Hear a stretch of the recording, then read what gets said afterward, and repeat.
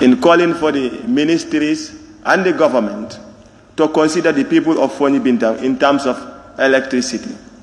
All the villages in Fonyi Bintang, without an exception.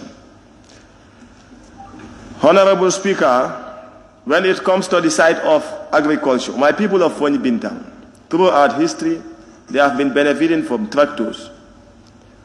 But when the new government came, the coalition government seized all the tractors and sold the tractors. After which, we were not told the money was used for what.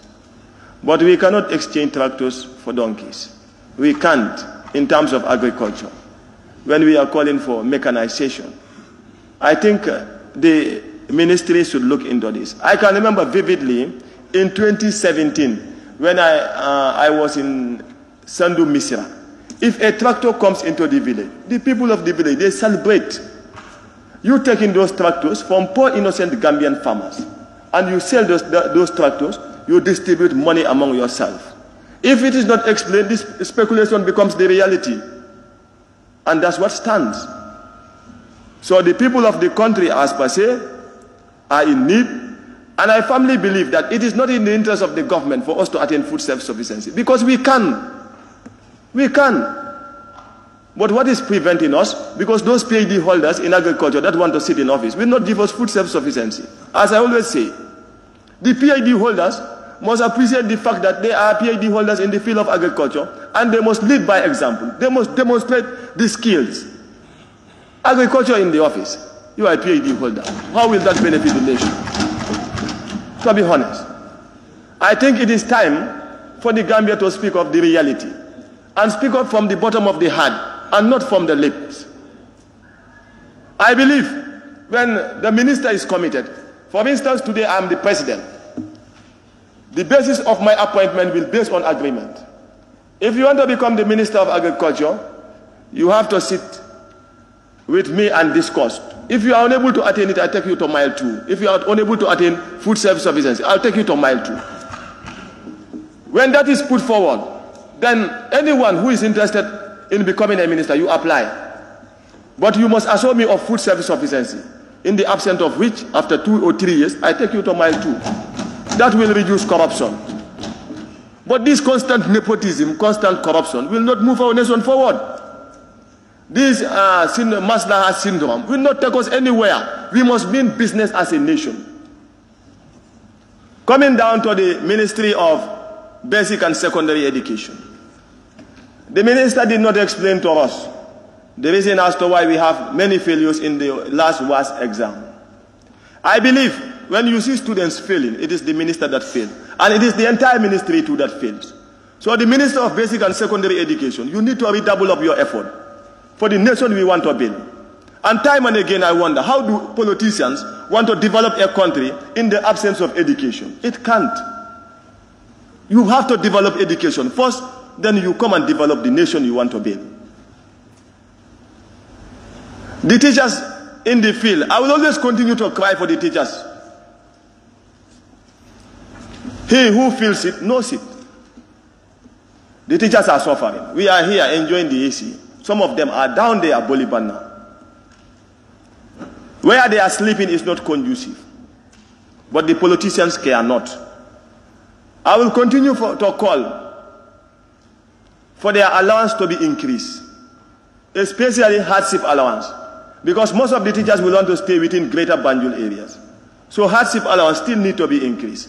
And in fact, some of them will complain that in the upper part of the country it is hot. I believe that the Gambia is our country and wherever you are posted to, you should go. But then they should enjoy special treatment or special allowance that will motivate them to go to the provinces. Because those children that are in Basse, they also deserve better treatment too. They are all children of this beloved country. And we should not expect the good teachers to remain here. I will continue to call on the government to provide them, especially through the Ministry of Basic and Secondary Education, to come up with something like clothing allowance for teachers, to better their life at least. Coming back to defense, my people of Fonyi Bintang Karanai and Fonyi Kansala, especially Fonyi Bintang and Fonyi Kansala, we have greatly suffered through the last conflict between the Senegalese soldiers and the rebels in the zone. Now, these are two people that have been in conflict for long.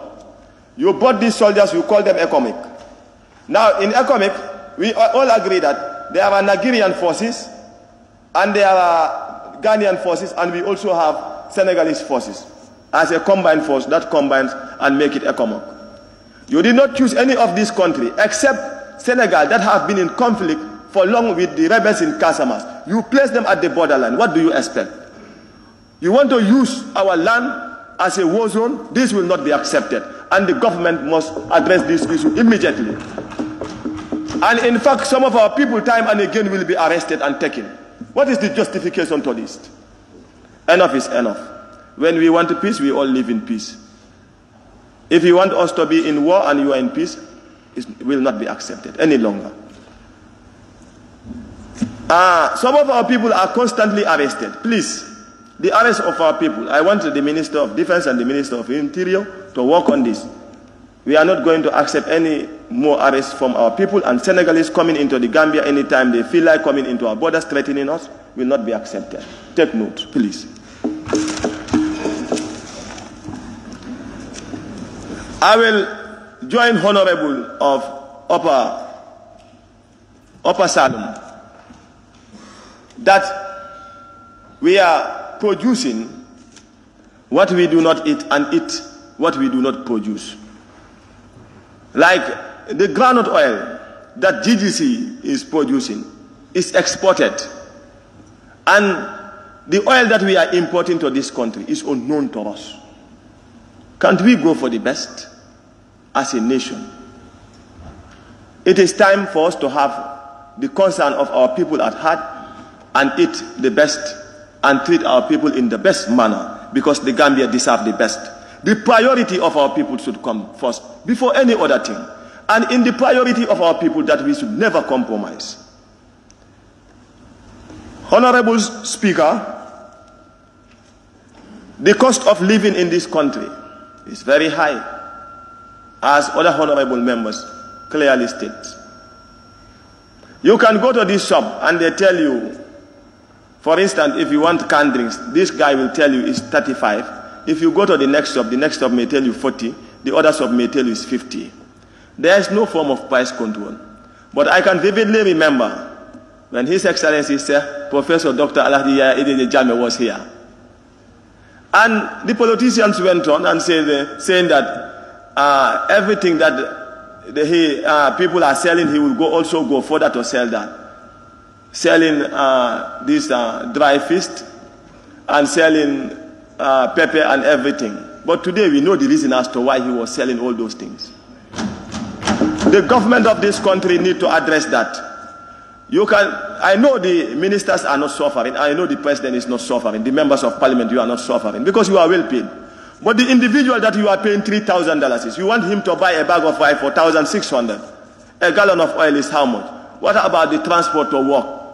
So we need to think of how to better the situation. Time and again, the ministries will come and tell us there is no money, there is no money. But yet no minister will resign. They will continue to tell us there is no money, yet you are going with those tinted glass vehicles, expensive vehicle. One vehicle worth $3 million. Yet the government bent on crying and telling us there is no money. How can we believe? And you want us to believe?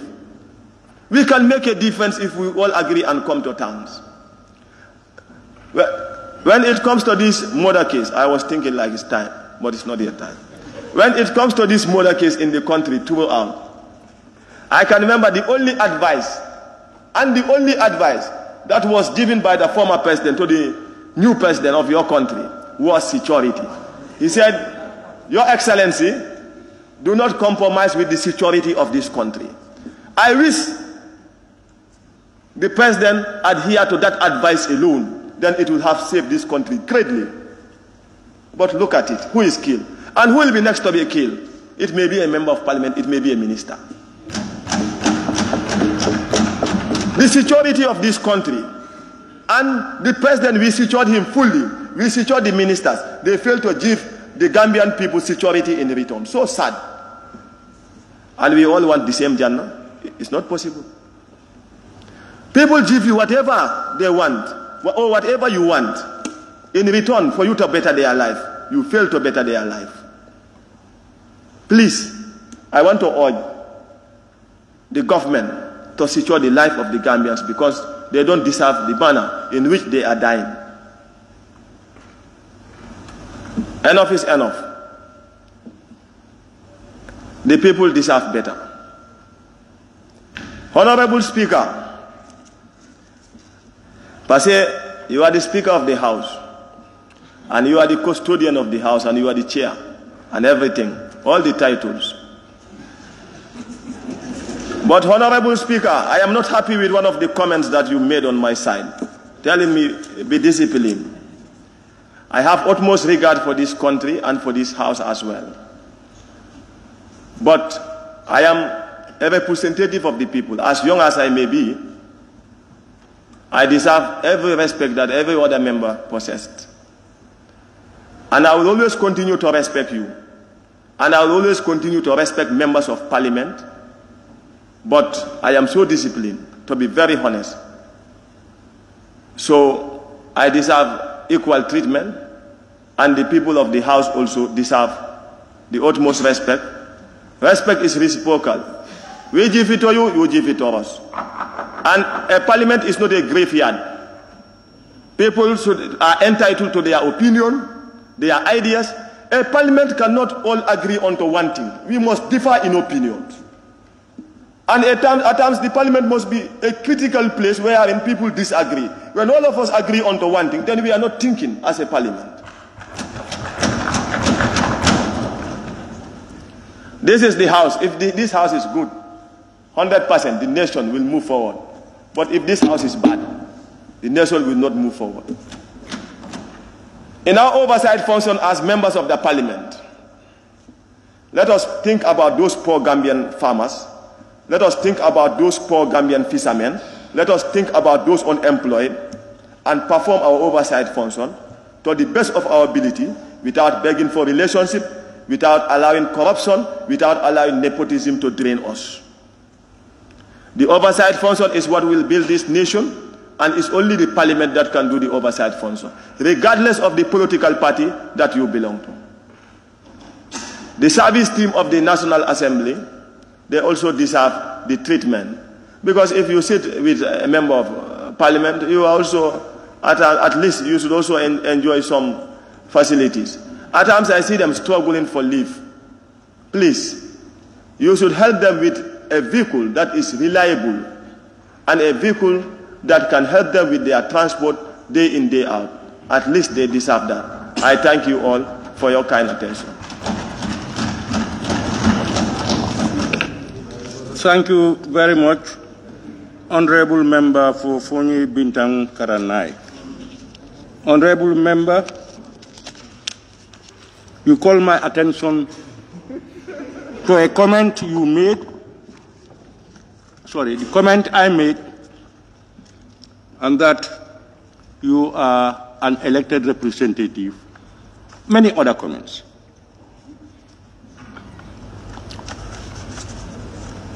Honorable Member, being a member of the National Assembly doesn't make you a special person. You should be respected, and equally, those who talk about should be respected in public service. You are guided by laws in this hall. Those laws most of them were made by us. If you are going to be an oversight, if you are going to perform oversight, you can better perform it when you yourself is disciplined in doing your own. We make blanket statements. Nobody talks about it. Some of these things are not backed by evidence. And we are making reference to people in public service. Why can't we ourselves try to investigate and get facts and then put it on the table?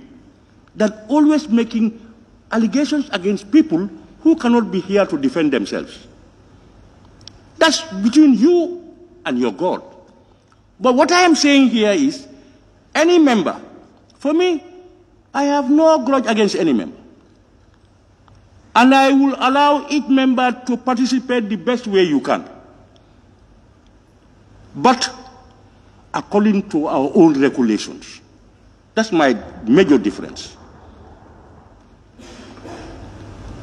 Two, in my statements, I will caution, just express opinion, caution, remind ourselves about the duties we perform.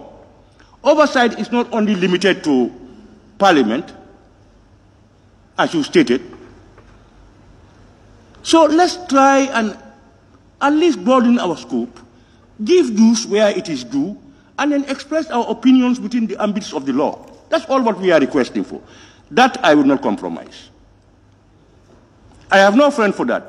But I will want every member, both sides, express your honest opinions on issues or the problems of your consequences. No objections. I'm here to make sure that I am at least a referee that ensures fair play. But equally, if you commit foul, I'll give you red card.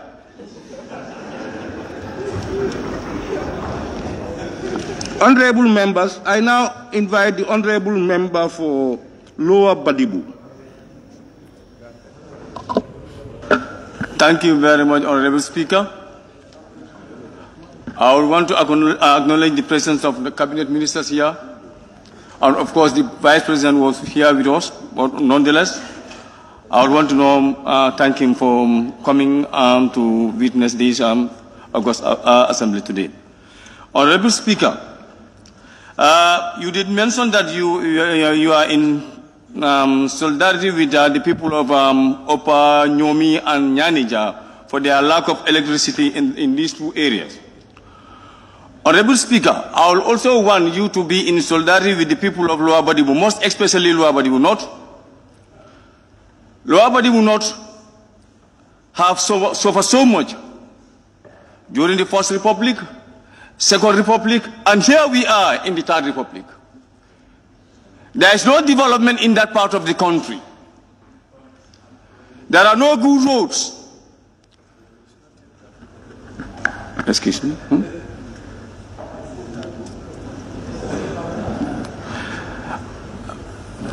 Honorable Speaker, no proper road network in that part of the country, and indeed, these are the very people who will dine and wine with the politicians during elections time. Honorable Speaker, most communities in Lower Badibu North are without good drinking water as I am speaking to you. And I feel that it is my duty as a mouthpiece of these people in this National Assembly to relay this message to the ministries responsible of that particular problem. Honorable Speaker, coming to the issue of medical facility, of course, we have a health center in Kerewane. But Kerewane is, of course, far from most of these communities because they are in the north, and like I said before, the road access or the road connection from those communities to Kerewane is impossible. And I would want the minister responsible of that particular area to pay great attention to it, so that my people can also enjoy like other parts of the country.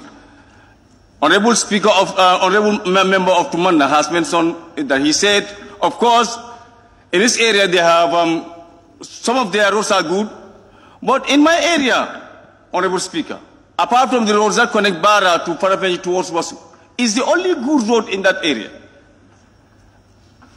Of course, I would want to speak about the plight that the people of Lower Badibu South are facing, but as of now, the priority is the people of Lower Badibu North. These people are, like I said before, they are very wonderful people. And these people, they, of course, the moment you face them as a politician, most especially if you are an opposition politician, they will tell you in your face that yet still the same guru is trying to give its back to that people. Is that fair, Honorable Speaker? I believe that is not fair. The people who are trying to bag you to remain in power should not be neglected. And this is what is happening. Try and come to our aid. My people are suffering. And I told you there will come a day, of course, I will knock on your door and, of course, try and share this problem with you. And I believe you're going to know give us a helping hand. Honorable Speaker, coming to the issue of agriculture, as I always said, agriculture used to be the backbone of our economy. But is that the case as I am speaking to you? I say no. Agriculture is now dying down in our country because of the system of agriculture we tend to take. To me, should be abandoned, and of course we go in for what we call mechanized system of agriculture. By providing the farmers with, of course, modern farming tools and, of course, high-yield seeds. These will result to the fighting of hunger and starvation in our country. Our people, my fellow honorable member mentioned it here. He said, Jahali Pachar is a food basket of the Gambia. But, Honorable Speaker, I want to tell you that if the people of Badibu, most especially Lower Badibu, are given an opportunity to have access to modern farming materials, they can, of course, supply the Gambia with the food that we need because they are ready to farm. They are farmers and they will continue to be farmers. The only thing that is, of course, confronting us is lack of modern farming implements, as well as the accessibility to fertilizer. Fertilizer is, of course, is another problem for my people. Not only for my people, but the whole farmers of the Gambia, especially this year. We all know the price of fertilizer, $2,000. How many of our farmers can afford that when they are thinking of how to put food on the table for their families? Honorable Speaker, every day Gambians are struggling to feed their families. This is as a result of the skyrocketing of basic commodities. I'm challenging the Minister of Trade to look into those areas so that, of course, the poor people can also have a sense of belonging. Honorable Speaker, a lot has been said by my fellow honorable members, but nonetheless, of course, as a NAM representing the great people of Lower Badibu, it is my sole responsibility to, of course, talk on issues that are directly affecting the people of Lower Badibu and Gambia in general.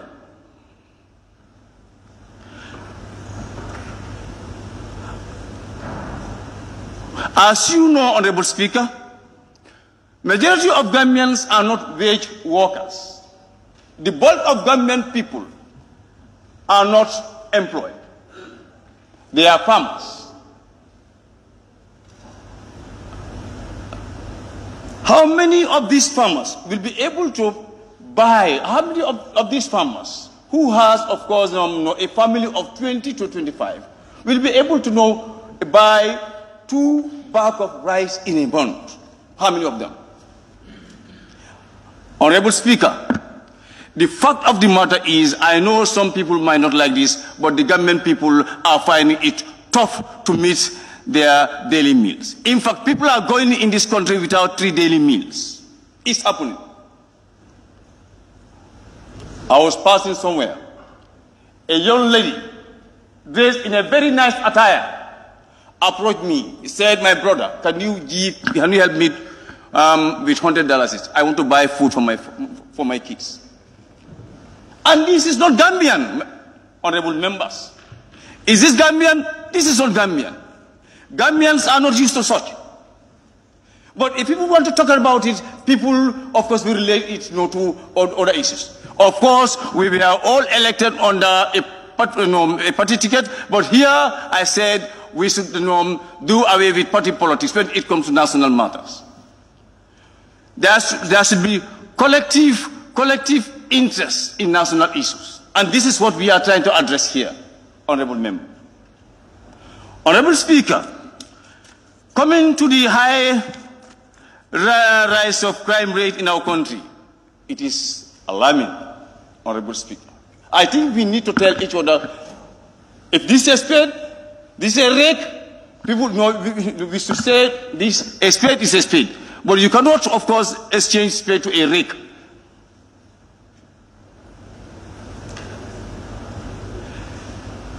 The rise of crime rate in this country is alarming, Honorable Speaker. In the month of September alone, 7 killings were registered in this country. And this is not gunmen, like I said before. A gunman, as I am speaking to you, people are now trying to employ what we call self-defense while you are in your home, because you never know whether they will, of course, break your house and, of course, attack you and your family at home. This is what is happening. It happened to my daughter when she crosses from school. 2 boys attack her to retrieve her food from her, and she has to surrender the food to them. Otherwise, they're going to know that they might kill her. This is what is happening in broad daylight. When we were out for lunch, I went to Facebook. Somebody was now saying that NAM should keep quiet because they are receiving fat salaries and fat allowances. We represent people, and we have to talk on behalf of these people. You cannot silence us. There is no way that we can keep quiet on some of these things. There is no witch hunt here. I have an uncle here in the midst of the ministers here. And the idea not to disrespect him. But when it comes to national issues, we have to talk and discuss about it so that we can find and make a solution to it. This is what we are doing. Honorable Speaker, on that note, I will rest my case here. Thank you so much. Thank you very much, Honorable Member for Lower Badibu. Lower Badibu, yes, I'm in sympathy with you a little. But Nyanija said not one town in that constituency has electricity. We should all of us, should help Nyanija. At least one town in Nyanija also get electricity. I now invite the Honorable Member for Fonyi Kansala.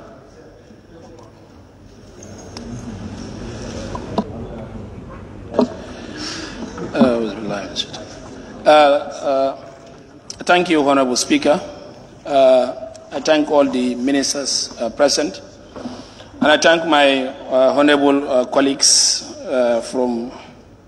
honorable colleagues here present. It's indeed a great thing, and I first of all salute my people, the people of Kansala, the people of Fonyi Kansala, for the trust and confidence that they have in me to elect me to represent them. As I do always say to people, I am a consultative, a representative. Whatever I am to say or do, I'll work towards the best interests of my people, the best interests of the country, and to assure both parties that we have a country to build, and with that we could make difference to where we want to be. Honorable Speaker, on the first part, I will then put across this message in terms of social amenities like water and electricity. In my constituency, is only the villages within the road.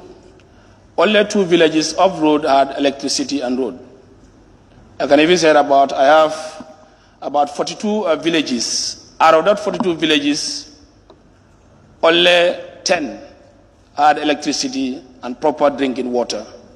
So I believe so with consideration should be done to my constituency and my people. And also we have a lot of affection in terms of transportation road. The road linking from Sangajo to Dasilame is in a bad state.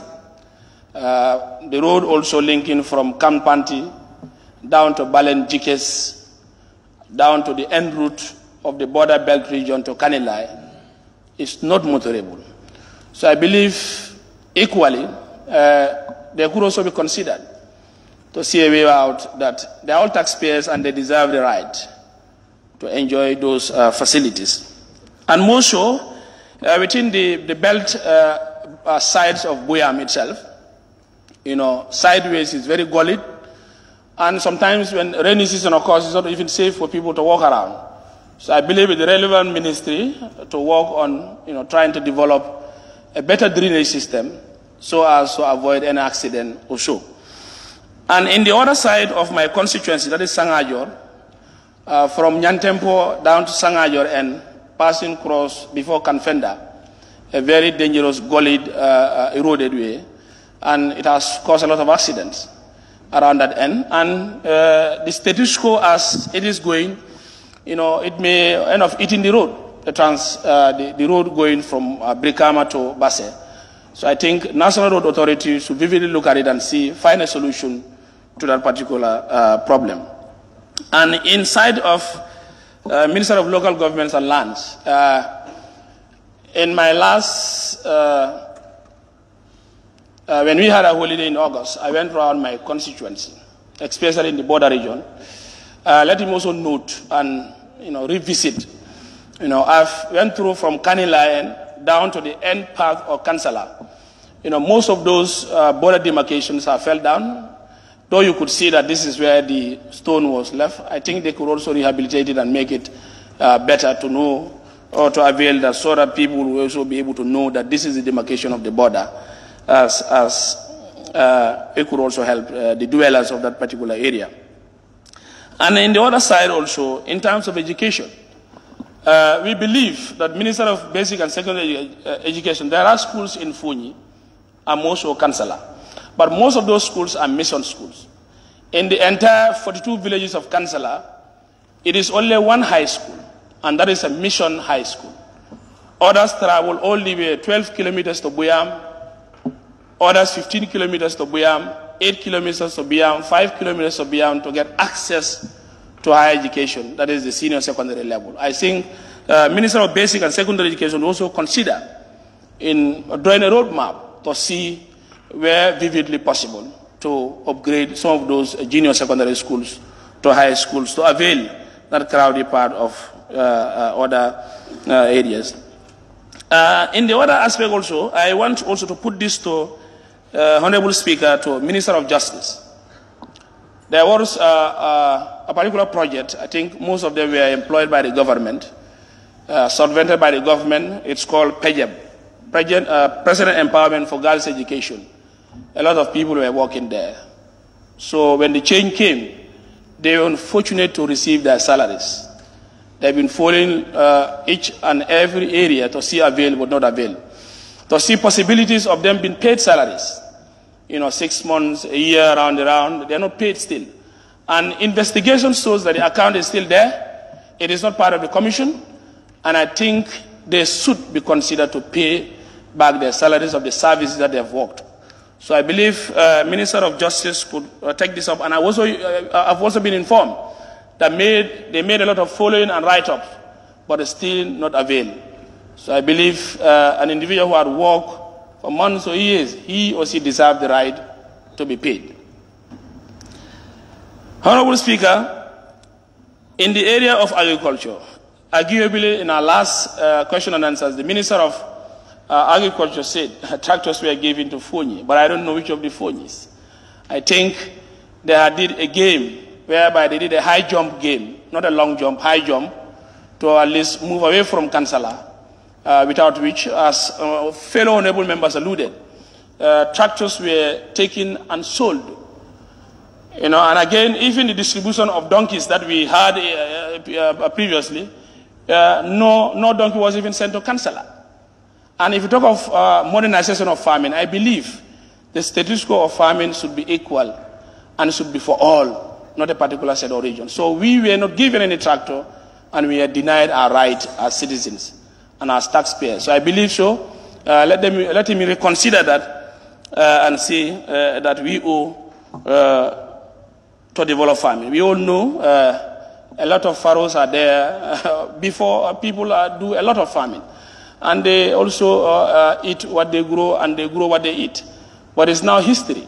Those furrows are left dormant now because they don't have equipment to do those farming.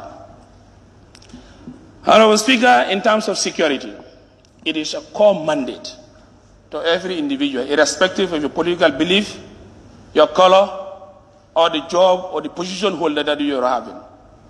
Without peace and security, nothing will work. Failure of peace, it will bring catastrophe and chaos within societies, villages and towns, or particular cohorts. So I believe so. For the past 6 years, the people of Fonyi, most of 𝒂𝒂𝒏, have faced a lot of traumatization. And I believe this is not acceptable. And we believe that no government will remain forever. Positions is amanat, is a responsibility. So when you are given positions, you have to do the equal way of doing things. And I want to put it to the relevant authority. We want to know who were the negotiators, who negotiated for the Senegalese economic to be in Fonyi. The signing, we want to know. It's high time now. We don't want the dogo-dogo games or blame me XYZ. It was done for a purpose. And when that purpose was manifesting now, a lot of people were happy. But today we are seeing that as if others are not game players in those signing, in those gaming of what had happened to the people of Fonyi and most of 𝒂𝒂𝒏.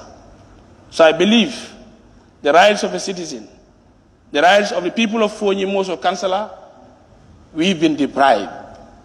And it's unacceptable, and I think it should be looked holistically to see a better changing moment for my people. Putting the right things across. Sometimes I feel very devastated.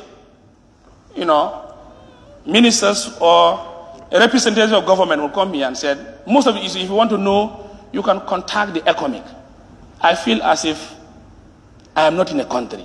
I feel as if I'm not a Gambian. And I feel as if I am not represented in issues of governance. All this economic, whatever Senegalese forces, are brought by people, are brought by the government, are brought by a cohort group that made that signing. So I believe if whatever is transpiring going wrong, they should be held responsible. And the people of Fonyi, not of 𝒂𝒂𝒏, would not forgive the ill will and affection that those particular dwellers have faced for the rest of 6 years, and still they are facing the suffering. You can sign, intimidate, do a lot of things, bring policies, programs to intimidate a court. But Rabbul is the Rabbul Alamin, is watching both daily and night of the happenings that are going on. It's unacceptable. So I believe if we say we are Gambians and we represent Gambia, it should be equal. When the former president was taking over, there were no security forces sent in Jawara's place. Barajali. Everything was neutralized. Things were going very fine. Today, it is a changes that went through a ballot box. Some misconception arrangements were made or difficulties in terms of peace brokers made their work. Why taking a particular private home that is not even owned by the former president? It is owned by the family. Today, it is called the 4th Infantry Battalion. Men and women, young ones, before you enter that particular compound to go to your father's home, your ancestors' home, you are brave and ask owners of that particular land. The people are terrified. The people of Fonyi are cajoled out. The people of Fonyi are built up. And I believe this is unacceptable. And I think the right authorities should make sure they do their rightful needs. As we are Gambians and we respect, and also we will follow the law in whatever comes. In that moment, the same dwellers. 2 weeks ago, I was just from Fonyi. So that's why sometimes I feel as if, what is going on? 2-3 trucks from Senegalese were brought to make an exchange. Others are going, others are coming. We all know, if it is economic, they will announce that their mandate is finished, a new badge is coming. But we see exchange from their end to another end. So we want the government to come out and tell us what is going, who is behind the signature, and what is the purpose. We want to know, and we want to be very clear of what is happening in this particular region. Aruna Jatta was murdered by the Senegalese forces. No report, no investigation. Joby was killed, no report, no investigation. Mariama also was killed, no report, no investigation. Ismaila Tamba was shot with live rounds, no report, no investigation. Are we fair to each other? Do we want unity? Do we want reconciliation? Let's speak the facts. These are real happenings that have happened to the people of Foyi. And most of Councillor. Is it a crime for a son of Councillor to be a president? Is it a crime for a son of a region to be a president?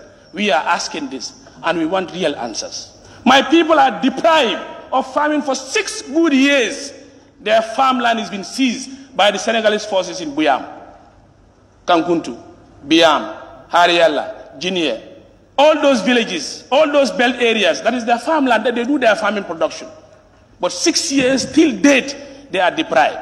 The Senegalese economic forces in the border, they serve as police officers. They can arrest and detain. They serve as fire rescue, they serve as forestry officers. They seize logs.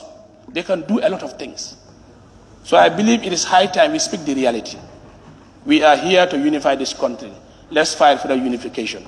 We are here to do things in common to make sure we see that Gambia, we see that country, but without which we'll be singing and drumming. These are facts that are there. Wherever you go, you see difficulties. Senegalese will go and invade a house in Buyam because of what they had a problem. It was a police case, but it was left off. Nothing was answered. Nothing was taken off. They can do whatever they like. They can go on and intimidate people. They go and ask and said, village so and so, hold on your cattle, donkeys, goats, and whatever. Records are there. Ask the militaries who are there. That's why I always thank the patrol team that we are doing in the border region. Soldiers of the Gambia need to be commended. And they need, it is high time for us to give them their mandate.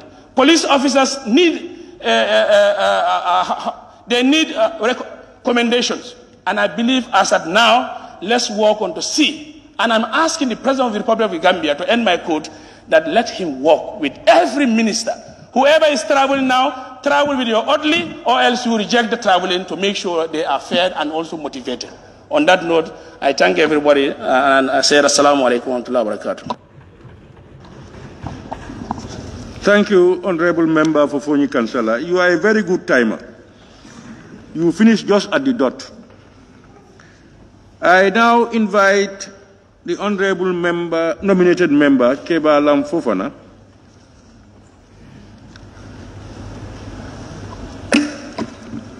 Thank you very much, Honorable Speaker. I would start by really acknowledging the presence of the Honorable Ministers and telling them thank you for being with us here since last week.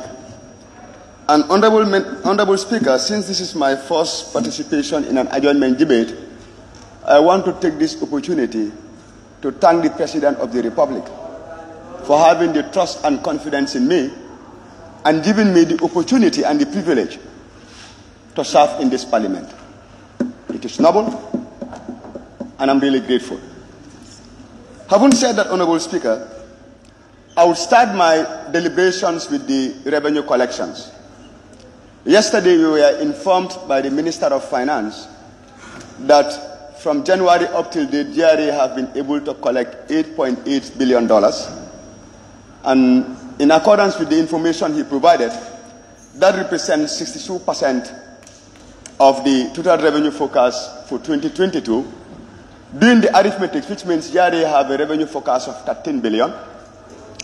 And then if at all 8.8 represent 9 months, it means on monthly basis they are making around $977 million.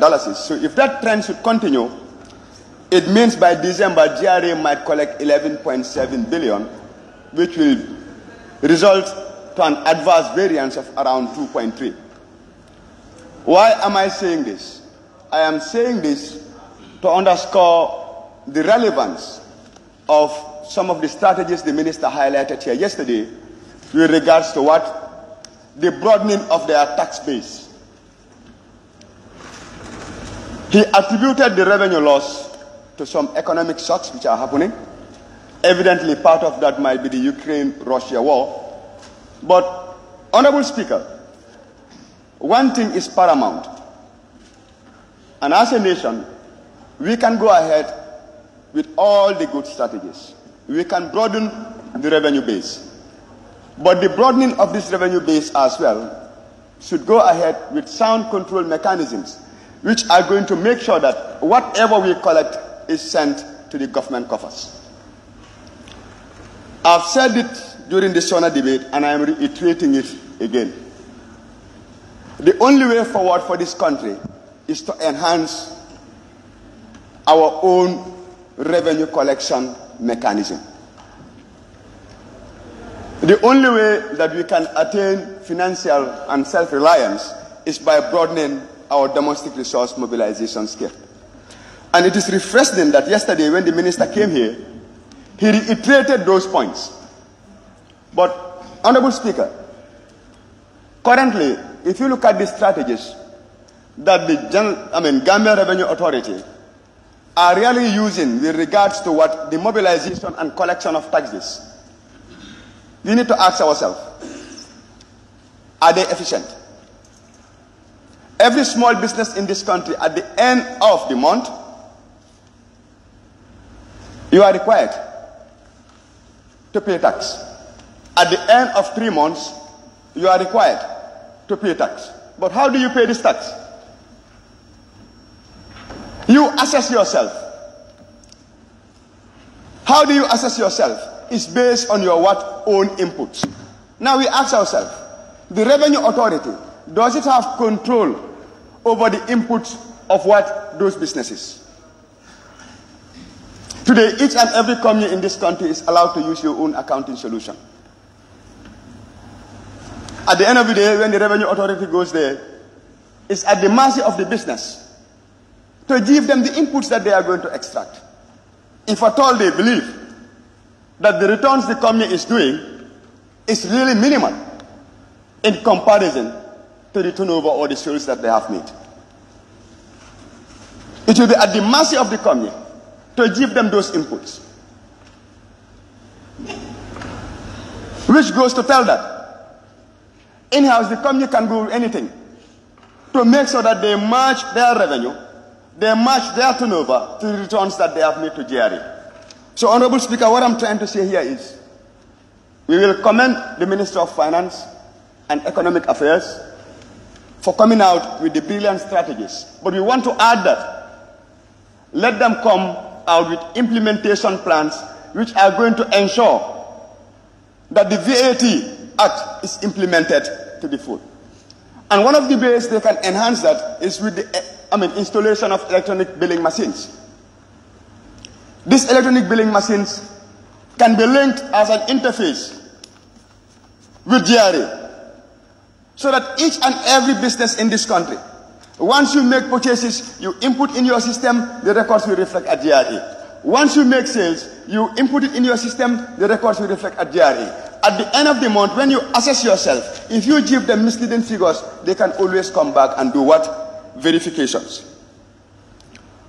Honorable Speaker, having said that, I would move on to the procurement. We are saying what they are collecting is not enough. Even though it is not enough, at the end of the day we must spend because the country must move. If you look at the budget of the country, a significant proportion of it on annual basis is going to procurement. Fine, we have GPPA. GPPA is there to regulate. But we've moved to a level that regulation is only for formalities. Honorable Speaker, I'm saying this because everybody today, be it inside this assembly or outside, is crying for the passing of the anti-corruption bill. I'm saying this because before we pass that bill, we have to be proactive. I'm saying this because we need instruments to make sure that once that bill is passed, it will be implemented efficiently. Let us look at the procurement process. They will ask for 3 invoices as backup. I can open 3 companies. RFQ, it has a benchmark. All those processes can be completed.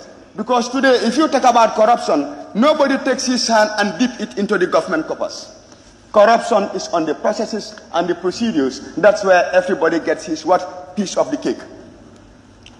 Honorable Speaker, if at all the anti-corruption bill will serve its purpose, we have to start now. How do we start now? Let us encourage performance-based auditing.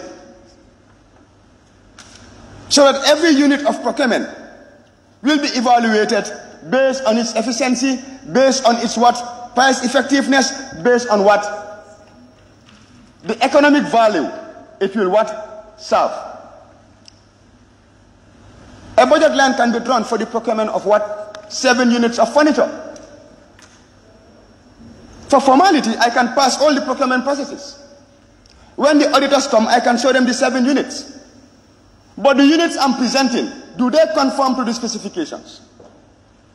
The purchase of those furnitures at that material time, was it the need of the what? Organization? The price they were bought at, was it the best price that maximizes our value? The evaluations done by GPPA cannot highlight that. And at the end of the day, all of it will come back to this parliament. Honorable Speaker, at this stage, I will fast track and I will talk about the land issues. It was refreshing during the cabinet retreat when the Vice President spoke about land banking, when he spoke about the regulation of the real estate industries, when he said that we need a paradigm shift because we need to save land for the future, we need to save land for our children, we need to save land for our social amenities, we need to save land for everything that is going to be associated towards an improved society. But Honorable Speaker, when you go out right now, there are so many disputes with regards to land issues. There are so many land conflicts. Honorable Speaker, it is sad to know that if you look at many places in the Combos right now, they are all sold. I wouldn't deliberate much on that. All I would like to say is to urge the Vice President to deliver on those pronouncements. They've really elevated the hopes and aspirations of the people.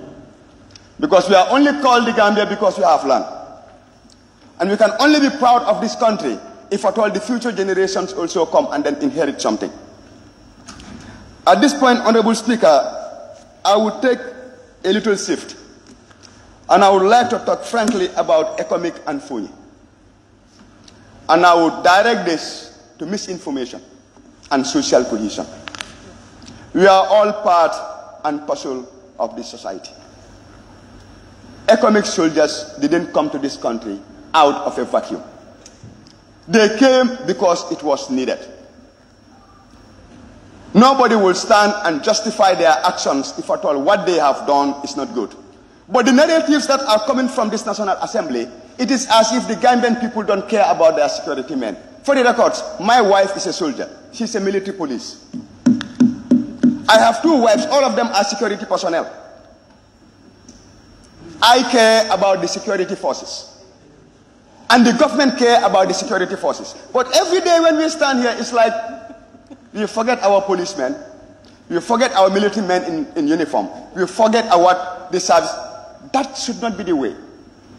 And it is rather unfortunate that it is coming from this very building. We must be responsible, honorable members. Economic came to this country because the former president refused to leave. And it is disheartening. Sometimes it brings certain questions to mind. Why do people have the interest and the belief that economic have to leave? Do they have a plan? I'm asking, do they have a plan? We need to know. FONI is part of the Gambia. And we would all make sure that FONI gets what it deserves. No one is segregating one part of the country or favoring one part of the country over the other. But as honorable members of this noble assembly, let us make sure that our submissions are evidence-based. You know, it is easy. I can stand here and say that Gambia is sold to Senegal. But is it the reality? But what I would forget to know is that whenever I say it, I am sending fear in the hearts and minds of other people. I'm not saying people do not have the right to express their opinions, but let us do it responsibly. And when we are doing it, when it comes to the security forces, let us be mindful. Do not make the Gambian security personnel feel that they are not wanted. They are. If you had wanted them better, where were you when Yahya Jammeh was killing them? Why didn't you save them? It's today the day you have to say that. And to make matters worse, you want to stand here and make Yahya Jammeh look seemingly good, better than the current government we are having. Then you are telling all of us that we fought for nothing. My own brother, same moment, died because of Yahya Jammeh. President Barrow have given me freedom. Can you bring my brother's life back? You cannot. So look, history haven't gone so far for us to forget. And as a parliament, we have to be very, very responsible. And to conclude, Honorable Speaker, I would correlate what I've just said to Section 216 of the Gambian Constitution, which talks about social objectives. And what the Constitution promotes there is freedom of speech. But it tied it down to Section 220 of the Constitution, which spoke about the duties of citizens. It is our responsibility to promote the good image of this country. That doesn't mean that you have to be complacent and keep quiet if you see things going wrong. Honorable Speaker, on that note, I want to say thank you. Thank you very much, nominated member Kebalang Fofana. Honorable Vice President, let me welcome him back. He is here with us. Now I give the floor to the member for Jimara.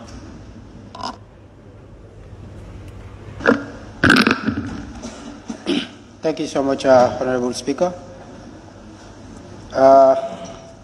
Honorable Speaker, Honorable Ministers, National Assembly members, Office of the Clerk,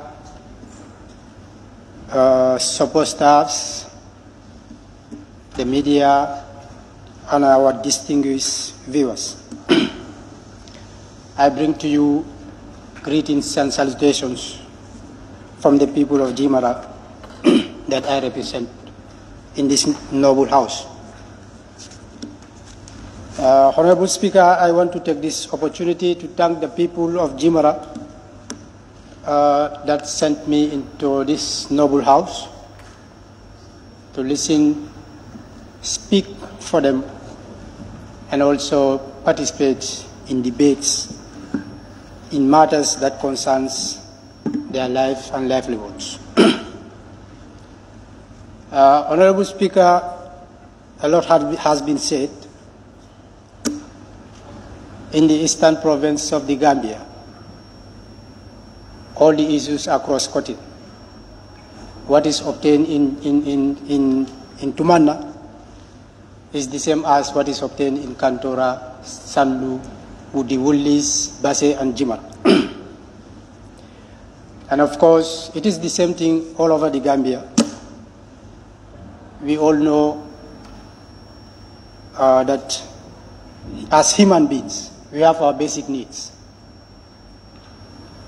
But before I go into details to elaborate on those, I want to take the opportunity also to thank the government so very much that for the projects that they took to the URR that has changed the life and livelihood of many that have been neglected for the past 52 years. Honorable Speaker, the issues that are affecting our people, as I said, they are cross-cutting. Despite the President coming from Jimara, we have our needs, we have our aspirations, we have our constraints. We know the government is doing all they can to make sure Gambia and the citizens of the Gambia have a better life that we assign them to do. But these efforts, to an extent, is not enough. Honorable Speaker, I want to bring to the attention of the ministries, various ministries, that you still have people in Gambia, not only Jimara, but in Gambia and Jimara at large, that are still fetching water from wells that go deep, more than 40 or 50 something meters. And these are people that they pay their tax. They do not only stop there, but they are compliant and they also pay on time. These are our mothers, our sisters, our brothers, and our fathers. Honorable Speaker, I want to bring to the notice of this to the notice of the Ministry of Works, Transport Works and Construction that the road networks in my constituency, especially from Basse-Manekunda, because you have a connection from Basse-Manekunda to Dembakunda, and also you link that to Numiel coming down to Sotuma Samba. This is a road that you have a lot of communities that are engaged in farming, especially when it comes to horticultural or gardening. But they find it very difficult to get their farm produce to the market due to lack of good road network. And also you go from Bakadaji to Kosemar, you have a road there. We all know Kosemar and Mamasutu, they are farmers. You have a very big rice field in Kosemar and gardens in Mamasutu, where our mothers and sisters are struggling to get their farm produce to the market because they don't have good lands. We want to appeal to the Ministry of Works and Construction. Government is about prioritizing, we know, but we have been neglected for so long. We want them to consider in their subsequent plans to see to it that some of these issues are addressed. Ministry of Works, Ministry of Water and Water Resources, Fisheries. As I said, Jimara, we have 87 communities, and these are very big communities, some of them. But you tend to wonder, 50-something years ago, they're still struggling to have good, potable, or healthy drinking water. I think this is a cause of concern that we want to bring to the notice of the ministry to put it in their plans.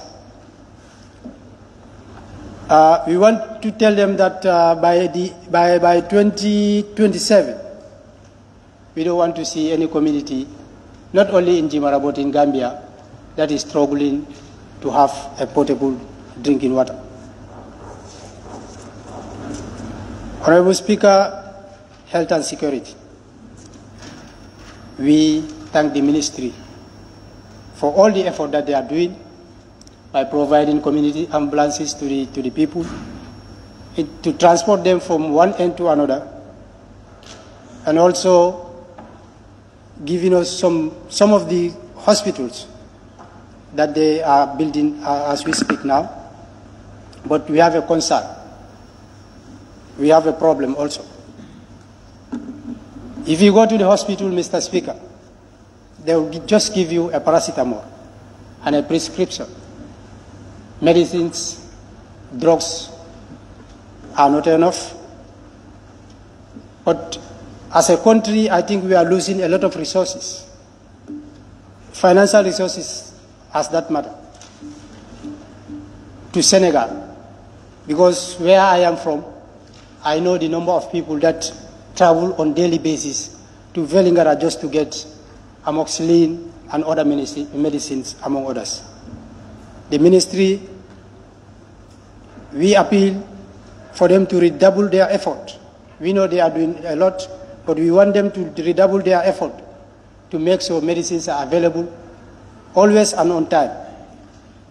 The problem that we have, I've spoken about it here before, that is this entrance of unknown medicine from customers' end through our borders. The Ministry of Interior, Ministry of Health need to work in collaboration to make sure this thing is being addressed. This medicine or the drugs that are coming into our borders, to our communities, are killing, or either we know it or not, these are the medicines that are killing our people on a daily basis. The pregnant women, the small children, and even the old ones. Because medicines are coming that we don't know their sources, that we don't know the ingredients that they are made of, because they are either written in Indian or in French, that no one can determine what it can cure or not. So this is a cause of concern. The both ministries should at least sit down together and see how best they can address this issue. Why I mentioned the Ministry of Interior is because the borders are very porous. We don't have security at the borders that will put check and balance and control on what comes in and what goes out. At that end of the country, we are facing a lot of challenges as far as this thing is concerned. Minister of Tourism and Culture, we said it here. We thank them for having the foresight to give us an ecology. This, when the news was broke, everybody was happy. But today, this area, this particular land, is being infested by snakes and other reptiles that nobody knows. So these are things that we need the ministry to work hard to make sure the project is being implemented, because it's been on standstill over the years, or over the past 2 years. Mr. Speaker, to conclude, I also want to join my fellow colleagues, honorable members, to appeal to Gambians, not only National Assembly. The problem that we have, Mr. Speaker, in this country is our attitude. We have an attitudinal problem that leads to the problems that we are having today. You have people in the system that we are sworn in to serve the country, to better the life of the people. But simply because the person that is overseeing them or the person that is supervising them, they don't want the person to be there, they are bent on undermining or drag-fitting the person.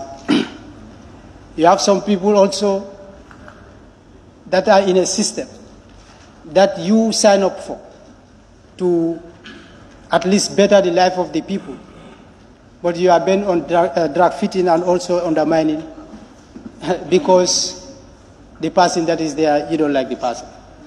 This is not about you, it's not about me. It's about the people that we serve.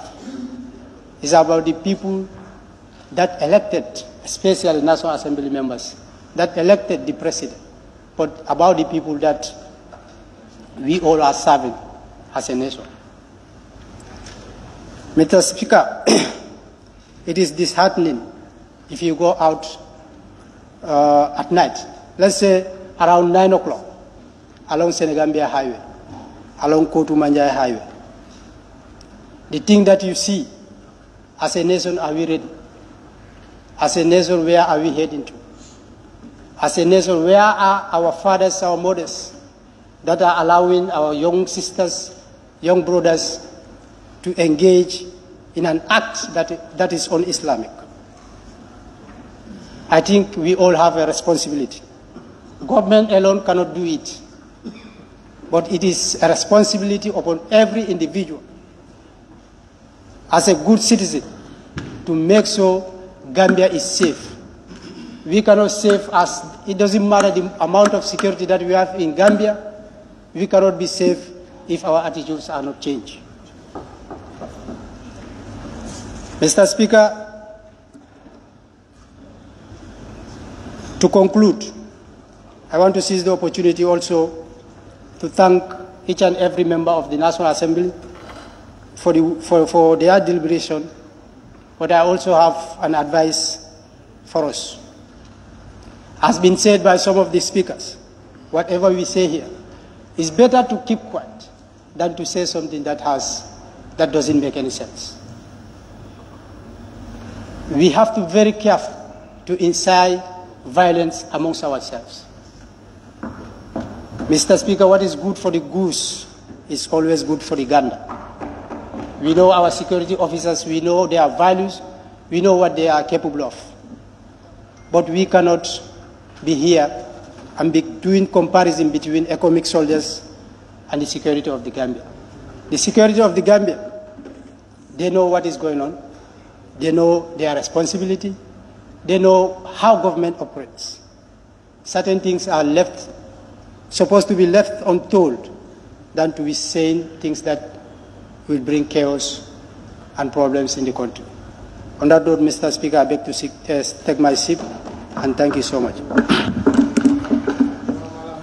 Thank you very much, Member for Jimara.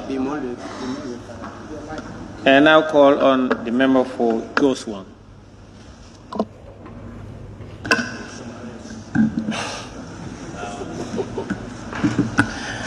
Thank you very much, Honorable Speaker. I will also join my colleagues to thank the Honorable Ministers present here. And I will not be fair when I go back to my own people, that are the Joshua people, to say a very big thank you to all of them for bringing me to this National Assembly. Thank you very much to all of you. Jërë Jeff Njoko Anjal, Joshua constituency. Honorable Speaker, I start with the Ministry of Petroleum. Here, when we talk about petroleum, we always talk about the high price of fuel. Yes, the government is doing air quota to subsidize. Yes, we are always complaining about the high price of fuel. But for me, I think there is something very important here that we need to put across. That's the quality of fuel in this country. There are many parked vehicles in this country, very expensive vehicles in this country. What's the cause? It's the quality of fuel. And I can understand that all fuels are dumped at the machinery dump site. And our own GNPC is qualified to be named among the best in the country. Why? Honorable Minister, I want to know why. Is it after collecting from machinery, there are other acts that are being done from that dump site, or what? I need to know. Because you buy a vehicle for $2 million, 6 months, it is parked somewhere. Because the kind of fuel that you mix, today you are at A, tomorrow you are at B, and next day you are at C. Then you start having problems. When taken to the mechanics, it's become a problem. Injectors. And nowadays, we only having sophisticated vehicles in this country. So let's control and look at the kind of fuel coming into this country. Or when it comes into the country, let's make a follow-up of to this petrol filling station where they are being sold. It's important. Thank you very much. Coming to the Ministry of Tourism and Culture. Yes, there is no tourism area in my area. It's not about the tourism part of the tourist part of it or tourism part of it. I'm talking about the sea that is being neglected, that the cultural part of it. I think that sea can change this country. I think that sea, when it is properly given its due, can transform this country to where you want it to be. Because we always talk about what? Our attitudes. Attitudes needs to be changed. Yes, because we forget about our cultures.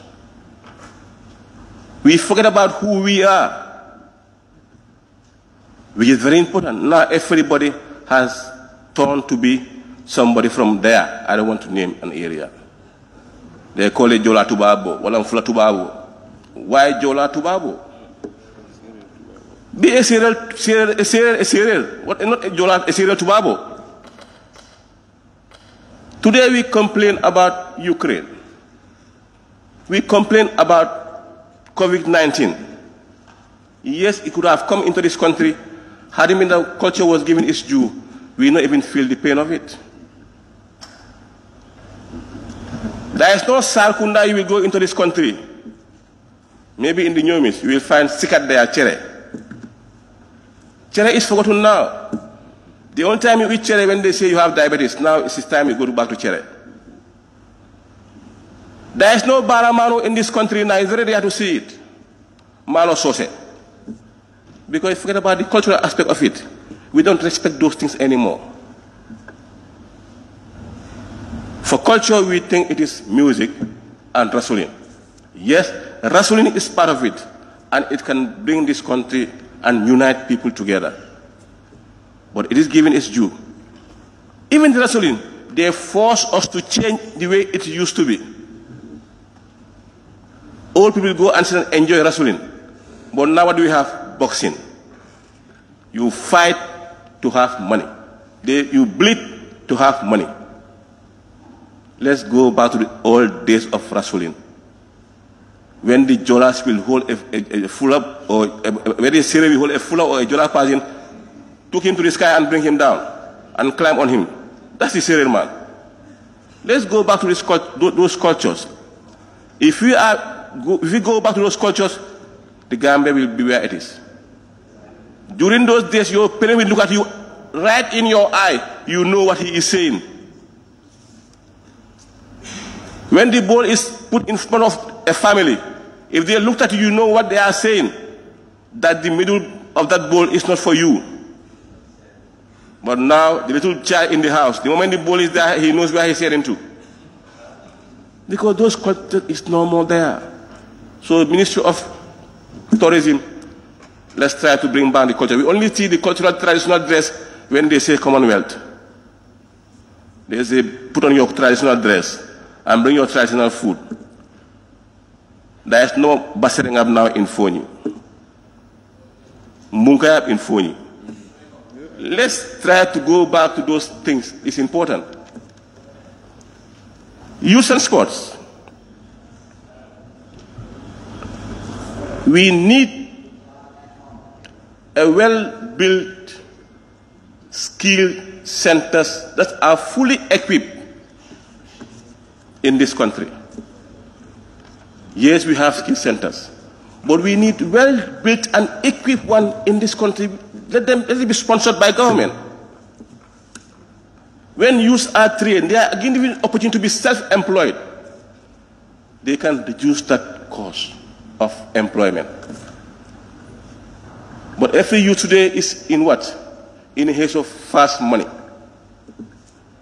In those training centers, you can teach them their skills, attitude. Tell them the world tomorrow. Put good people there. Let the ustaz, the priests be in and also change their way of living. It will help in those skill centers. Not only skills, but the attitude also needs to be developed from there. Ministry of Health. Yes, somebody spoke about it, about this tobacco issue. At times it's become funny, but I wish some of the parliament members see the photo of it. It's important that a step is taken as quickly as possible. There are ladies advocating for it. Ministry of Health, give them powers, help them, give them finance to advocate for it. Because the young ones are coming up. And most of it happens to those whose husbands are not here. What are they feeling out of that? Honorable Minister, take note. The food we eat, coming into this country, diabetes everywhere, they say it. Before they said the fat person is expected to have diabetes. Now even somebody like Honorable Njai is even might be suspected of diabetes. Why? Because the cubes that we are eating. Jimbo here, everything is over there. Now you got to prepare a special thing for you from the market. Our own women now, they don't know even how to cook. You buy ready-made things and come and mix 1, 2 and say that's the lunch. So let's go back to the normal system again. Honorable Minister, works. Honorable Speaker, Ministry of Works. Yes, the OIC project is in my area, but I think we need to ask a question. The project is very delayed. We don't know why. And also, the gutters that are being built currently are very narrow. Looking at the pressure of water coming from the Iceman IEC building towards Old Joshua, if not taken care of now, it might cause a problem tomorrow. So let's look at those gutters and speed up the work within this OIC building. We have roads in Igbo Town. The main road that Igbo Town can call something of a road is no more where to be seen today. It's no more called a road. Everything is dilapidated. The roads are poorly. Everything is poor within that area. We need to help the people of Igbo Town. 𝒖𝒊𝒏 also the same problem. 𝒖𝒊𝒏 going into New Joshua is a problem. Coming to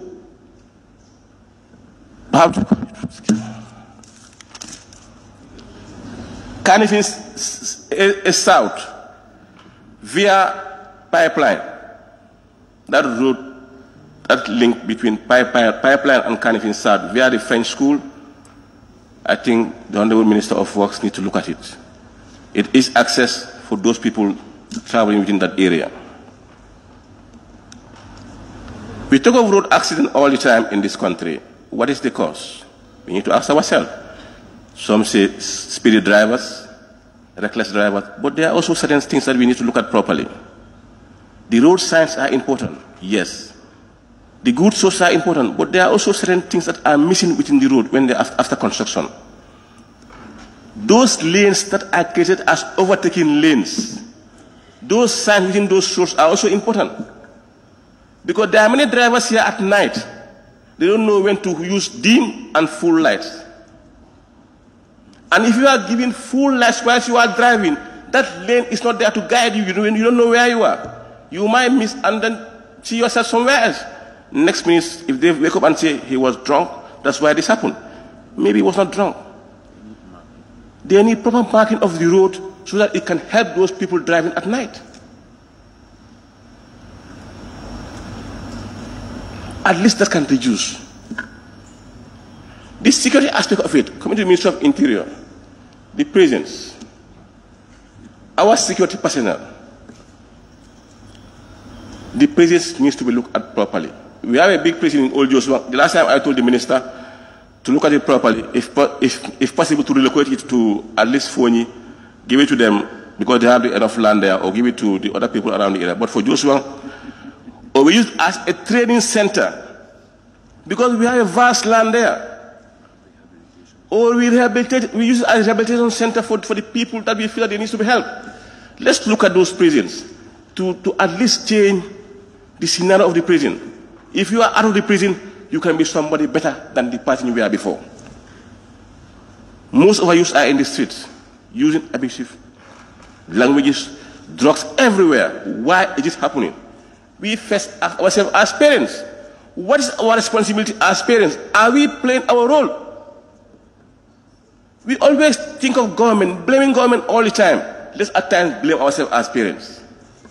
Your boy child be in the home. From 9 o'clock, he's leaving your compound, going out. You tell him, Bulgude, 9 o'clock, Bulgude.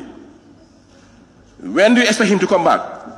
That's the responsibility is lacking from us as parents. The government has their role to play, but we also have our own role to play too. Let's come together and join hands with them. Honorable members, we are one family. Let's see ourselves as one Gambia. There is nothing permanent. This seat I am sitting, somebody was here before me. Where he is today, he is on different things. He never even talked about here. I might not be here, somebody else is coming. So let's see ourselves as one family and work together as one team and develop this country. Gambia is ours. Agriculture Minister, it's not government that can give us food self-sufficiency. I think it's both of us. During the old days, when I was a young boy going to visit my old mama in Pirang, I used to go to the furrows. But who is now taking me to the furrows? Nobody. Why were we having baramanos in those days? Up to the following year, you still have baramano. Was government helping? The parents were able to work. But now everyone want to buy a bag of rice, send it down there for your family in Fulabantang or in Nyomi to say this is a bag of rice for you. You are now telling those people to be lazy. Let's go back to those days and do what our parents were doing. Honorable Minister for Fisheries, that's my dad. Dad, we have a fish landing area in Joshua, and we need your help. That road access is very bad, and that fish landing area has been here for decades. They need to be rescued. They need to be helped. So please look at their access point. Honorable Speaker, Ibo Town, we need your help. Joshua, we need your help. Everybody within my area, we need your help, especially when it comes to road network. We are suffering. The networks are very poor. I thank everybody, and I rest my case. Thank you very much, the member for Joshua.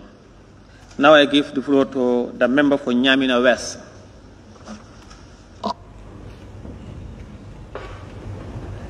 Thank you very much, Speaker. Nyamina West, please. Please, thank you. Take your seat, please. Sorry about that. Yes. Thank you, Honorable Speaker. Member for Woolly East. Yes. You know, it's now time for 6. Either you allow me to move, that we sit beyond, or we stop here. But 6 is... Honorable Member, you know, we are on an adjournment debate. Yes. And the motion was moved in the morning for us to sit. I don't think whether it's applicable to the adjournment debate. Honorable Speaker. Observation, Honorable Speaker. Yeah. Go ahead, Honorable. Yeah, Honorable Speaker, when we meet in the morning Jara Central? as ABC, yes, the idea came up as to whether we will continue beyond 6 o'clock. And what we agreed there was that we, with the Speaker as the chair, was that we will continue up to 6. Then wherever it stopped in the list, we proceed in the next day, which is Friday tomorrow. Thank you. Come again. You said you will continue beyond 6? We go up to 6 o'clock. We stop there and consider what is left on the list. It will be referred until tomorrow morning, and we continue the debate to conclude. Observation. This is what we agreed on. Yeah, thank you. Sit down. Yes. Thank you. That's not. Yeah, the Deputy Majority Leader.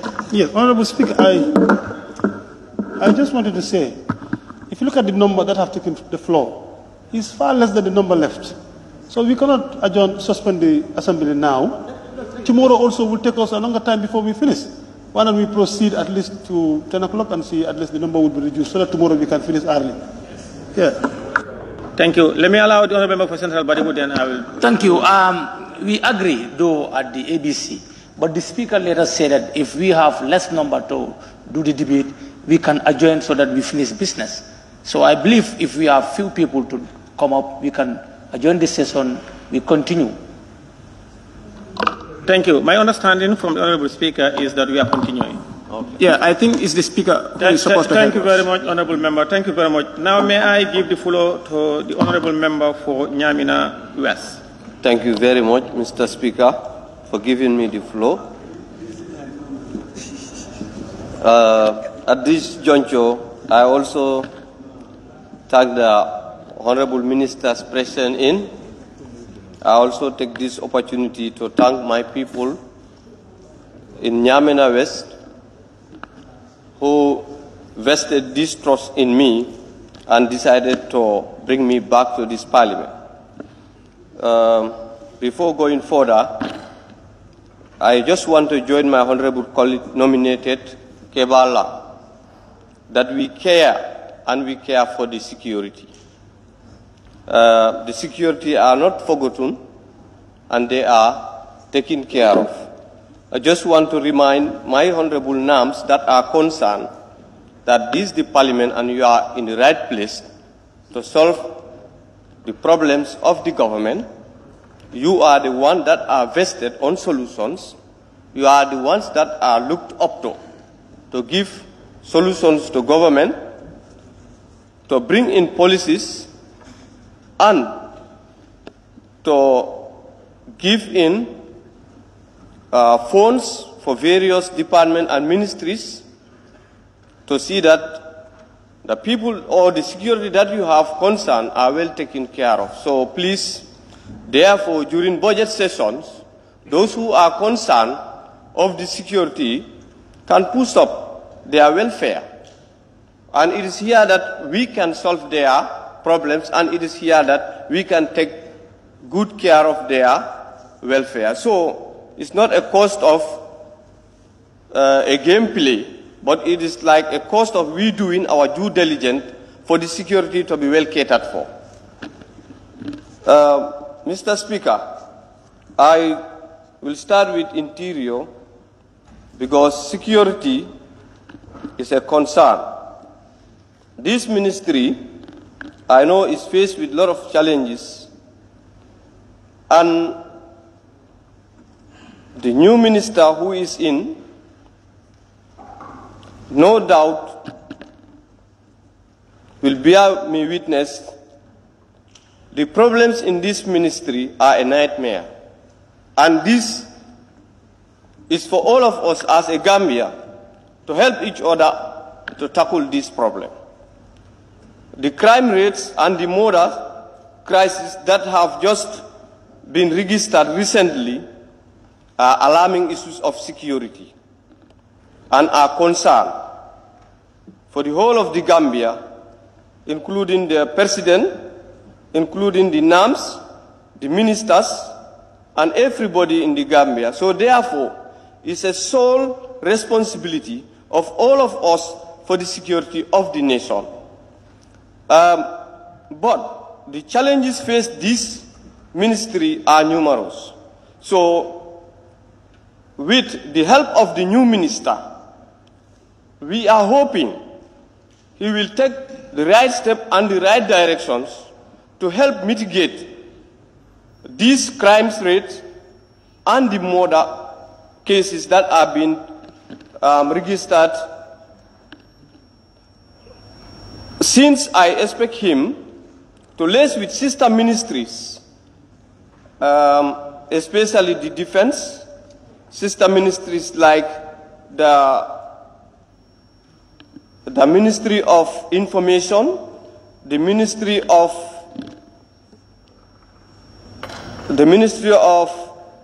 Digital and Technology, whatsoever. So, in short, I am saying that the Ministry of Technology and the Digital Technology is at a right place to help this security, to mitigate crime rates in form of digitalizing our streets or our towns or our borders.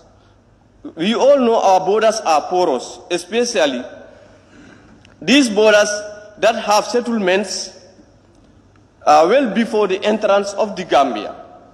We have gone on a site visit and we are aware that borders are being settled well before getting the police post. So that is a challenge, and the police are crying on those challenges so as to see how best the minister and the government will help. Because if the first touch is the canteens and settlements and shops before the police checkpoint, that's a very big challenge, because an intruder can get into the Gambia without notice. So the border porous is a challenge.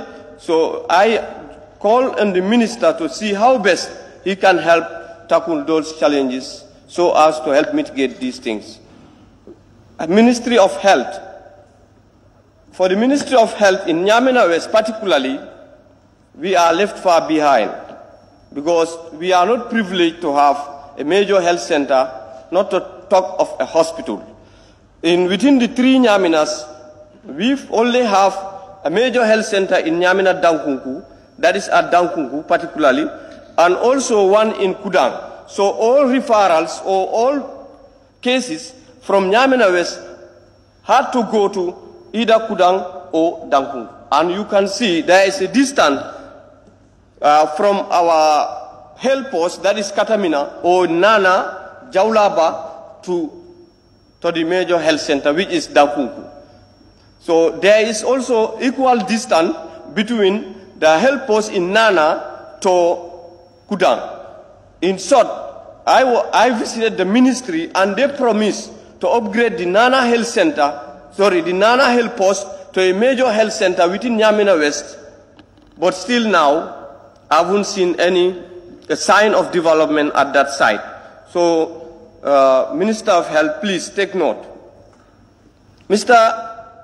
Speaker, at this juncture, I want to look at land issues with regards to house rent and the rental policies, if there is any. And this is alarming.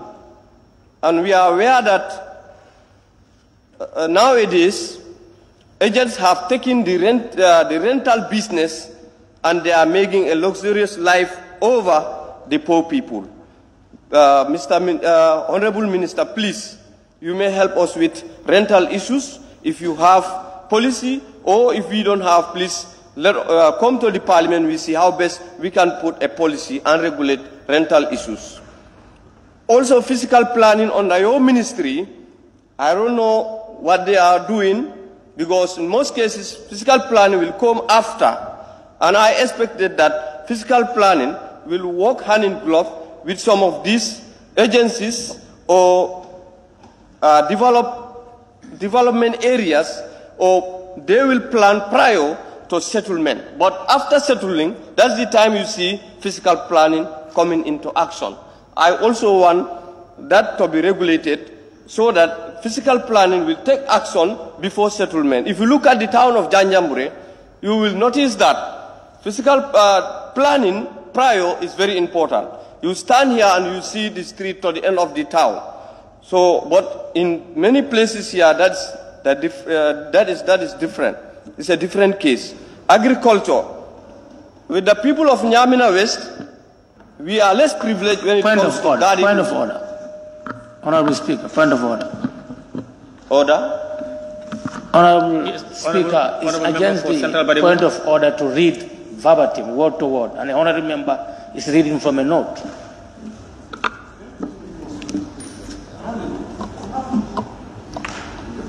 Okay, thank you. Mr. Speaker, these are... Honorable? Yes, you are allowed to make reference, but not to read. Thank you. Okay, thank you. I'm not reading from any resources. These are jotting downs that I made, and I go through my jottings to expand. Honorable, please, can you sit down, please? Please sit down, Honorable Member for Nyamena West. Timekeepers, I'm not sure at what stage the Honorable Member for Central Badibu rose for point of order. Now that do you know at what stage? Let's find out and let me know. I'm not sure how many minutes should I allow him to. Honorable Member for your Nyamena West? Yes. Maybe you have 7 minutes. Yes. In agriculture, we are less privileged when it comes to gardening. Our women and youth need gardens so that they can be engaged. And also, we are blessed to have roads from NEMA projects, but they are not yet completed. Only one road is being worked to finish, but we have 2 roads. Honorable Member for Nyamena West, let me rectify myself. I've been informed that you have 2 minutes left. Thank you. Interrupting. Okay, education, Honorable Minister, I want to make you notice that most of our schools are not fenced, and this we have intruders, animals pop in from any direction. When it comes to electricity and water, we are very, very underprivileged. I'm calling into the government to please bring in electricity soonest and water. I also want the government to look at the issue of procurement, government procurement, and also government offices, that is public offices, and government vehicles after work. Most of these are misused and mismanaged.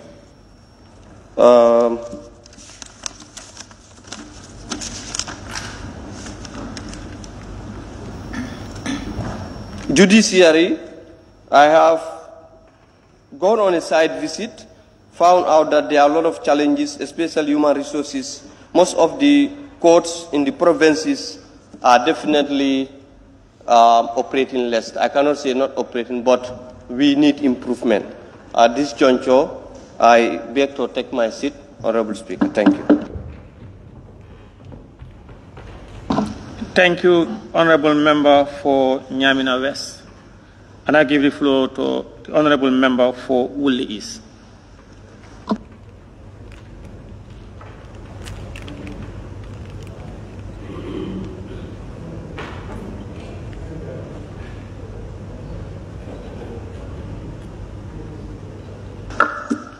Thank you very much, Honorable Speaker,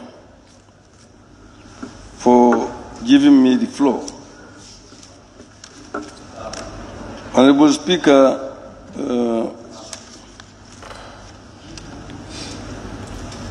this is the adjournment debate, and we are duty-bound to raise issues to help the executive to formulate policies and programs to address them.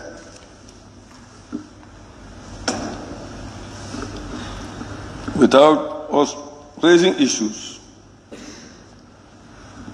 it will be difficult for the executive to also play their part. Honorable Speaker, if you look at agriculture, what I want to remind the ministry is the farm gate of groundnuts. You go around the country, you will see the plants are fine. They are growing very well. Maybe we'll have good harvest. But my problem is, at the end of the harvest, if the price is lower than the price of our neighbors, I bet you most of the farmers are going to take their ground across the border. And that's going to deprive us of the foreign exchange that we require from our north. It will be interesting also, Honorable Speaker, if the minister could help to inform where the tractor for Woolly East is located. Because if each constituency is having a tractor, I'm not aware of the tractor that is in Woolly East. Maybe he'll be able to help us that. Honorable Speaker, also, water resources. We know that we have the Japanese grant. We also know that there is a loan from the ADB, and we've sunk a lot of boreholes well before the presidential elections. But since they were sunk up to now, not much is done about it. And the communities where these things are docked badly need water. So what is the reason for this long delay for those people to access water? Clean drinking water, because that's the objective. Clean drinking water.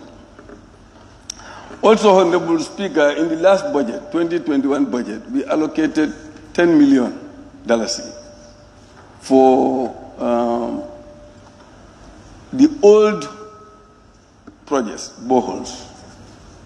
Somewhere 20 years back, somewhere 30 years back, but they went into ruin. And so we allocated this 10 million so that the ministry could rehabilitate them.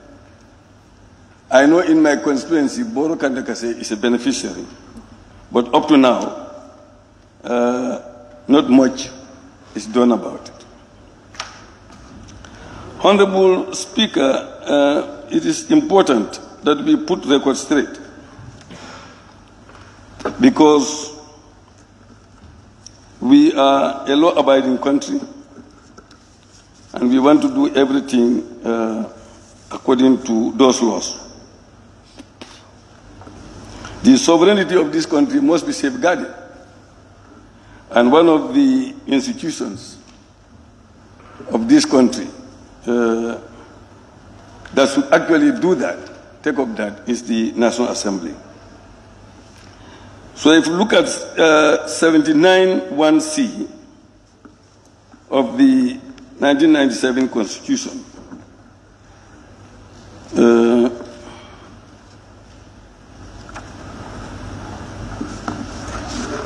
yes.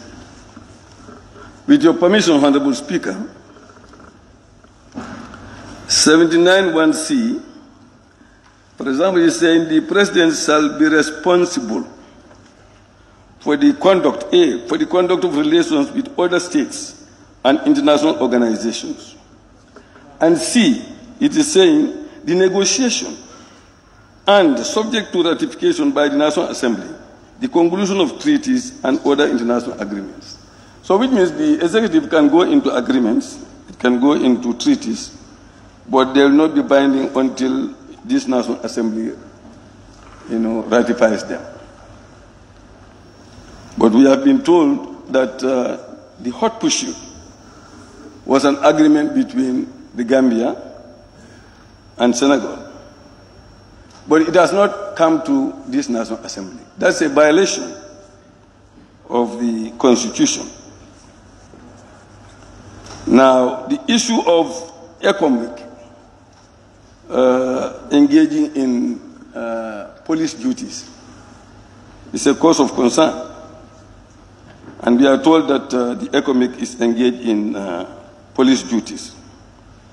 And the Senegalese are also engaged in police duties. We all know the reason why the ECOMIC is brought here. They are military, they are troops, they are not police. I'm not aware of that they are police, but if they are police, the ministers are here, they can help us to explain that. So we must safeguard our territorial integrity. If we see Senegalese troops at Buyam, I have a very nasty experience with that.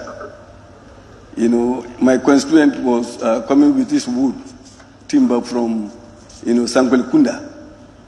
And he spent a lot of money on that, almost 80,000, that he invested in that timber at the Sankwel-Kunda Community Forest. But when he arrived at Buya, the Senegalese troops there, stopped him and asked him to take the timber to Kanilai. And he insisted. So when he called me, I asked him to come with his documents, and we went to the Ministry of the Department of Forestry. And we are told clearly that they are the ones who issued that document to the brother to actually do that work. But they do not know why the troops there would stop him. But they also told us that even if the troops stop any of those people, they don't inform the department. So they just pack your wood. That is also not lawful. So I pursued the matter up to the Ministry of Environment, and eventually it is understood that it is Senegalese that were actually doing that. But they are with them, they are negotiating with them, so that they will have a compromise as to how to do that job. So I believe that if the Senegalese are going to do, they are interested in controlling timber coming from their territory, they should stay at their border and control timber. But they should not come up to the middle of our country and started to control timber there. Because not every timber that they see is coming from Casamance or is coming from Senegal. Gambia too has timber. Where I come from, there is a lot of timber, and people are harvesting that timber, and they are bringing it here. So it should not be assumed that everything that we have here is actually belonging to Senegal in terms of timber. Honorable Speaker, the Ministry of Finance, I believe that we have to have a debt ceiling. Our discussion with the ministry was very fruitful yesterday, but I believe that the threshold for debt, that the debt type of loans that we take, which goes up to 89-something to 90% of our GDP, is unacceptable.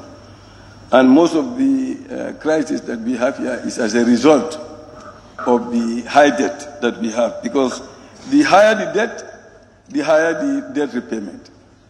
No matter how you cry for them to give you debt relief, it will still not solve your problems. So I believe that it is time that we really look into this and put a reasonable debt ceiling that will not put the country into an economic crisis. Honorable Speaker, the other issue I want to deal with is the communication, the GRTS.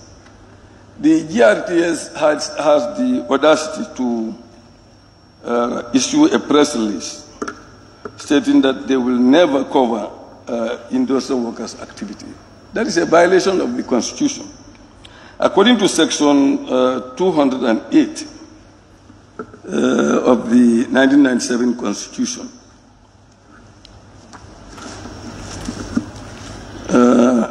208 is saying the responsibility of state-owned enterprises.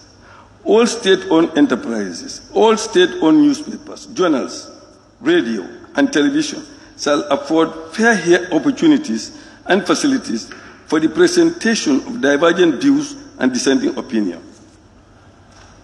So there is state-owned television, media. They have the responsibility to inform the Gambian people on any issue of national importance, not of their liking. So it's a complete violation of the Constitution for them to come up with that, and this National Assembly should condemn that and ensure that no such announcement comes out of that place. Honorable Speaker, many members spoke about electricity. I think Yang just said that not a single village has electricity. In my constituency, only one village. That's Bajakunda. So we have this rural electrification project. I think the Minister for Petroleum and Energy should clearly explain to us how far that project is, especially on the North Bank. We know on the South Bank between Combo and Soma, we're seeing the progress. But on the North Bank, we are not seeing much progress. So how far is that? Me, I have 40 villages in my constituency and only one. So that all the 39 villages do not know. They have never known electricity, except maybe generators and solars and so on and so forth. So that is something that we badly need. And in fact, it is going to a level where the villagers themselves, communities themselves are now thinking of how do we put our funds together to provide electricity for our communities. But you know that is also very difficult.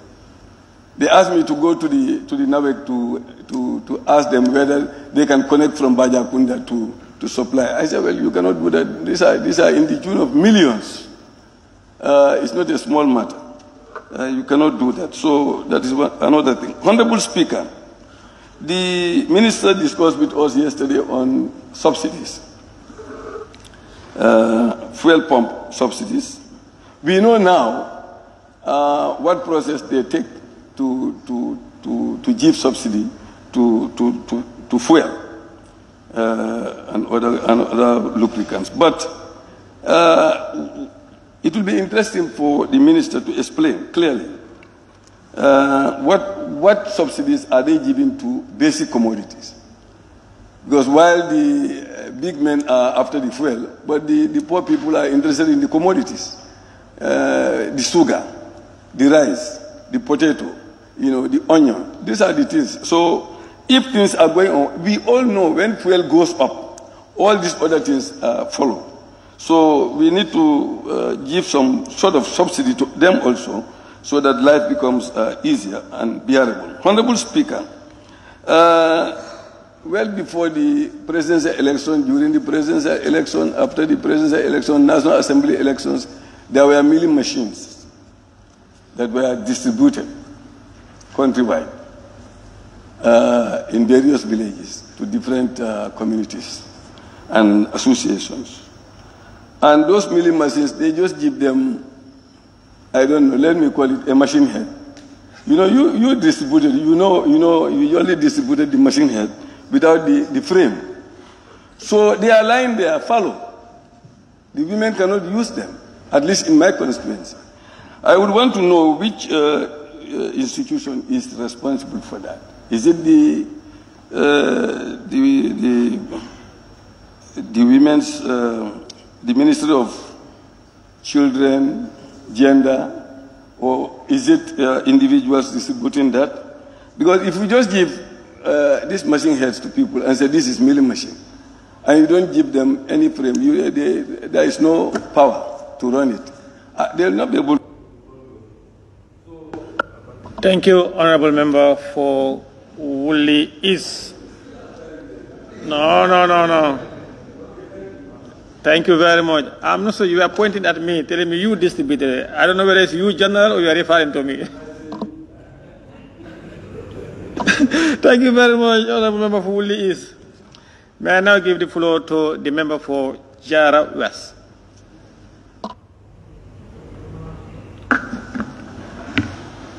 Thank you very much, Honorable Speaker. And let me also use this opportunity to thank the Vice President and the Cabinet Ministers who were with us for all these days since this session is started. I also want to use this opportunity to thank my electorate, the people of Jara West. I really want to thank them for the confidence they bestowed on me to represent them in the National Assembly. I want to thank all the people of Jara West from Jaduma to Kabada. I say a big thank you to you a million times. Honorable Speaker, I want to begin with health. Honorable Speaker, during the oral question and answers, the Minister of Health, I raised some questions, and he responded. Among my questions were concerning about the Soma District Health Center to be upgraded so that it can receive major cases like those that are treated in Buyam, Farafenye, or 𝒕𝒉𝒕𝒔. And thank God, the Minister responded, they are on the plans. They already have some materials that are supposed to go there, and I think some are already there. I said a big thank you to the Minister and his ministry and the Gambia government at large. Thank you very much. But also still on health, I want to appeal to the Minister of Health. There is a community health center in Saremusa, that is in Kabada. This health center, health post, used to be very, very busy. In fact, I was there not long ago with some honorable colleagues. When we went there, we met the queue, it was too long, and then people were even asking, are all these people treated here? I said, yes. We don't have, that place is not fenced. The community have come up with options and even make some contributions to build a quarter for the nurses who are posted there. The community have done that, contributed, and then built a quarter for them. But we don't have a labor room for the women there. And then now they are attending to pregnant women. Sometimes when the woman delivers there, it's always a problem where to keep her. So we are appealing to the Minister to help us have a labor room in Saremusa. That is a community in Kabada. Please help us do that. And also, if there is any possibility, try to note we also need that place to be fenced. The community can do it. They are trying, because they are, if you see the structures there, all those structures are built by the community. And also, I want to use this opportunity to thank the President and the Minister of Health for giving us a community ambulance. Before, it was very tough for my people. When they were traveling, they used horse carts, donkey carts. But since this ambulance came, those ones are gone now. Whenever the driver is called, at any time of the night, he will rush to the community to bring the particular patient to the health post. So a big thank you to the government, the president and the minister, and all the Ministry of Health. Thank you very much for that. Honorable Speaker, I want to elaborate on about our road network in Kabada. Also, I raised that question, and the answer given to me was also a good answer, but I still want to appeal, let me use the soldier language, for them to double up and then start our road. Kabada, we have a very, very bad road network. But the minister said survey was done, everything was calculated and handed to government. Now it's for them to have the funds and start that road. We really need that road. It's in a very, very, very bad condition. Sometimes in the rainy season, some people cannot afford to go to Soma because of the bad road. There is no way they can use. And then Soma is our own capital, where we can go and buy some rice, oil, and go back to the village. So that road, we've been calling for it for so long. Alhamdulillah, today we are told that it is surveyed and everything is about to start, but we want them to start it now. Let it not stay long. Honorable Speaker, I want to go on agriculture.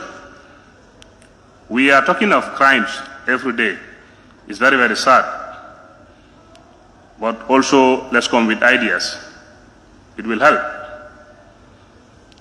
Youths, we need to engage them. Let's try to engage the youths. In my community, we have farmlands, very good farmlands, and people who are ready to farm. But the problem is farming machineries. They don't have the tools. We need tools. We need the farming machineries. The agriculture machineries will be very good in my area. Because we have the farms, the soil is fertile, but you cannot farm without farming tools.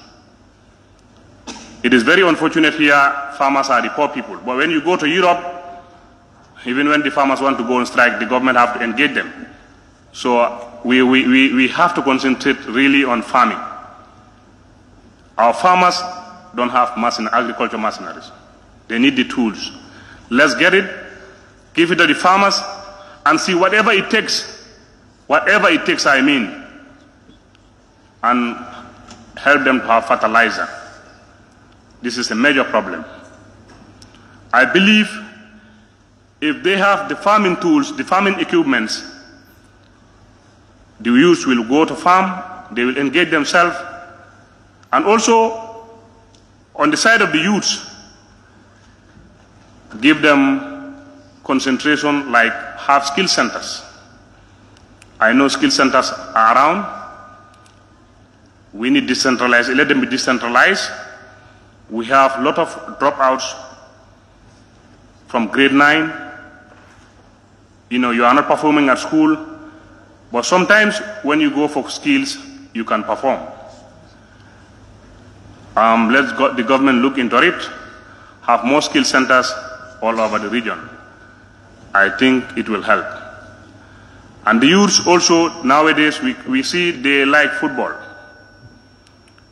If you engage them in football, you sponsor them, I believe it will reduce the crime rate or the laziness of the youths. So I am appealing to the Minister of Youth and Sports also to put this into consideration. Because in my own area, that is the Jaro West, I can see football is in their life now. So that one, I am appealing for all of us to come together and see that we develop football at the grassroots. It will be very, very important. Honorable Speaker,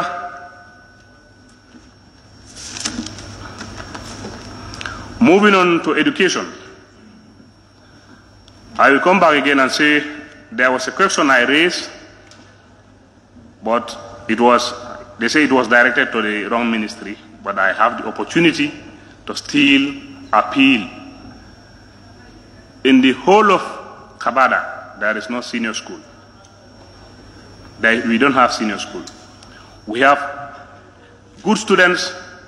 Sometimes when they start for their grade 9, if they have to go to senior secondary schools, yes, we have people who will accept and then, accord them accommodation.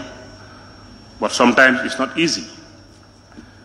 We have a school in Misira, basic and upper basic, lower basic and upper basic. If that school can be upgraded to a senior secondary school, it will help the community of Kabada. We have good students there. We are appealing to the minister to look into it, help us. The land is there. The school is at a very good location so that he can upgrade the summer upper basic cycle to a senior secondary school. We'll be very happy if that is done. And also there is a community in my area, very, very sad. I was at the village just last July. Kids were traveling to go to school from a village that is from Kohel to Fonkoikunda. A wolf emerged from the bush and attacked them. I have the video here. I went myself to see it myself because when they called me, I didn't even believe it. But I have to go. The wolf attacked them. They ran away. And this is daylight. They called their father. The father brought a gun and have to shoot this wolf.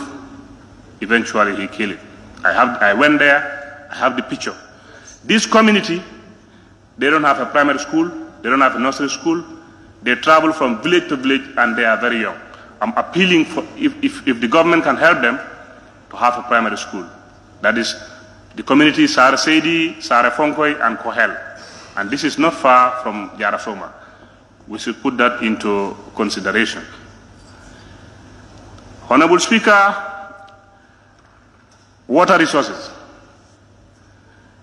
The whole of Kabada, and we have difficult in access to clean drinking water. You still have wells there. That is not a clean drinking water. I appeal to the ministry for them to even look at people who should go and see that place. There are communities who they really work so hard to access water. Sometimes you see the villagers have to contribute some money to have a borehole. That borehole, sometimes you have water in the day, and in the night you don't have water. I'm appealing to them to at least come to our aid for us to have clean drinking water like other Gambians in the Gambia. Honorable Speaker, I just want to conclude by coming to tourism.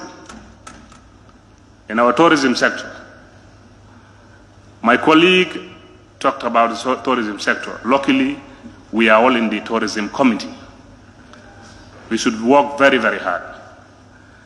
You see some hotels, if you know the salaries they are paying to their staffs, a roommate, or a room boy or a room girl, what you are paid, and then the contract, the agreement that you have with your employer is very, very sad. And then there are hotels that operate for only 6 months. With that 6 months, if you are paid something that cannot even afford a good bag of rice, this is terrible.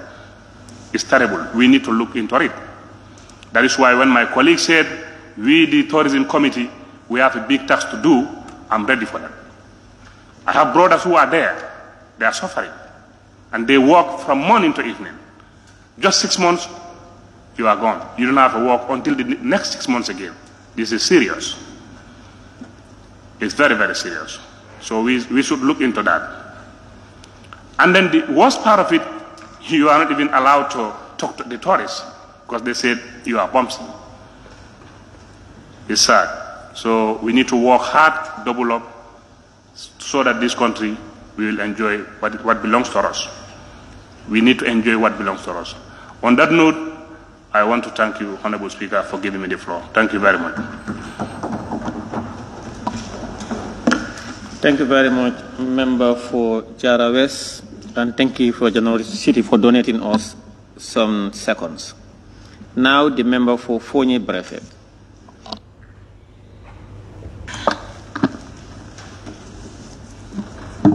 Thank you very much, Honorable Speaker, for giving me the floor. I would like to thank the fellow honorable members, and also I would like to thank the honorable ministers and the Vice President of the Gambia. I will first of all thank the people of 𝒂𝒄𝒄𝒏𝒆𝒍 for electing me here to become the honorable member and also to stand for them. Honorable Speaker, 𝒂𝒄𝒄𝒏𝒆𝒍 is a constituency with only 13 villages, but we have only 8 villages who are enjoying electricity.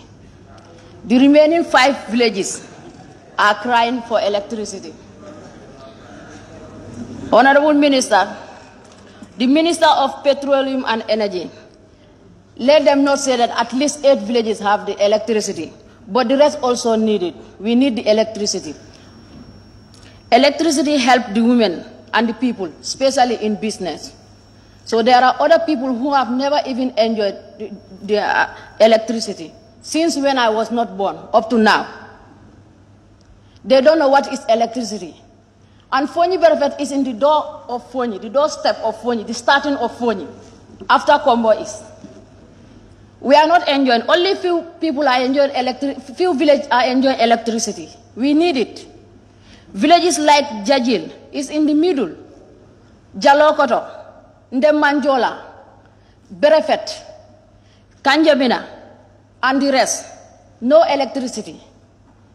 Honorable Speaker, last time I talked about the feeder road, and I will still talk again, because between Ndemanjola to Kanjamina to Somita, it's less than 25 kilometers, but the place is busy. No road. We need at least feeder road. When the women are coming out from that place, they are always afraid because the place is busy. We need road. We need the Honorable Minister to help us. Honorable Speaker, coming to agriculture, there are gardens in 𝒂𝒄𝒄𝒏𝒆𝒍 without borehole. Those people are using only well. And I also thank the Honorable Minister of Health for giving us the ambulance. We cannot talk about only what we don't have, but at least we talk about what we have. And I want to thank the Honorable Minister for giving us an ambulance. Also, the President talked about the school, the skill center of Ndemban. I want to thank him for giving the people of 𝒂𝒄𝒏𝒆𝒍 a skill center. But at least, I don't know how soon will we start learning, will we start using that skill center, because skill is very important. All of us cannot be in the office, but if we have skills, we can use that skill to empower ourselves. In agriculture, sometimes I can say the whole part of Gambians are complaining of cold store. Because of what? Market glut. Because of what? After producing, you cannot sell your product. But I can say to the whole Gambians that we have a big problem where I think everybody needs to think about that. The cause of our market glut, I made an investigation and I know the cause of our market glut is not because of our farmers do produce at the same time. No. Every time Senegalese do come to the Gambia with lorries full of vegetables. Our land are more fertile than that of Senegal. They use a lot of fertilizer, a lot of urea to make sure that their vegetables grow faster. And all those vegetables has remnants of this fertilizer. This is what they give us and we eat. We are complaining of health. We think we have this health issue because of the kind of food we are eating at the supermarket. Check on the type of food we eat on this thing, vegetables also. In our vegetable, the vegetable these Senegalese people brought here, less than 3 days. Honorable Speaker, if we check those cabbages and eggplant, it looks like you pour hot water on them. Just 3 days, the moment they arrive in the Gambia. And our farmers are eating. You people are eating that vegetable. So, we are eating such vegetables. So, most of our farmers are complaining. People are requesting cold store, which is very expensive. I think we need to address those sides again. We cannot stop them coming, but at least let them wait for our farmers to sell their produce. Farming is very difficult. After farming, you come to the market to sell, only to meet a lot of cabbage, a lot of Irish potato, a lot of vegetable from Senegal, which is containing a lot of fertilizer remnant in their vegetable, who our people are eating. Honorable Speaker, the market hygiene, all the market in the Gambia, especially the market of Brikama, where the whole people of Phoenix do go. I can say everywhere. The village is surrounded by Brikama also. Always take their produce to that place, to Brikama market. What surprised me was that every early in the morning, you will see a man standing near the women requesting $5. Duties. After collecting duties, those women will not have even a place to sit down to sell their vegetables. They have to go round. Sometimes you will see a woman sitting in the middle of maggots with standard water. And every day they are collecting money from our mothers. Our mothers will not have even a correct place to sell their produce. They will not have a hygiene place to sell their produce. With all that, you will see them eating breakfast in the middle of the maggots because they don't have any place to sell their produce. Sometimes you will be selling. A man will come and ask you, just like they are dogs. They will sack them like that. The women will be roaming in the same market. They are paying duties every day. Where is the money that belongs to the women who are paying the duties? Honorable Minister of Local Government and Lands, please, I want you to look this into consideration. Renovate this market. For the market to be hygiene. This is the very place your wives go and buy those vegetables and take it to our family and give it to your children to eat. Sometimes they will spread these vegetables surrounded by flies everywhere. And closer with maggots and standard water. It's not clean at all. Not only Brikama market, go to Serakunda market, go to Bakau, you will see the same thing. And every day they are collecting duties from the women. After collecting duties, they will come again and sack them. Go and sit at another place, go and sit at another place. They will not even have the correct place to sell. It's very sad. This is the work of all of us. We need to work together to develop this country. Honorable Speaker, also about the crime rate, I know every honorable member is talking about the crime rate. Yes, this is a problem. But the people moving with knives, are they not from families? They are from families. I think now some parents are not willing to take the responsibility. This is a great sin.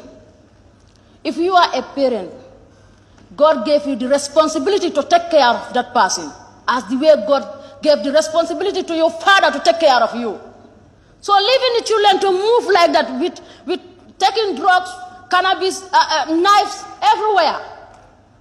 So if a parent cannot treat your own son to have good attitude, how can the police and others also take care of them. It is not easy. This is the work of all Gambians. We need to work together. We need to collaborate and change this country to go forward. Honorable Speaker, most of the Gambians are complaining that the father of the country is going every day. The father of the country, Mr. President, is traveling every time.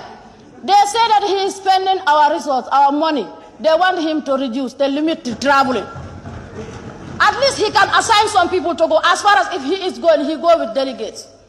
Let him, as an economic student, I know our resources are spending a lot. To economize our resources, let him assign some few people to go sometimes. But for him to be enjoying every time, it's too much, Honorable. Thank you.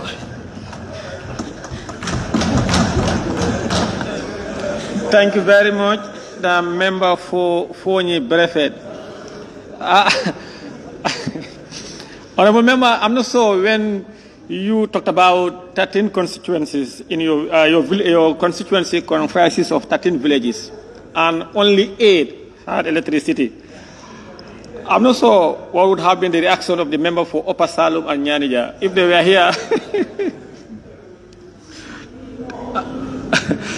Thank you very much for challenging us parents. Now the member for Banjul Central.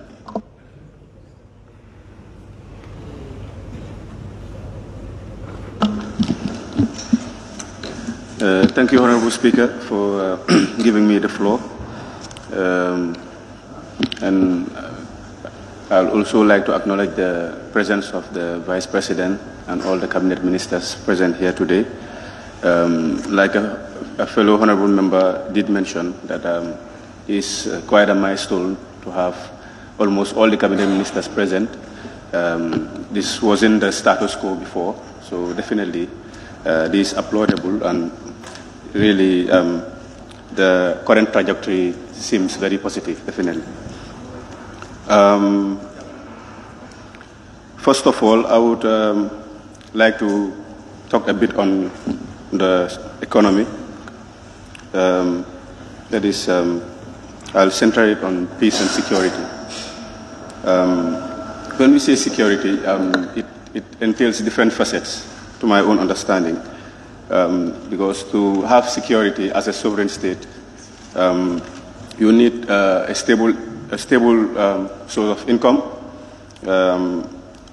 affordability in terms of commodities, also in terms of housing, also affordability in terms of housing and accommodation, food security, employment access, among others, transportation, and also our debt and liquidity aspect as well, or debt base. So these are all areas that really are of importance to any country in terms of our security aspect. Environmental security as well need to be looked into. Health security likewise is also of much importance. All these things that I've mentioned, when put together, determines or gives a variation as to exactly where a country stands in terms of security. So Gambia being a very small country, it could be said that we have lapses in all these areas. But I would like to say that following the deliberations of most of the cabinet ministers here, and also the set policies and frameworks that are currently ongoing, I think we are heading in the right direction. But what we need right now is proper planning and implementation, but also proper policing to make sure that these set projects and policies and frameworks are really looked into, because implementation is really our problem. We are very good at drafting stuff, putting down things together, but the implementation process and looking into all these things really sometimes proves quite daunting. So I'd really like to say that these things are quite of importance. In terms of the IFMIS, since we don't have much time, in terms of the IFMIS, I would just like to say it's quite commendable because I think domestic resource mobilization is quite important. And the direction right now the government is looking into, I think, is quite good. because integrated financial management system is quite needed, because most of the, especially the FPAG report that was read here yesterday, really showed certain lapses, certain fiscal lapses in terms of our, monetary management aspects. So I think the IFMIS project really is of much importance. At least it will close certain loopholes that will reap benefit for the economy, which is quite important. Honorable Speaker, I would like to discuss briefly on current issues. I'm quite appalled by the current killings and the rape cases that have been going on lately. And it's quite confusing to know exactly what the root cause is. Is it sometimes based on people needing psychosocial support? Sometimes, I don't know if it's based on the type of environment one comes from, or a certain stress one is going through. Is it based on socio-economic problems? Is it based on lack of employment? I just don't know currently. Because people that are doing these atrocities are everyday regular people like you and me. These are not people that have prior criminal records or anything. These are regular people that are currently doing these types of atrocities, which really, doesn't give us a headstand as to exactly what the root cause might be. So I've been thinking hard these days to be able to come to a certain conclusion that I would bring to Parliament as to what exactly the problem might be, but it's still proving quite daunting for me. And I think really we are at a crossroad as a country, because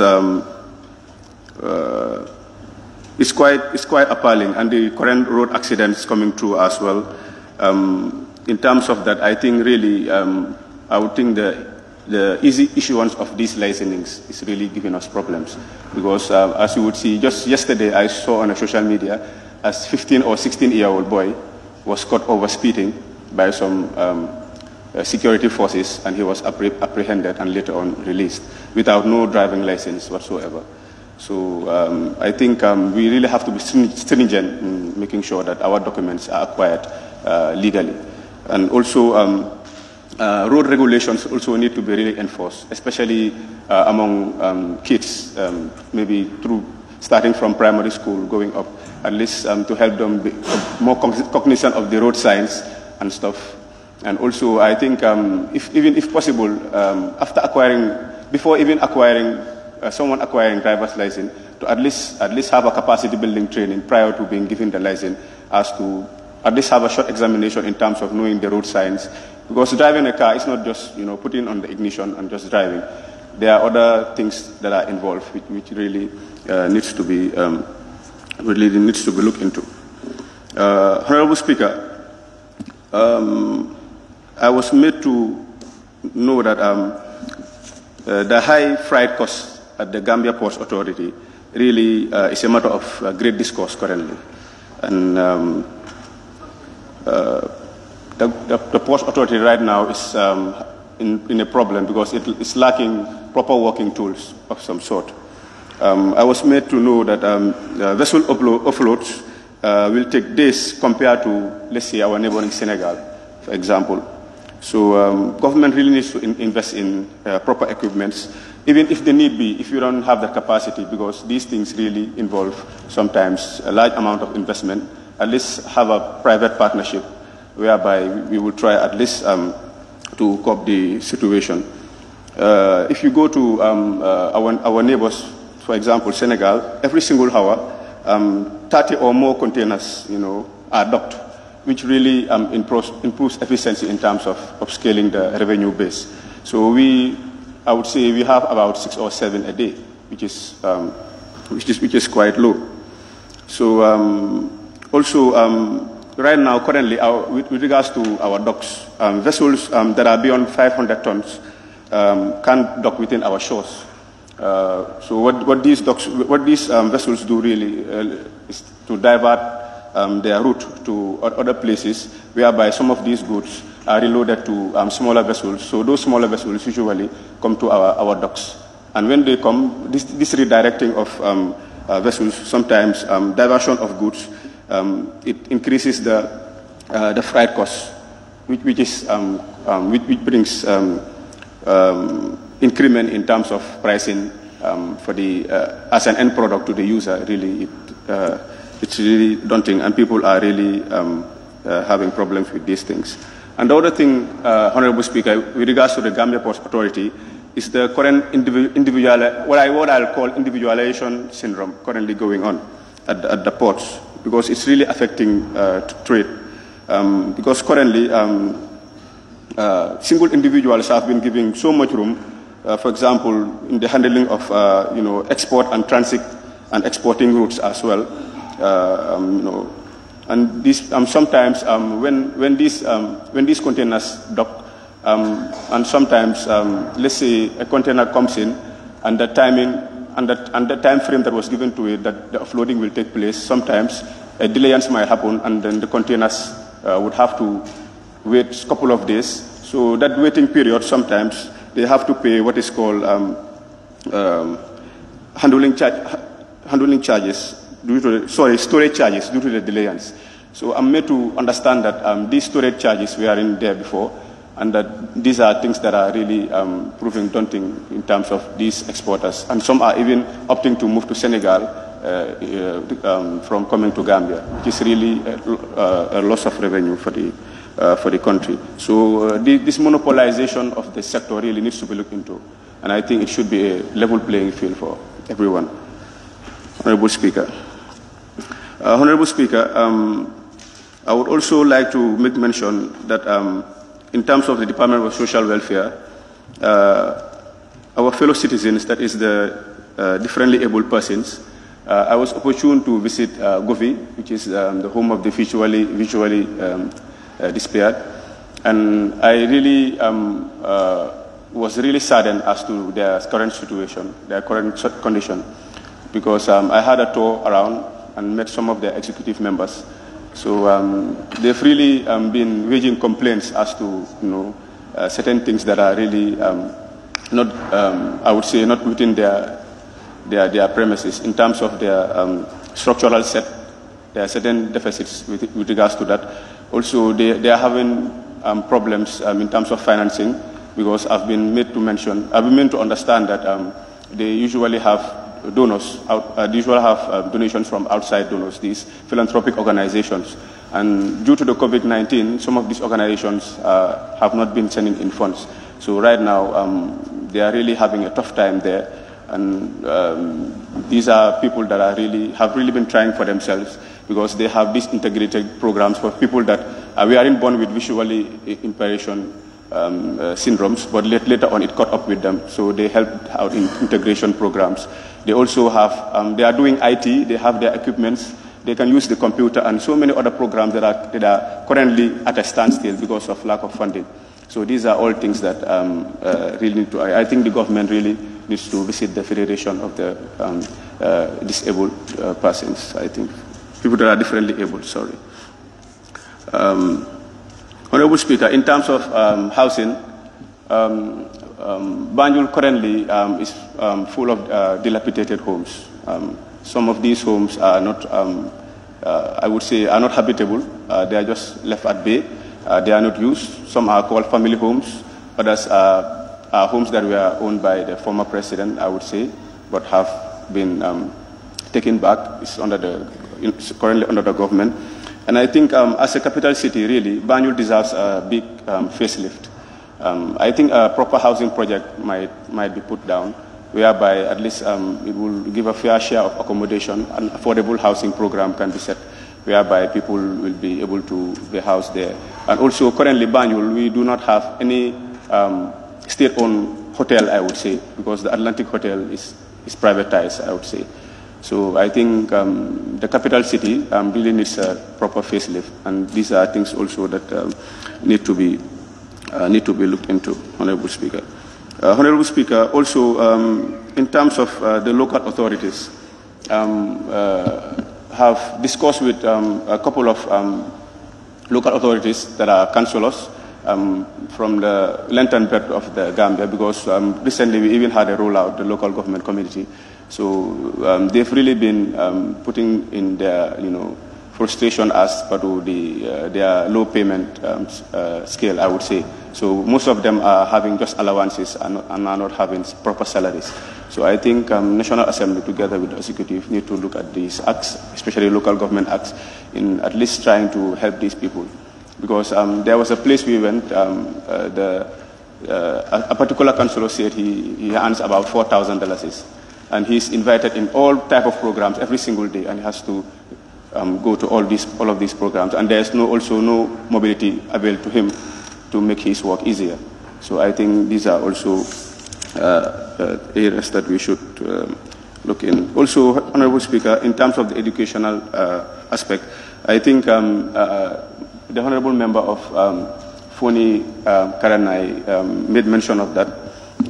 With regards to the allowances, the increment of allowances for teachers, I think it really needs to be upscaled, because in order to get value for money, the teachers really need to be motivated to be able to give their best. I think my time is up, so I'll just stop here. Thank you, Honourable. Thank you, Member for Banjul Central. Now I give the floor to the member for Banjul South. The member for Brikama South, excuse me. The member for Brikama South, please.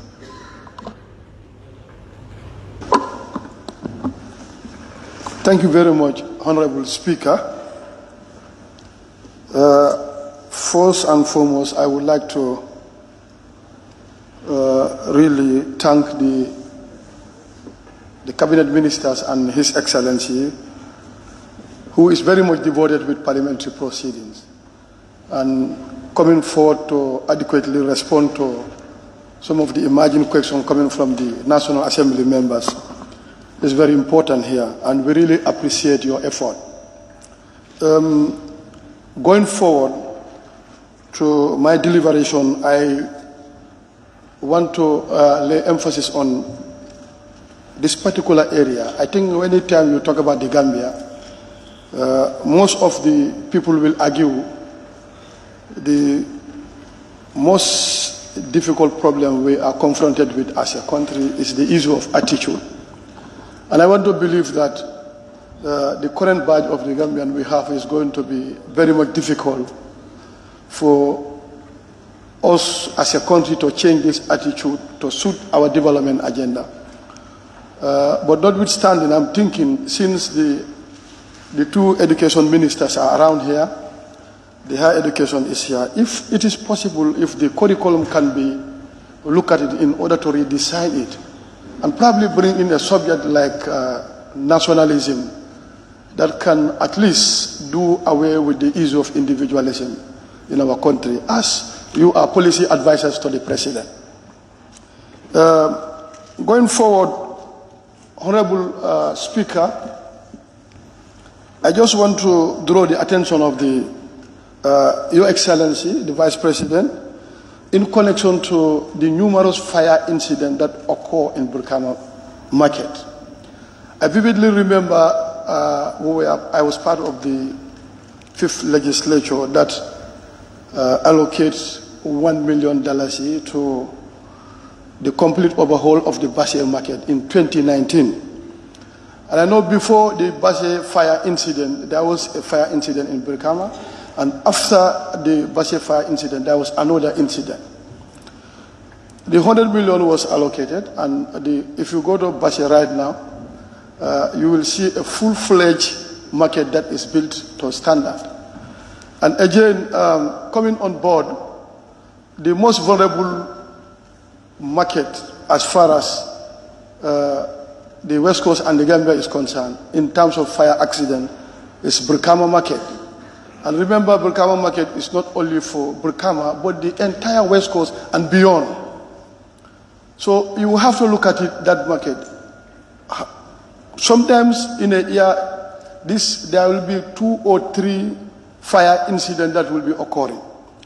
And we want you to seriously look at this in terms of probably overholding and build a new market that we will consider avoidance of this fire incident occurring that really affect the vendors and the jewelers around.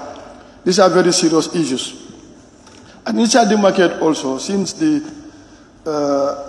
fisheries minister is there, there is a special fish market in Brikama market that has been a nightmare. And there's this problem between the two ministries, the fisheries ministry and that of the local government ministry, claiming ownership over that fish market that is installed in the center of Brikama market. And in fact, there is that issue of the 𝒂𝒄𝒄𝒏 problem that is really affecting the entire neighborhood in terms of the odor that is producing and the waste that is also affecting the neighborhoods. But I really want to thank the fisheries minister. This time he came on board to visit the place, and there were a lot of promises. I hope those promises are fulfilled in the soonest possible time. Honorable Speaker, I want to remind myself and the honorable ministers here, there is a reason for parliamentary question, and it's one of the tools for the parliamentarian to address certain major issues. That is why parliamentary questions are sent 2 or 3 weeks before the session, so that to give the ministers the opportunity to sit with their technician to thoroughly investigate and effectively and adequately respond to the issues on the ground. But yesterday was a question time for the ministers, but some of the response I got from the questions I sent regarding a particular area in my constituency that is affecting life and livelihood of the people in that particular area was not very much satisfactory.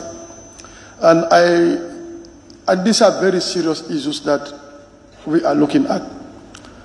And I am ready, more than willing, to join with the Interior Minister and the Regional Government Minister for us to go to these areas and investigate together to see what prevails there. I sent in a question with regards to the conflict in Kombo Dasilame that is really affecting, where we have 2 alkalis. And in his response, which I said I was not satisfied, but immediately after the response, I was made to understand the 𝒂𝒄𝒄𝒏, who is claiming to be a Gambian, a Senegalese alkali, is still there. And these people have a school, a French school in that particular community, where he is mobilizing people to go in for Senegalese national documents, to go into that schools, by way of inducing them. These are very serious issues. And in fact, this is about the sovereignty of the Gambia. We need to protect our territorial integrities. This place is adversely affected. As you might be aware, there are constant visits in that area. If you go to Dasilame, Your Excellency, I want to inform you, there are pegs that are distributed around that border and claiming to be colonial pegs. I vividly remember I sent in a parliamentary question to those issues, but they are still persistently there, where in fact the Senegalese authority, the security are lodged in. That house was even built by the youths of Dasilame. I said this for a nightclub, but right now that has been used by the Senegalese, and even if you go there, they will try to stop you. I went there on several occasions as the MP of the area to see what prevailed there. These are very important issues, and we need to take it seriously. If we are not satisfied, we can go there. I'm ready at any time. If you are coming, we will go there and see what happens there. And this also goes up to Dimbaya. These are issues that are affecting the life and the livelihood of the people. So we have to look at it, how are we going to resolve this thing? One, the issue of border demarcation, especially these areas. It's important. We're talking about Foni, a lot of incidents, especially, we look at, these are rebel zones. They are very close to Casamas, and they are prone to a lot of attacks. So we need to demarcate our borders. Because you cannot have a border where one leg will be in the other country, the other leg will be in your own country.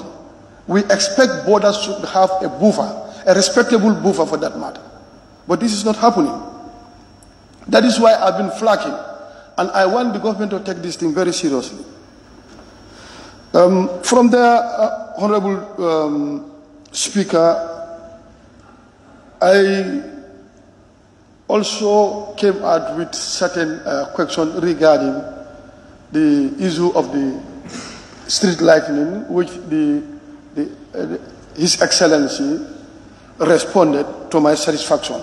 But the other issue of the art of the state hospital, I think the health minister is around. I don't know which people have you contacted, but we have the governor, we have the chief, who will be able to see with the Council of Elders. If this project is available, I think there is nothing, there will be no obstacle for us to provide the land. Because there is a land. There is a land. We have the whole of Tambana region. So I want you to probably channel through the governor. We can discuss and engage the Council of Elders and go in for land allocation if the art of the state hospital is available. The other issue I want to emphasize, that is the issue of the ADB water project that was approved, and there are 2 communities in my constituency that should benefit from 2019 up till date. That is Kitty and the entire Medina Kures, Medina Pipeline, and Medina Salandum. But up till now, this is not forthcoming. I don't know what is stopping it. As the Honorable Minister is here, I want an update with regards to the pipe-borne water that's supposed to be in Kitty and Medina, the entire Medina.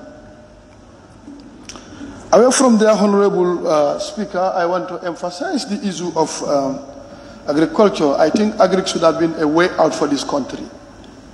Because if this country becomes self-food sufficiency, I think this is going to liberate us a lot. I think we should not forgo about the issue of agriculture. Agriculture should have been a national attention where we have to work together. But there have been production, but the issue of market has been a problem, the issue of storage, and the issue of value addiction. You come to the southern part of Brikama, particularly the Marrakesh award we're talking about. You have a lot of fruits in that particular area. I wish you come there during the time of mango season. Even the cows have to choose which mango are they going to eat, because they will ripe at the same time. So the leftover is just too much, and this can be processed into something. More especially if you go into the real production, especially the vegetable production. There is no market. The market is a big problem. How do we link our farms to the market? These are areas.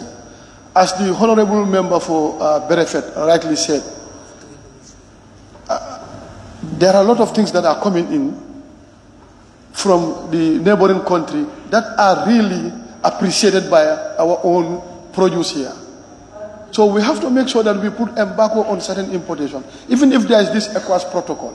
But when you come to the protocol, the movement of persons and services and goods within member states, Gambia has been very much compliant, more than our neighboring countries. So we have to look at this thing and jealously guide what we produce here, and provide an internal market for it, especially in our industrial sector. Honorable Speaker, since the Honorable Vice President is around, the President did the SONA, the State of the Nation address, and he made an interesting and a marvelous presentation in his conclusive remark, where he was even talking to us for us to have a national reconciliation, for us to be together. And he went further to advise NAMS here, especially reminding us our legislative oversight and representative functions, irrespective of our political background. So if these things are going on, I think one needs to be very much careful with the level of provocations. The president went to America on UN summit. Upon arrival, he was making certain remarks against certain political parties. I think we need to be careful with certain remarks, especially as the highest state. He is everybody's president. He's our president. And we are ready to work with him. And nothing can stop us. But let us be very much careful with the type of provocative statements that comes from that level. So that advice can be forwarded. So on that note, I want to thank everybody. Thank you very much, Honorable Member for Brikama South. I now invite the Honorable Member for Fonyi Bondali.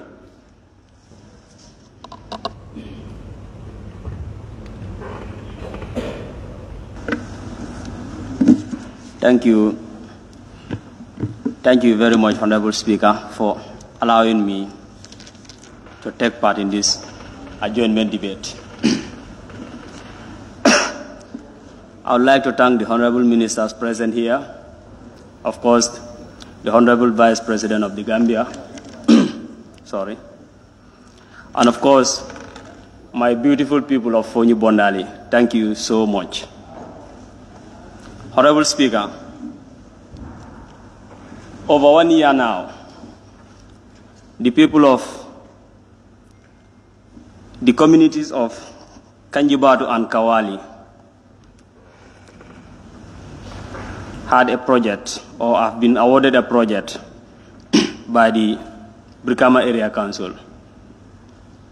But still now, the project is still lying there without completion. The only water source for the people of Kawali is the local hand pump, which is not in good use as we speak. The people of Kawali will travel from their place to Kanjibatu to fetch water, which is not normal. I therefore call on the Minister of Regional Government and Local and Land, as well as the Brikama Area Council to swiftly complete the project so that these people can have their water. Honorable Speaker, Fonyi Bondali constituency is we had the biggest challenge on the feeder roads. The communities of Nyantempo to Fasichamen and Nyefi, it's like 7 kilometers. But this road is unmotorable. Likewise, the community of Taiba, Nyas, is disconnected too. I would like the Minister of Works to note this and help us in these communities so that they can also have good or better roads. On electricity, however, Honorable Speaker, we have 30 villages in Fonyi Bondali, but only 3 villages have electricity. As we all know,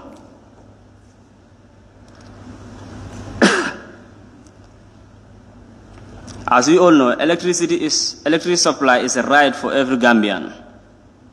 I applaud on the Minister of Energy to ensure that the people of Fonyi Bondali also benefit from this. Honorable Speaker, I would like to go to the Minister of Youth and Sport. At times, as a member of Fonyi Bondali, I feel jealous because of the all other district or constituencies are having mini stadiums. I would like the Minister of Youth and Sport to provide the people or the youth of Fonyi Bondali with a multi-purpose youth center. I will even further go to offer the ministry a land even to build another stadium whereby all Gambians will go to Fonyi Bondali. So Honorable Minister Bires also, there is a land in Bondali in case you would like to build another stadium.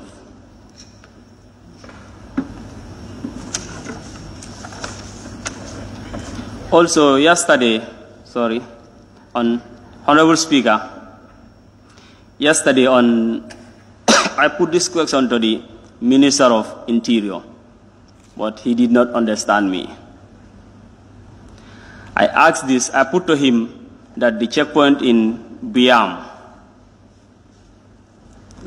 the positioning of the checkpoint is what I am questioning, not that I did not want the checkpoint to be on the way or on the highway. We all know the importance of the checkpoints because they regulate the traffic. But the positioning of that checkpoint in Biam is very dangerous. And we all see the accidents that were caused by that checkpoint because of the positioning. I'm also a living witness. When I was going to Tabasco with my family, with my young family, I did not see when the officer was stopping me, but my wife saw him, but it was very late because I'm the one who was driving. So I was already in. Then my wife had to call my attention and say, Daddy, sorry. Daddy, the guy is stopping you. I said that, but I'm already in. I was so scared because I was with my young family. Hadn't been that I was alone, maybe I may care less, but I was with my family. Hadn't been that something happened at that juncture. I don't know. So this is what I am talking about, but not that I don't want to see any checkpoint on the highway. It's the positioning of that checkpoint. It is causing a lot of damage there. So this is what I was trying to put across.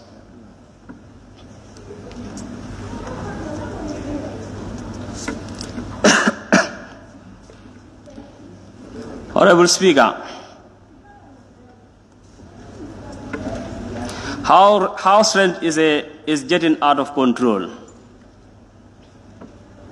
A good number of Gambians in the urban areas dwell in these rented apartments. And then sometimes the agents, as they call them, or even the landlords will put on the levy that is always very difficult for people to pay. Asking for payment in advance of 6 months. If the apartment is costing like 5,000 or 7,000, if you multiply that by 6 months or 6 months, this will cost a lot of money, which is very difficult to Gambians. As we all know, the high cost of living, expenditure on commercial transportation, among others. So this will make it quite difficult for people. So I would like the Minister of Local Government and Lands, if at all they are the one responsible for it, and the tribunals to ensure the charges are regulated. Honorable Speaker, I would like to thank the people of Fonyi Bondali once again for giving me this opportunity. And sorry, but I would also like to thank my wife.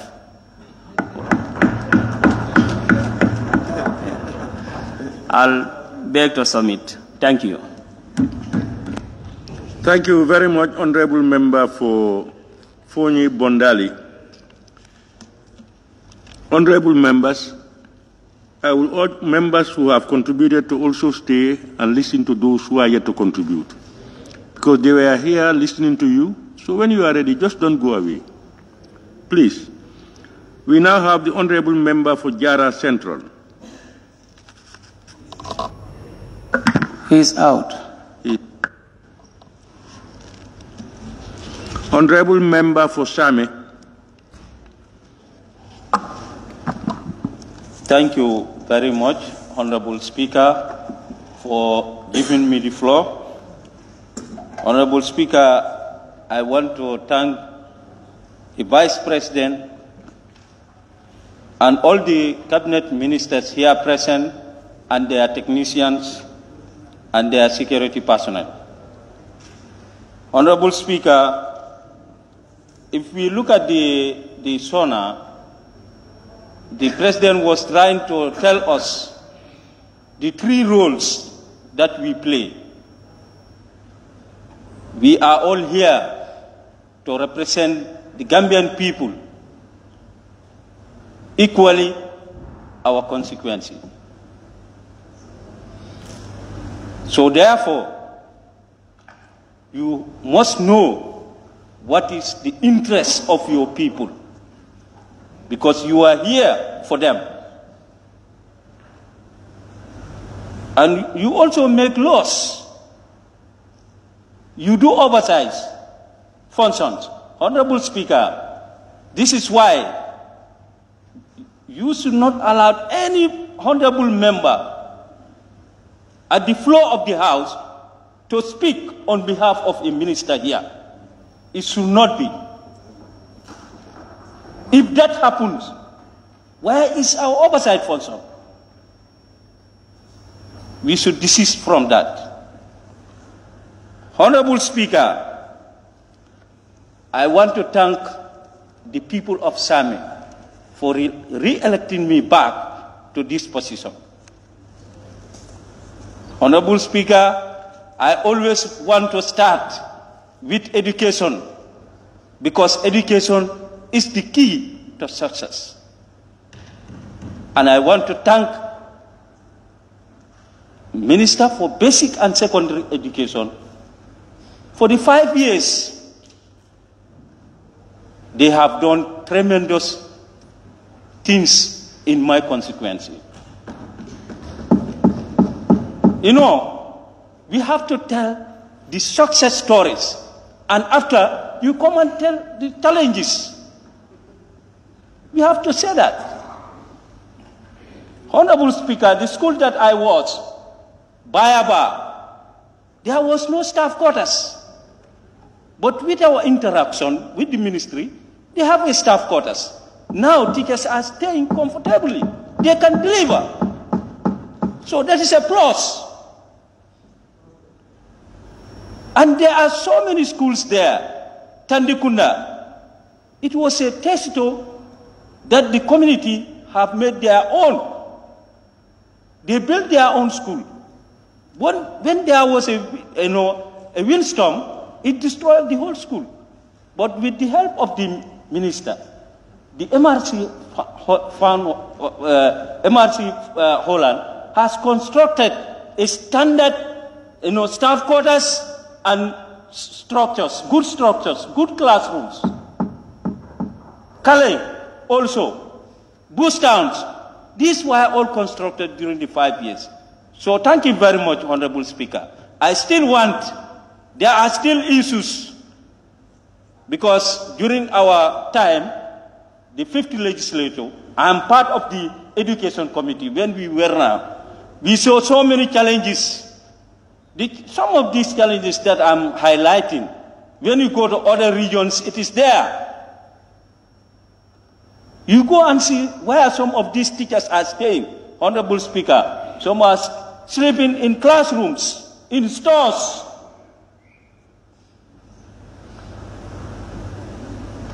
But they are trying, the government is trying.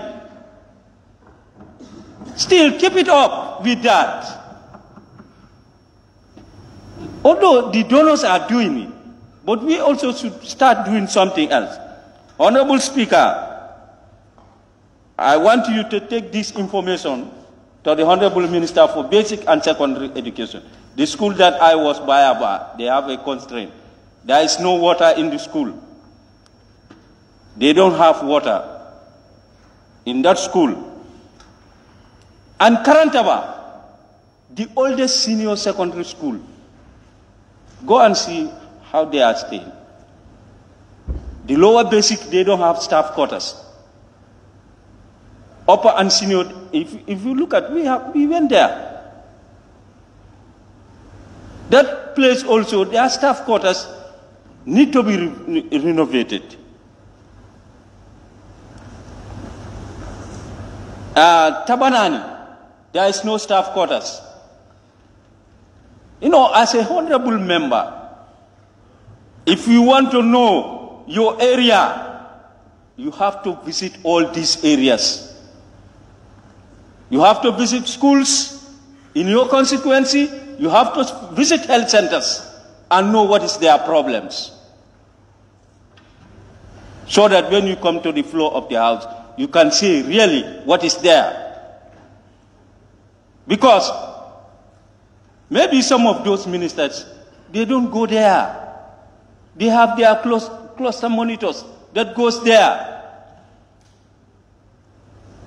This is why it is very important for the ministers to come here and listen to us. Whatever we say here is facts. We don't say stories here. Because we are always interacting with our people. Honorable Minister, or Honorable Speaker, let me go to health. There are also challenges in health. I must also thank the health minister and his team. But Karantaba need to be upgraded. And for colonial times, since CRR not, there is no hospital. And we have our challenges, Honorable Speaker. Our main challenges is the crossing point, Bustown and Makati. Those are challenges, Honorable Speaker. That alone should warrant the government at least to build a hospital in CRR North. Many people died on those riverbanks simply because they cannot cross. So that should make them at least for 5 years or more than 5 years. Honorable members are talking about it. I'm not the first person to talk about it. Those who were there, they were talking about it. We have a health post in Same Medina. I must thank the minister. It was 2018 that health post was handed over to the government. But they brought only one trained nurse there. If that trained nurse traveled, looking at the population in Pachonki, that health personnel worked the whole day and night, no rest for him. So that alone, you should at least give us more trained nurses there. And we have a constraint. I must thank the Ministry for Transport, Works and Infrastructure. Through NRA, they gave us an ambulance. That ambulance, the importance of that ambulance, Honorable Speaker, cannot be overemphasized. But we have constraint. I wrote series of letters. I have my letters with me. Any letter that I wrote to the ministry, I have my copy. That ambulance is the community who are paying the driver, who are fueling it, who are doing the maintenance. If the ministry cannot provide, if another ministry provide, just for the ministry to take care, the objective of that, they cannot do it. I keep on following letter. A poor person, how can they maintenance that and be difficult? About 15 villages around, Some places are very far. When they have emergency like Bayaba, Madiana, Reneru, they find it difficult for those patients to come to Medina, much more to go to Karantaba. They find it difficult. I think, Honorable Speaker, the minister should now look at this situation and solve it.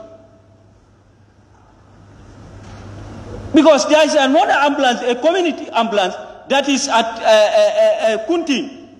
But that ambulance also, there is an issue. Well, it's a problem. Not that just you give ambulance to people, you cannot take care of the fueling.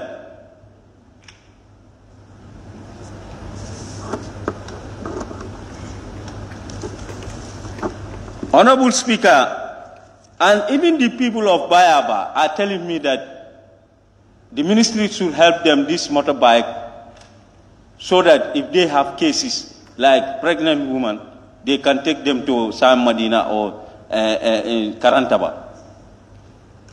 They have been following me that.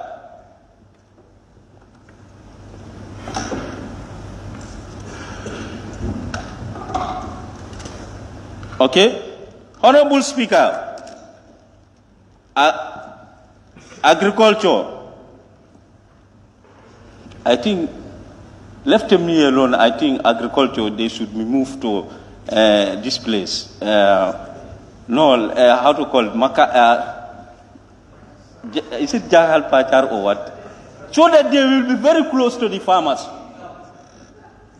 So that they will be very close. You know, definitely sometimes if you think agriculture, the way they are going, we are not happy with it. We are not happy. The whole, look at fertilizer. No fertilizer. Very expensive. And how to access fertilizer, Honorable Speaker? The whole CR, SAME, there is no reliance. They tell you go and pay to the reliance after you go and take your fertilizer. I don't know whether it is stopped. Because just yesterday, I went to GGC, they told me that you go to Reliance and make payment. I made my findings. I'm not part of the Agri Committee. I asked the chairman, how is the trend now? He told me that now you go direct and buy. But I went to GGC just yesterday. They told me that you have to go and pay to Reliance. Why is the accessibility, Honorable Speaker? Let them take it to the SECOS, those who don't have loans,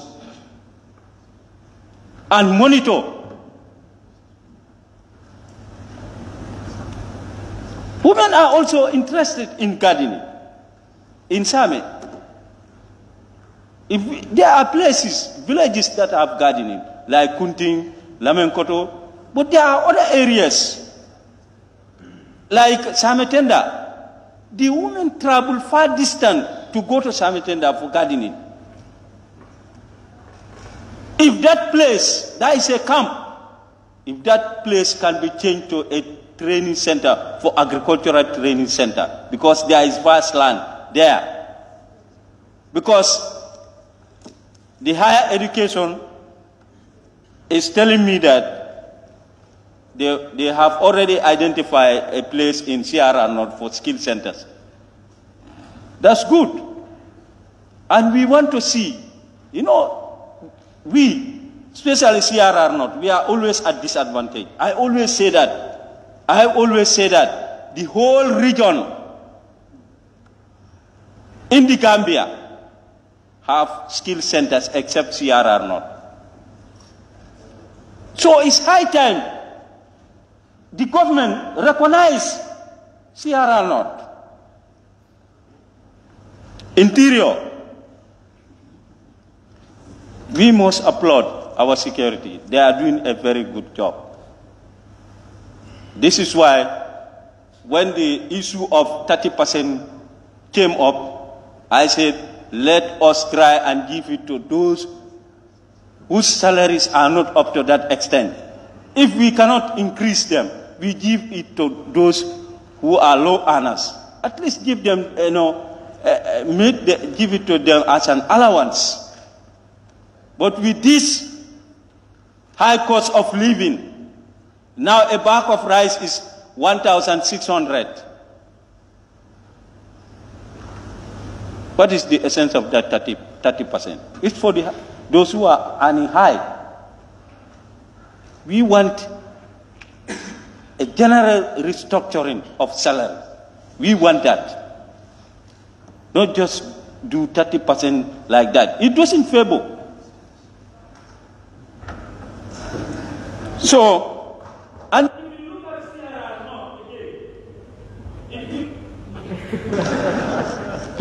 thank you very much, Honorable Member, for Same.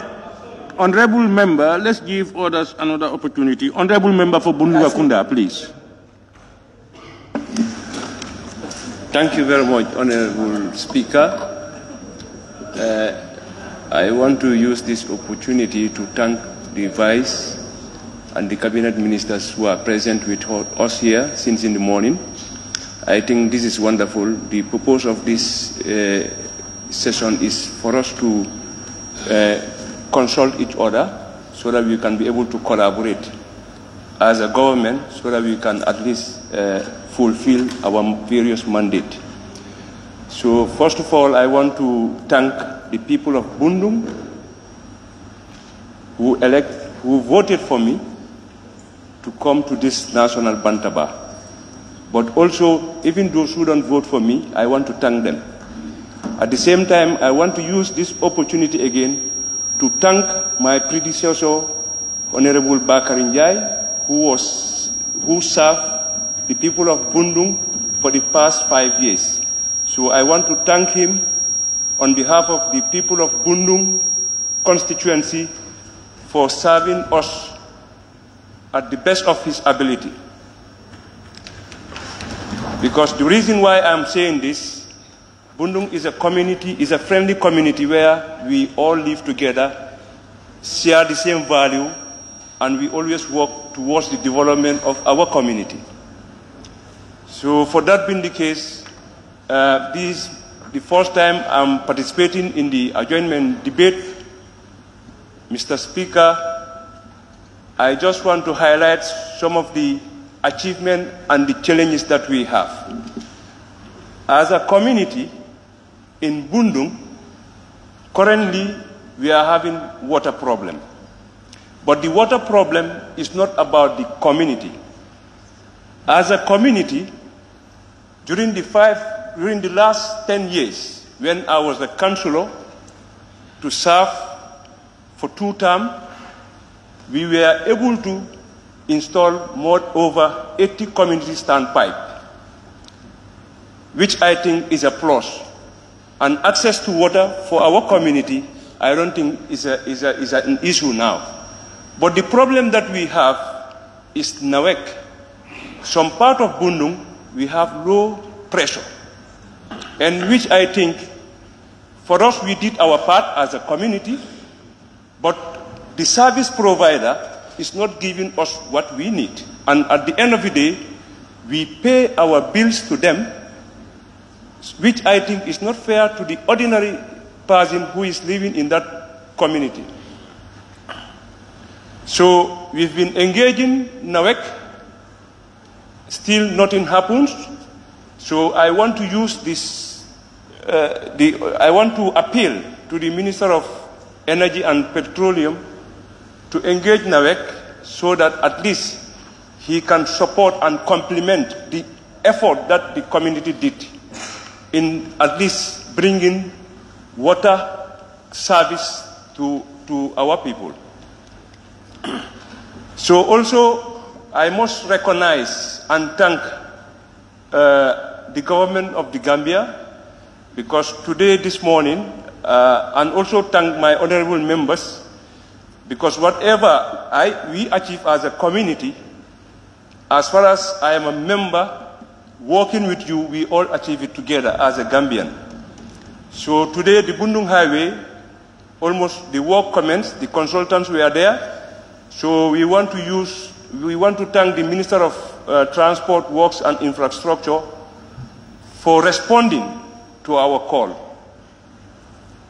But notwithstanding, we still appeal, as far as road networks are concerned, we want to appeal to the ministry so that he can also partner with the Minister of Health, the hospital, the Bundung Maternal Hospital, road network to the highway. If they can construct that area too, it will be very helpful, because the ambulance normally passes there, and that area is a busy area where both ambulance and private or taxis normally pass to, at least transport sick people. So this is an appeal, because for us, whatever you need to have in this world, you must have to collaborate and partner.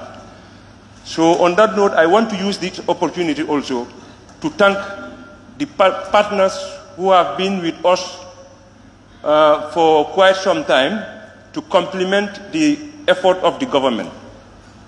Because when we talk about government, we are talking about the people, regardless of which political party you belong to.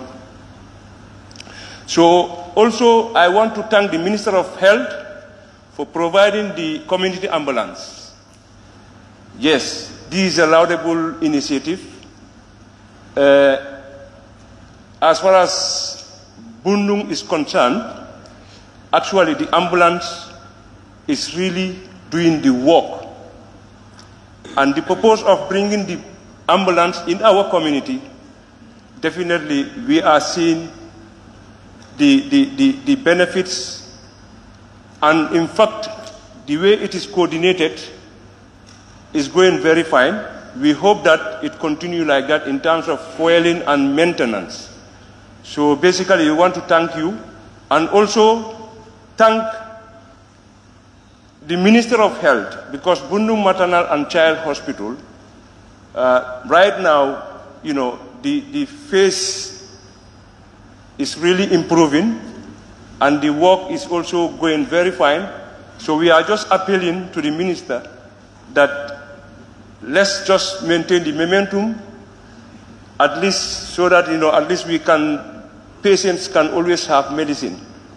Though sometimes it's always very difficult for government, it might be difficult, but we need to look at that. Sometimes there are certain people in our pharmacies, sometimes they may perceive you based on your status, they deny you medicine. So, and I think perception in any way is not good. We need to treat every individual as a Gambian or a patient. If the medicines are available, please let them just give it to ordinary Gambian. Because the reason why I'm saying this, I am a politician, but I never go to private hospital, because I want to be in the hospital where my people normally go, so that I can know their problem and share the same problem with them. So, in fact, as far as the community is concerned, they are also, along that the same Bundung Maternal and Child Hospital, the youths of Bundung, they did their best to at least repair that highway. So we appeal to the Minister and the Minister of Health and the Minister of Transport, at least you can collaborate to at least address that one for us. In the area of youth empowerment, in Bundung, we support football clubs, but that is on the area of sports. But we are appealing to the Honorable Minister of Sports, at least Serekunda is stadium. Yes, there was a work, they were doing a work there, and it's a good work, but what the youths of Bundung and the surrounding, because Serekunda doesn't belong to only Bundung.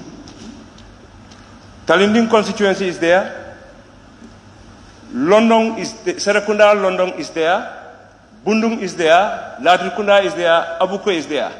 They are appealing if the ministry can at least support them with a TOF. I think I'm right, TOF. This is the new modern, yes. So, but on the area of youth empowerment, we are appealing, for the ministry to at least try to see how best he can work with partners and the government to at least create some, employment strategies, or to come up with employment strategies, because as you know, this tuk-tuk vehicle, this tuk-tuk, there are youths who really want to venture into that business, but according to sources, I'm not very sure that in December they are going to stop it. And I don't think that will be very fair, because some of us, we really want to invest in that to support our youth so that they can engage into, an income-generating activities.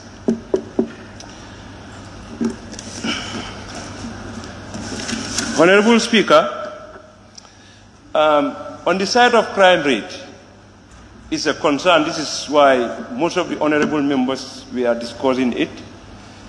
And what we need to do as a country, we must have to be ready to do what it takes to address it.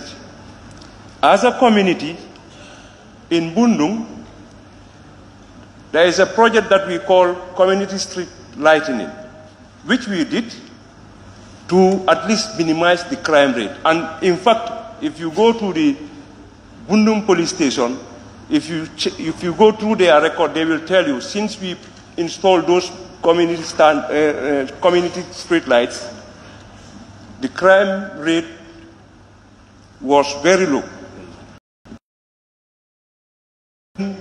Constituency, we emulate them, because in development you just have to be jealous if you really want to achieve something.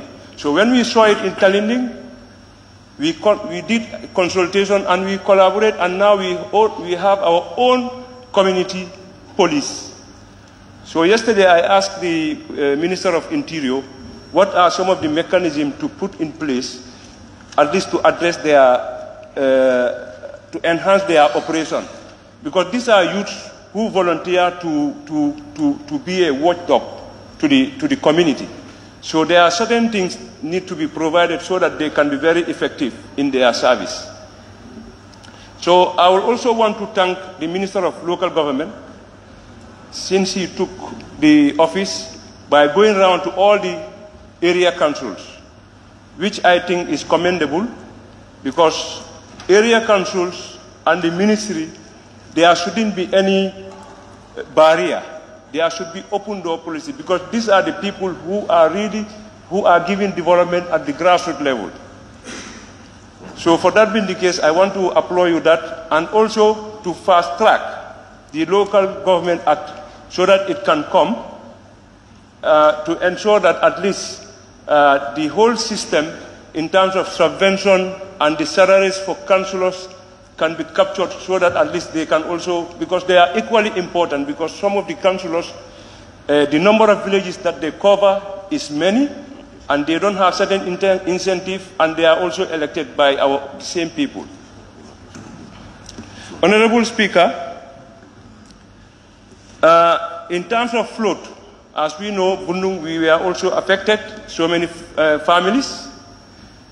We are appealing to the Office of the Vice President to engage the National Disaster Agency to at least come up with a temporal solution, because we know there is a project already, but I know that project might be a long-term project before the commencement and the completion of the project. Because I don't want my people next year, to experience such flood. So as a community at that level also, when it happens, we were able to purchase pumping machine at our level to address the situation temporarily. So we are appealing to the government to also come on board so that we can see together. It's not about the government alone, but together, because Bundung is a community where we always collaborate and partner with stakeholders or donors. So when you come, we can look at it and see how best we can just, put up something that can at least mitigate the flooding. The cost of living, Honorable Speaker, is alarming. Yes, everybody is talking about it. I think I will appeal to the Minister of Finance and Economic Affairs and Trade, let them work together to see how best they can address that for the betterment of the Gambian people. And at the end of the day, we all achieve our common goal together. So on that note, Honorable Speaker, I want to thank you for allowing me to participate in this adjournment debate. Thank you very much. Thank you very much, Honorable Member for Bundung-Kakunda. I now invite the Honorable Member for Talinding-Kunjang.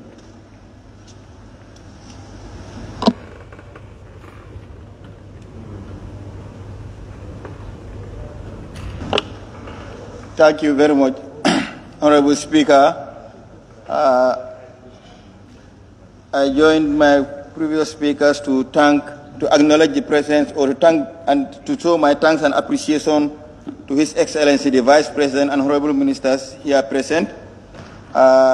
Special greetings to all the honorable members sitting patiently to participate in this debate. Honorable Speaker, I would begin with the Minister of Finance submission here in answering the questions concerning the black market, foreign currency exchange at the black markets. And if I can quote him right, he established that there are no facts that states that it is affecting the economy, and I'm not sure. Because yes, we might not be economists, but foreign exchange is very important in the economy. Foreign exchange trade is very important in the economy, and that is why it is protected in any country. And Gambia is not an exception, and it has never been. But then the how do I call it? The negligence or the lack of actions toward controlling the amount of people that are in this, and he rather said it's not illegal, which I found surprising, because there are many people who are in this who are not registered. They are not registered, and they are supposed to be registered. And if they are not registered, meaning they are doing illegal business. So if the finance minister can stand here and say it's not illegal, it doubts me what is illegal then. Yeah, because if government is losing a lot of resources, revenue, those people that are engaged in that and they are making a living, they are making a lot of profits, and then they can even be amount to sort of holding these these foreign currencies at the detriment of our currency. So you can control the market, you know is existing. Those are those that are registered, and you know what activities they are into. But these ones, government should put a check on them. And it is no secret to anyone who goes around Westfield or traffic light. You see them, we all know. So if at the level of the ministry they don't want to recognize that, it sounds alarming for me. You know, and then it's disturbing when some of at the level of the ministry they don't have some of those informations, and we have the finance intelligence unit. Then we should scrap it. We have the finance intelligence unit that should do all these things to feed the minister and the ministries, and they don't have those information to inform them about some of these illegal underground markets affecting the economy. I think something should be done in those things. Honorable Speaker, another thing is about, because we are approaching budget session, I want to rush on this. The finance ministry also, still on finance ministry, this quarter, we've gone on consultations and ministries and all the times ministries come with a lot of laudable initiatives and programs, all just to come to finance, and they still cutting it based on just, you know, it's true, they guide the government in terms of budgeting. But then sometimes you wonder the budget that are presented and what are being excluded, what decisions, what fiscal policies inform those decisions. So it's important that the budget is proactive, it's pragmatic, because, you know, sometimes you see ministries that the recurrent budget is more than the development budget. The current budget can go up to 60%, or 70%, and the development budget is less than 30%, 40%, how can that country move? So as we approach the budget session, I'm looking at the government to intervene in certain areas. Yes, ministries are different. Like for instance, service ministries like Interior or military, defense, you cannot expect that balance. But ministries like agriculture, ministry like Ministry of Youth and Tourism, Ministry of Trade, we cannot expect these things that are engines of development. You have the recurrent budget far outweighs the development budget. So what do we mean if we want to say we want to develop the country? What do we mean when we bring a budget of 300 million when more than 60% or 70% is all recurrent? So the finance ministry should check on these things. At the Ministry of Interior, in matters affecting the country, and it was in the debates, I didn't have the opportunity to do this. Let me use the opportunity to say it. The accidents, the licensing departments, the issue of driving license. We have the Motor Traffic Act of 1948, which has a lot of initiatives, a lot of ideas there. But is it been implemented? No. And then in that act, it is telling you, it is separating who issues license, who satisfies vehicles for who testing officers. That act stipulates all those things. But we make good laws, we do not implement them. And I want to recommend to the Ministry of Interior to revisit that Motor Traffic Act and bring it alive, and to look at issues that conform with our present day realities and make it work. Because it's kind of overloading the police when they are the one issuing license, they are the one doing the testing, and they are the one to implement the traffic laws. It's kind of difficult it's cumbersome to do all these things together.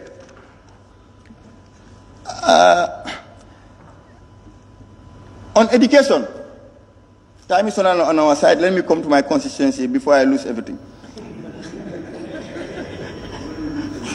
Yes, on education, people of Kanifing municipality, to be specific, Taninkunya, we've had a primary school formal education since 1984, and this came as a result of Tesito. The community felt they need to have a school, and they embarked on, and the government meet them there to boost them, and that's how we have it. And then since then, we have grade 9. We are stopped at grade 9. And if you look at the number of graduates we have at grade 9 level, and the population of Talinding, we deem it necessary to have a high school. We have a space. And this is something the people of community of Talinding did inform the president about in the past one of his tours, to be specific, the 2021 presidential elections. And then the Talinding people are asked to ensure that there is space for this, and then a sketch plan has been drawn. And then I know by now it's at the Ministry of Higher Education, Ministry of Basic and Secondary School Education. I want to plead to the minister to consider this as seriously, because we really definitely need a high school. Looking at Kanifing, tell me how many government high schools do you have there? Government cannot relinquish their responsibility to private schools. It's not correct. Yes, government is building a lot of schools at provinces, but looking at the KMC and the population of Kanifing municipality and the population we have, all we can depend on mostly are private schools as high schools. We need government high schools, particularly for Talinding. And then the issue of road, we have this Koloban Highway. We know that it's part of the IEC road that has been inspected. We don't know when that is forthcoming, but people are in their constraints. The road is totally unpliable, and then is affecting the livelihood of people within that part of Talinding. And I hope the ministry concerned will take note of this. As we speak now, vehicles are not plying it, so that because 5 years ago it was gravelled. It makes it better. So if we can have that gravel for the short-term solutions before we have this thing, it will be welcomed. With regards to water strategies, to add my voice to Honorable Member for Bundu, he said the pressure is low. For certain parts of Talinding, there is no pressure at all. And then the funny part is people are still being billed. You are paying what you do not consume, which is funny. This is why I want to encourage the government to expedite that process of separating NAWEC, the water division, and the electricity. And all the projects that will ensure that NAWEC has the capacity to provide the utility needs of the municipality. Because the population is growing. As we are growing, we expect also the service provider also to be up to the task.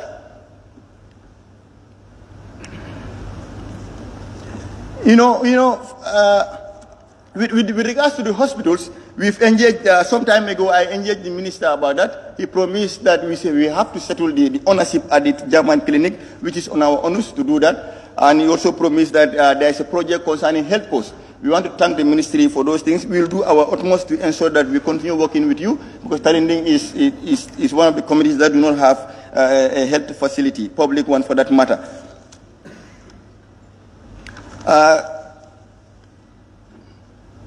With regards to foreign affairs, let me skip that one. The relationship with councils, for lack of, to gain time. Honorable Speaker, local government is dear to my heart, and I think it's one way we can take development to the grassroots.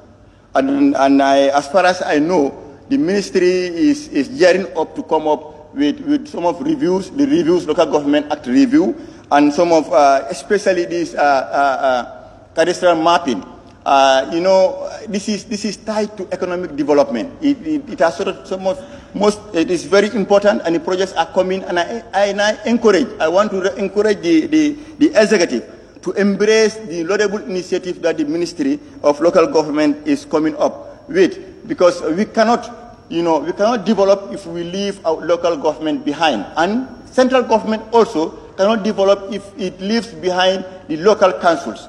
Local council is an integral part of the central government. These are not competitors. They are on the central government. We should not continue to give the impression that, local councils should be on their own. They need the support of the central government to be able to provide certain development needs in their community. You go to certain councils, you feel sympathetic to the plights of the people in that thing. By government to neglecting them, it means the people who are going to bear the brunt of that sufferness is the people in those localities, not the council themselves. So one aspect that the councillor the member for Bundu highlighted is the payroll of councillor, not only councillor but chairman. It should be standardized. You go to certain places, they are not equal in terms of financial muscle. Yes, but how do we augment the status of others that are in weak councils?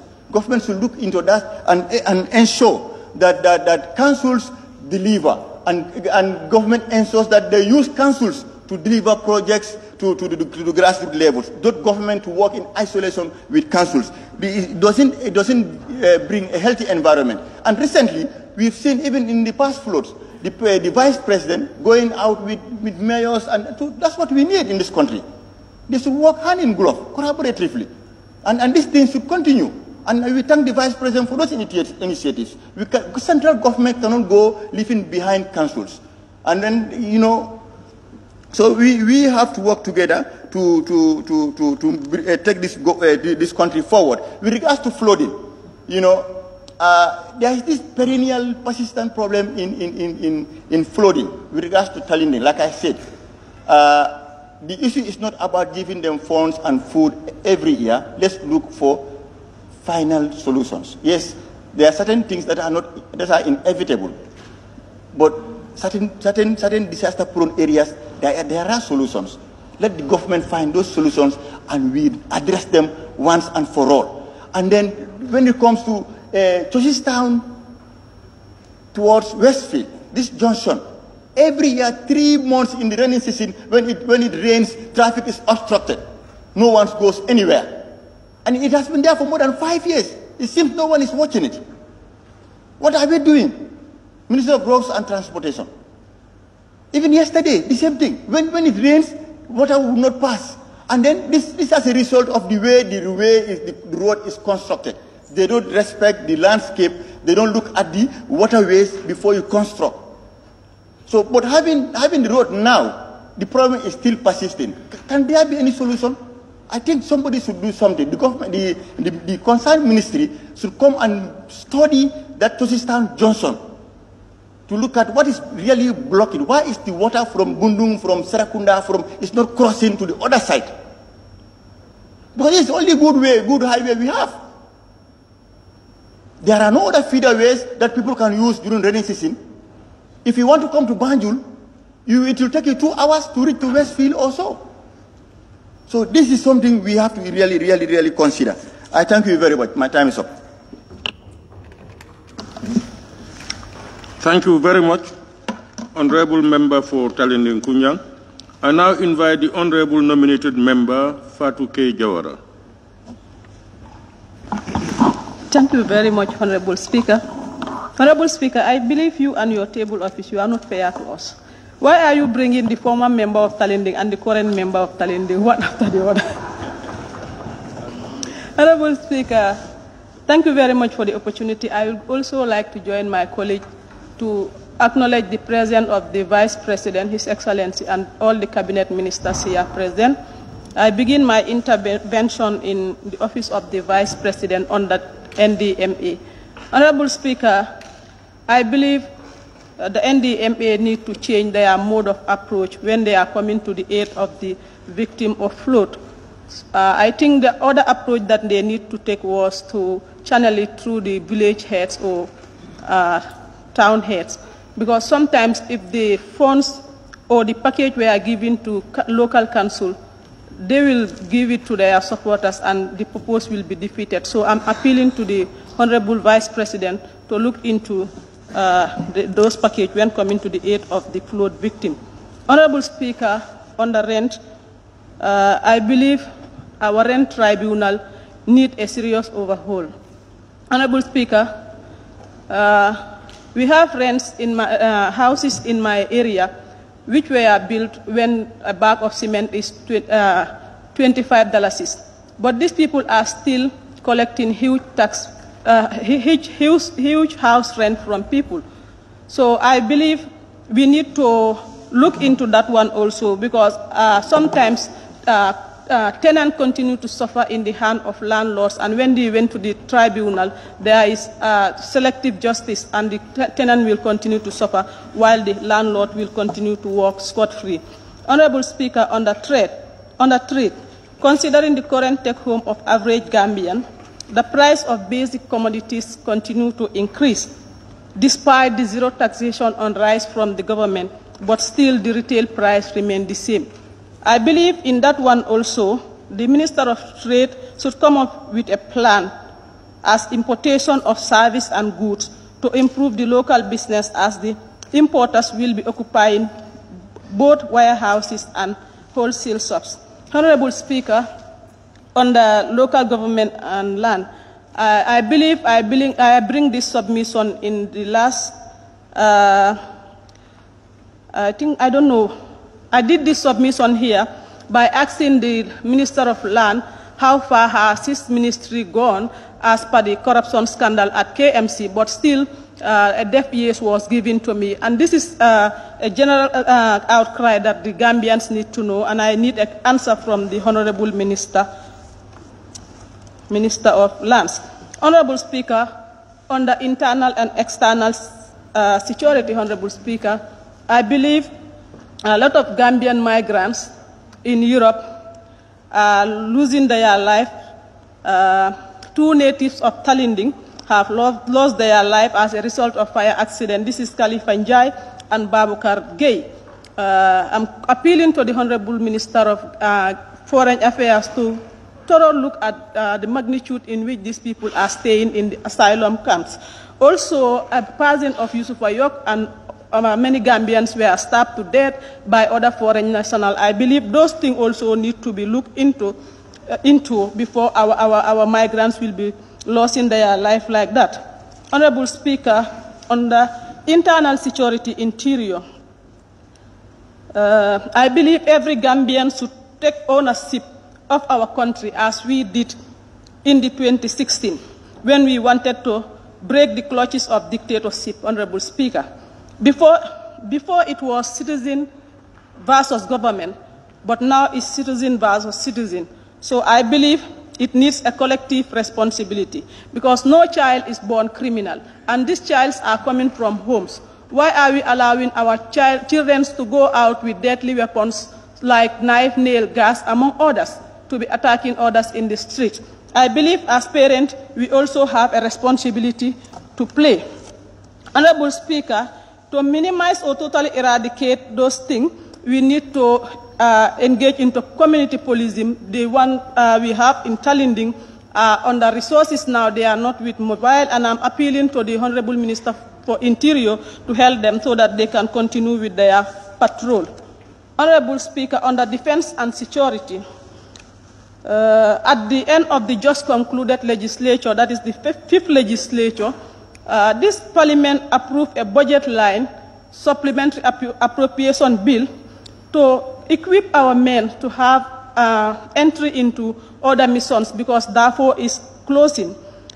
This shows how committed this government is in ensuring that our men in uniform to enjoy a decent livelihood, both in service and after serving the country.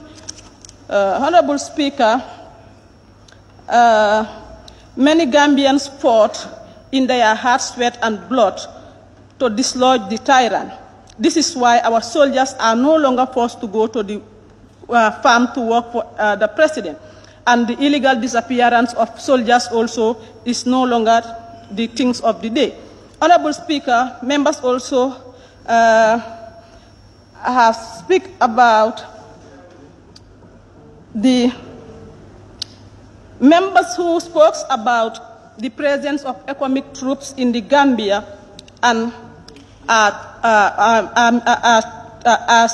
showing people that, like, if the government is not paying attention to our Gambian soldiers. I believe, Honorable Speaker, these people are the people who served in the previous government and has the opportunity to speak against those brutality or have the opportunity to uplift the soldiers, but they mute about it. But today they were bringing some blame games. As honorable members, we should desist from that. Honorable Speaker, still on the security. Sorry to say this, sorry to say it, Honorable, but it's the Babili who failed them. It's Babili who failed them, and because I believe if he accepted the defeat and go, we would have graduated from the presence of economic soldiers in Fonyi. Honorable Speaker, I would also like to call the attention of my colleague, my honorable friend, who is a genuine representative of Fonyi and who was saying the killing of Haruna Jatta and others. I would like to draw his attention to the mighty citizens of Fonyi who have also been disappeared, the likes of 𝒂𝒄𝒄𝒏𝒆𝒍, who is a supporter of the coalition, the likes of 𝒕𝒉𝒊𝒔, Ndongo Mbub, Tumani Jallo, Masire Jammeh, and Haruna Jammeh also need to be considered if he is a genuine representative of Fonyi. Honorable Speaker, and I believe the witch hunt exercise also mostly affected the people of Fonyi. I think he needs to speak about that one also. Honorable Speaker, the Fonyi people deserve to enjoy in this newfound democracy. So I believe it will be very unfair for somebody to misguide them like they should only belong to the opposition side and think that they are not part of this government.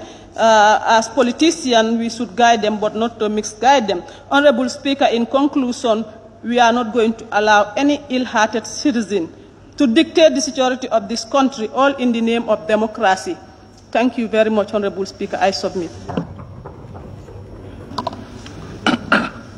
Thank you very much, Honorable Nominated Member 𝒕𝒉𝒂𝒏𝒏. It's just incidental that, Honorable, you both of you probably raised your tax at the same time, and your names were written in following each other. I now invite the Honorable Member for Sabak-Sanjal. Thank you, Honorable Speaker, for giving me the floor. First, before going further, I want to join my colleagues to thank the Vice President, and the honorable ministers who took their time to come and listen to us despite their busy schedules. We say a very big thank you for giving us this time with us. Honorable Speaker, I would like to begin my submission by making some clarifications as per the so-called sale of basalt in 𝒂𝒊𝒔.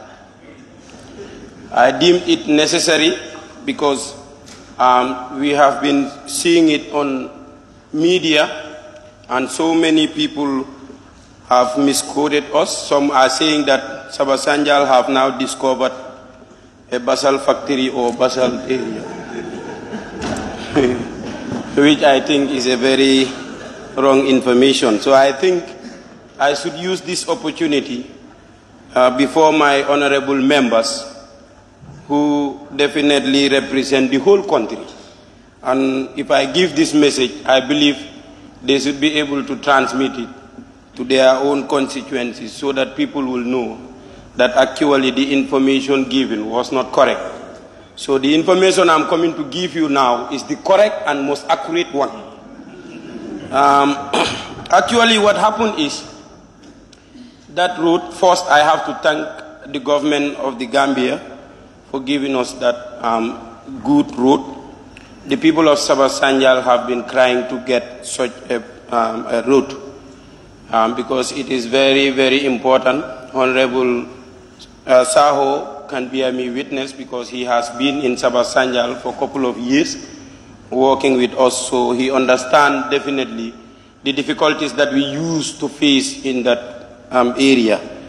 So having this road constructed and reflecting back on the difficulties that we had before, I don't think we will destroy it. What actually happened is the road is called a surface dressing, or you can call it chip and spray. Local people call it chip and spray. So in surface dressing, it's different from asphalt.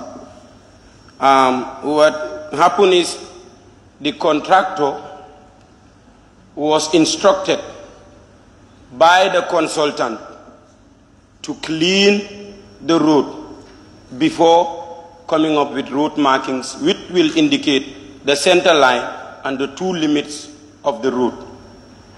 So the reason why the consultant will instruct the contractor to do that is for the benefit of the road.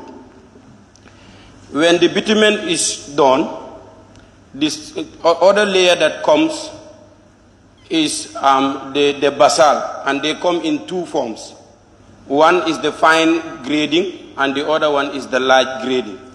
So these two, after being sprayed on the bitumen, the consultant will now instruct the contractor to allow the flow of traffic so that those particles of basalt that have been sprayed on that bitumen will cohesively bond with the bitumen. After a period of time, they will ask them to clean it, meaning all those particles that have not cohesively bonded with the bitumen has to go. So if that one is done, if the cleaning is done, it is for safety measures and also to make sure that the consultant will visibly see that the required amount of basalt is on the road. Because if it is not clean, with time, the rain will either wash it away, or with the movement of this vehicle, it will all move away.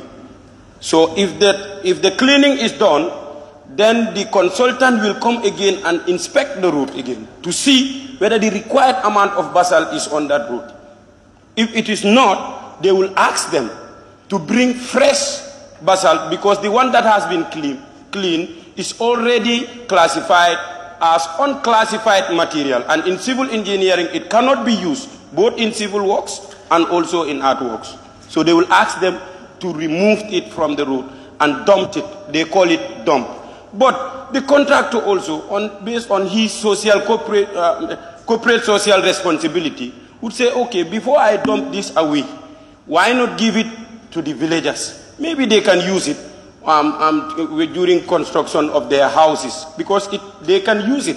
It is usable, but not on the road, because it's already technically classified as unclassified material, and it cannot be reused on the same road. For that purpose, the contractor clean it and then ask, and in fact those heaps you are seeing on that video which was circulated on social media, actually those heaps were done by the contractor in the instruction given by the consultant. So the contractor then decided to give it to the villagers. And that was the time the villagers came to collect them using those local sacks, because that is the only material they have to use them. So, but the one who was making the video, I also have to commend him, because I don't think his intention was to give a false information, but because we should all serve as watchdogs for government. We should all serve as watchdogs for development. So if such a case is happening and you see it, if you don't understand it, obviously it's good that you make a video or you get something as reference to show that this is actually what you saw. But the whole scenario was misinterpreted. Some are saying it is all politics, it is UDP who is doing it. Some are saying the road is not good, the construction is not good. That's false, totally false. The contractor instructed the villagers to take that basalt for free of charge, and they were supposed to collect it for the benefit of the contract. I think that one is clear. So let nobody go to social media again and talk about these things. Secondly, and because the reason why I'm saying, some are saying these people are opposition, blah, blah, it's important to say it. It's very important. In Țăvășanjal, those people, they don't know those kind of things. Okay, the other one is His Excellency, the President, gave us a promise. If you look at Țăvășanjal, before we were part of Upper Badibu, thank God now we have our own constituency. Otherwise, I would have been on the Eliasa constituency. But now, we have our own district, which is called Țăvășanjal. And we have two words, Sabah and Sanjal. This is why we call it Țăvășanjal. So, but if you go to Sabah, we have more than 30 villages. All these villages, you cannot find any high school in those villages. And they are far apart from each other. So I'm urging the Honorable Minister of Higher Education to see ways or methods or basic education to provide us with at least one high school in Sabah Ward, because it consists of over 30 villages. The other thing is about electricity. Sabah Ward is closer to Farafenye, where Sanjal is getting the source of electricity. So it's like the electricity is closer to Sabah, but they instead did not benefit. But Sanjal, which is far distance from Farafenye, where the source of electricity is coming from, is benefiting. So I'm urging also Ministry of Petroleum and Energy to help us and provide electricity in Sabah. None of the villages is enjoying this, and we are all paying tax. The other one is the promise that the President made to us, that he have the intention to build a health post in Sabah Ward. Still within this area there is no health post. So I'm glad that the Honorable Minister of Health is here. With your hard work, I understand that you have this country at heart, and you are putting all possibilities to make sure that health and health facilities comes to the doorsteps of every Gambian.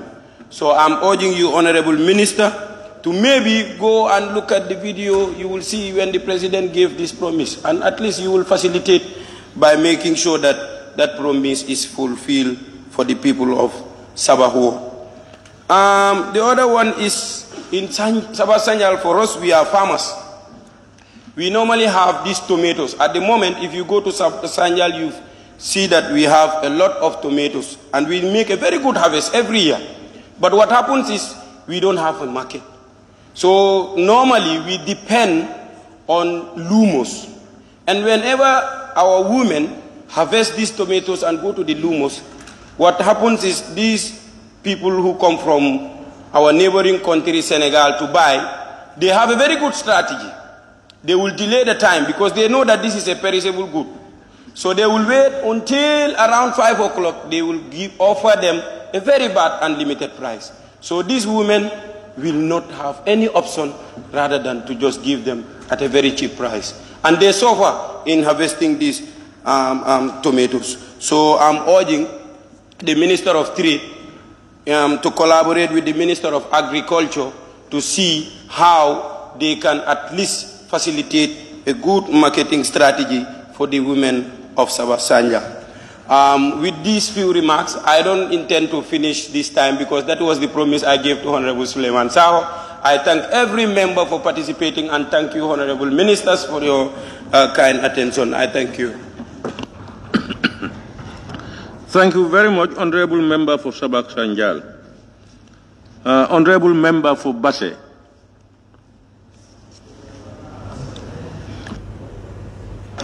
Thank you, Honorable Speaker, for giving me the opportunity. First of all, I have to thank the Vice President, His Excellency, and his cabinet ministers who are here with us since in the morning, considering the role they are playing and also looking at most of the areas which people are asking it commensurate with their line ministries, and it is good for them to be here, at least to hear from the horse's mouth. Thank you so much for being here. Honorable Speaker, first I have to thank the people of Basse constituency for entrusting me the responsibility for their development in electing me into office to handle it. I have to thank them very much, and I promise I will deliver up to successor.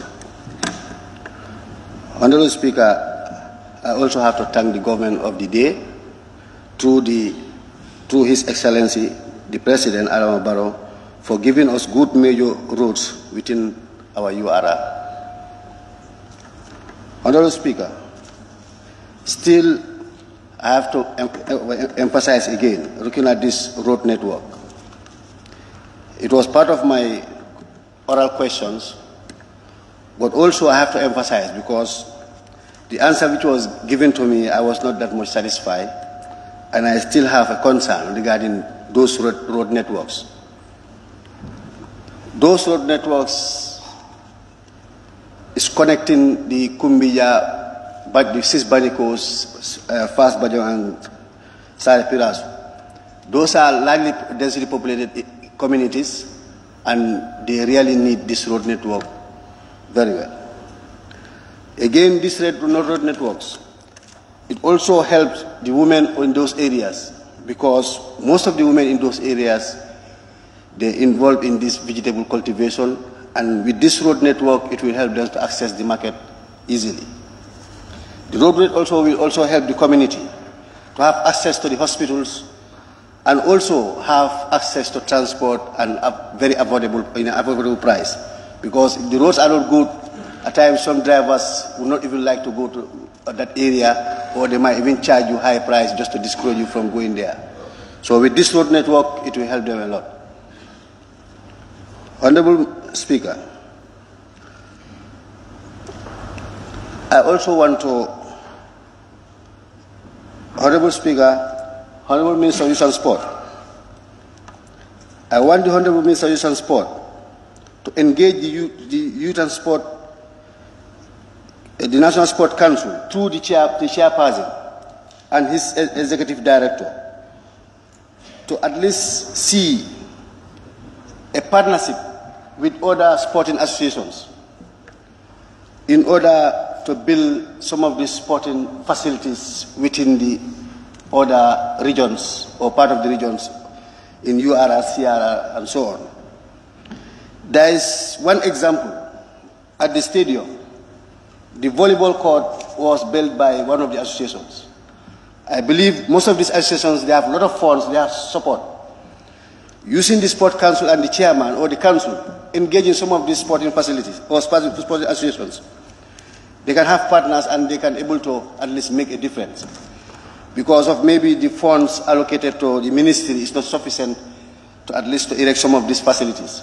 But using the sporting associations which are under the, your sport view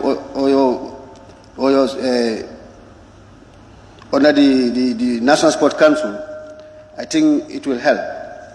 If you look at within the KMC, at least the GFF have some partnership with some of the zones, and they were able to at least upgrade some of these sporting facilities. And the same thing, the ministry or the sport council can also have the same partnership with GFF. Maybe they can upgrade some of these sporting facilities within the within the regions. Because, Honorable Minister, because all the athletes, the clubs, and other players being celebrated, most of them are centered within the Greater Banjul area. We also want to see the young talented youths within URR, at least to be playing professional and to be celebrated. So, Honorable Minister, please kindly engage the Sport Council through the Sport Council chairperson and the Executive Director, engage these associations. I believe when they engage them, there will be a positive response. Honorable Speaker, I am still appealing to the Honorable Minister of Fisheries to put it under high consideration to decentralize fishing within the regions. Honorable Minister, if you create these fishing facilities or boats within the regions, it will increase or even create job opportunities for the youths, and also it will reduce the price of fish around that area. Because all the fish they use around that area, it depends from the people transporting from Combo to Basse, and they also consider the fuel, the transport cost added to the market price. So we are appealing to the Honorable Minister. He gave us an answer from the oral questions. He said they are not having that plan as at now, but I'm also appealing to him. There is still time for him to go and reconsider and make some surges, or even to, he's yet to submit his budget.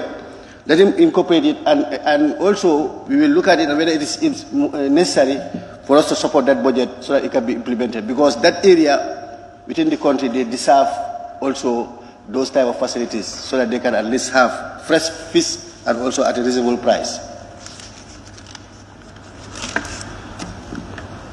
Honorable Speaker, there is a big concern which we are also looking at, and we need to raise the alarm. That is this vehicle mechanic garages. Because here, so many members have alluded, looking about the traffic congestion, and I believe some of these garages are causing most of them. Because at times you find a lot of this scrap or breakdown cars parked on the highways or on the roadsides, which is also disturbing or even making a hindrance to other vehicle passengers passing freely. And again, where they are located, some of them are located in our homes or nearby Johnsons, which also is also causing an environmental hazard.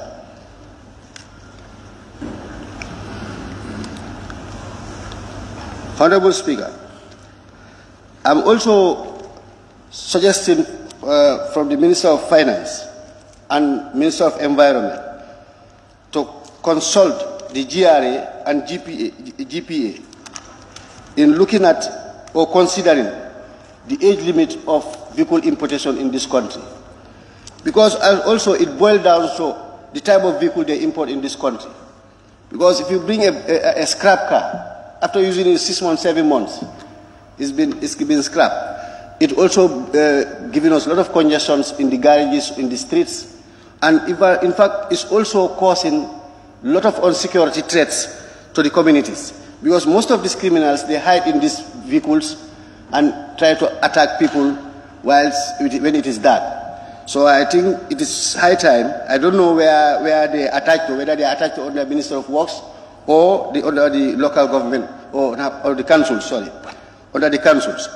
But if that's the case, any of the authorities must take up a measure, like issuing license to these garages, whereby they will be checking their premises so that at least whether it is fit for a garage before they issue them the license, and it should be an annual supervision to confirm these garages are well located and they are at a safe road and they are not affecting any road or people passing by.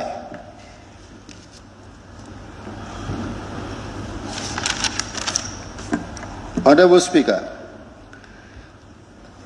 also Honorable Minister of Interior, I am worried about the way and manner how illicit drugs is being smuggled, sold and consumed in this country. Honorable Minister, it's sad at times. You go to any area, football fields, garages, highways, booths, you find them smoking this illicit drugs called, is it cannabis or Thai or whatever you name them, because they have abundance of names attached to it. And, Honorable Speaker, these illicit drugs, we are concerned of the crime rate we are talking about. When there is a problem, if you want to solve that problem, you must know what is the cause of that problem. You must go to the root cause of that problem in order to solve the problem. And most of these problems we are calling about, this armed robbery or whatever, this, how to call it, killing, unwanted deaths or whatever, is all caused by, most I can say, or 60% or 70% of it is caused by this illicit drug. Because the moment you use it, you are intoxicated. And when you are intoxicated, you are prone to any risk or to do anything that is harmful. You go to the mile 2, you find young people in that mile 2. You ask them what crime have they committed. It's either they are caught with drug, or they use the drug and go and steal, or they use the drug to go and attack people. So it's all about this drug. You go to Tanka, you find young people there. And it's all caused by what? Most of them, they overconsume this drug. They don't know when and how and where to use it. At times you find it even at 3 o'clock or 2 o'clock, when the sun is very hot, you find them smoking. 7 o'clock in the morning, you find them smoking. You don't even sleep. And the brain, it's all controlled by the brain. So the brain needs a lot of time to rest. You don't give you time to rest, and you are always smoking. You don't even eat good food. So I think this drug is causing a lot of problems. Honorable Speaker,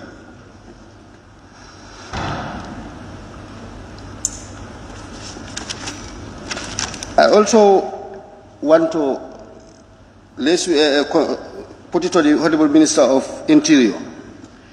The way and manner they are issuing driving license, especially motorbike driving license in Basse or Basse surrounding or URR, I don't think it is fair. Because if you look at for a driving license, it can cost you maybe 1,000 or 850 for the renewal. But they'll be collecting 450 for every 3 months. And if you times it by the year, you are almost paying 1,800. So, and the people of Basse, they are really complaining, because if you take this amount from the farmers, I think it's really affecting them. And it was a concern which they have been crying for all these years. And when I came also, the same cry they put before me. And I want the Honorable Minister for Interior to liaise with IGP and the licensing officer to see how best they can address this. If I don't have a driving license for motorcycle, give me all the necessary procedures, let me pay and be tested. Then give you my valid driving license, whereby every year I will just go and pay maybe 800 to renew it. then every year I'll come and pay, every month, 3 months, I will pay $450 for testing, and after every 3 months I have to pay the same amount. And at times I might forget. So at the end of the day, you hold me and said I'm driving motorcycle without a valid driver license. You charge me. Upon all that, I almost pay the cost also. So I think it needs to be considered, Honorable Speaker.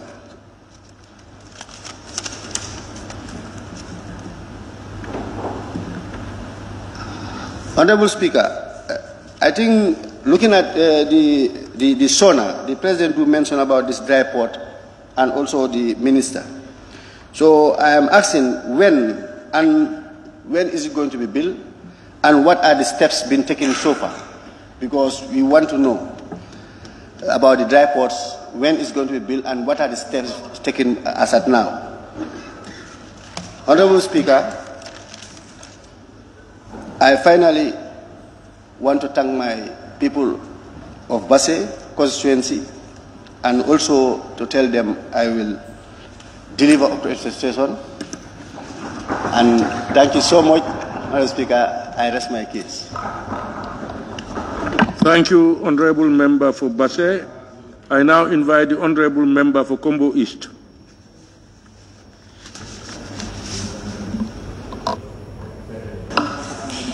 Thank you very much, Honorable Speaker, for giving me the floor. Honorable Speaker, I must first thank the people of my constituency, the people of Kombo East, for electing me into office to represent them in this honorable house. And I'm still here to extend their concerns and their worries to the Ministry of Local Governments and Lands in respect to their lands, which I raised some time ago to the Minister, that are the lands that the people of Kombo East are considering themselves to be very vulnerable, and that they feel to be unfairly treated in respect to their farmlands that government always allocate to companies and institutions uncompensated. And these things, upon the responses, the oral answers of the Minister of Lands, I engaged them again, but then, to my surprise, this thing has never been the case. The case is the contrary. These lands have been taken from the farmers. They were their farmlands, and these are poor farmers that were relying basically on their agricultural farmlands for lands that were already developed. In fact, some of these lands were cashew farms that were farmed in hectares. And yet still there has not been any engagement from the government end to consult these farmers for them to know exactly what is their fate in that land.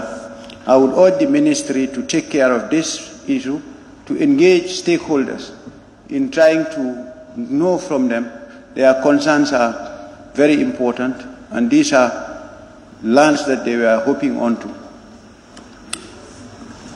Next to that is the Narang Road. The Kombo East is in two strips, the Narang and then the Trans-Gambia side. The Narang people have been vulnerable since independence. This road was erected as a feeder road in the First Republic. Now, the road has been dilapidated, it is not accessible, and people are living there. In fact, during the rainy season, they find it very difficult to transport their patients to any of the clinics nearby. And again, it is at a very strategic point, as my other honorable members that I shared borders with, Brikama South and the Fonyis, are proclaiming that it is a border zone. We are also bordered with the Casamance region, and in fact, in facilitating security patrols along that strip, the road is a requirement for the road to be rehabilitated to suit those kind of services that the people would need. I would urge the ministries of Interior and the Ministry of Works and Infrastructure to get to those places and see by themselves, to know that that Narang end is vulnerable and is within Kombo, and it is very strategic. The people living there are very vulnerable. They find it very difficult to travel from that Narang end into the Kombo, into their bigger markets like the Brikama market or Serekunda. And we have commuters that are living in Narang like Omorto, Som and other places, traveling to go to work in the greater Banjul areas. So that road is a requirement that it has to be rehabilitated, constructed to suit. And it is a space that can also accommodate residents. It is very near to the greater Banjul areas. These are future residential areas that we can take on to relocate people, to encourage people to get in, because it is a nearby place. It is bordered to the Brikama South. It is very close to Brikama, very close to Serekunda, and people can live there and then be walking into the greater Banjul areas to deter us from the congestions that we are experiencing now. Finally, I don't want to take much time. The statements that were given by the President during the SONA, to me as a National Assembly member, I was left with nothing but with hope.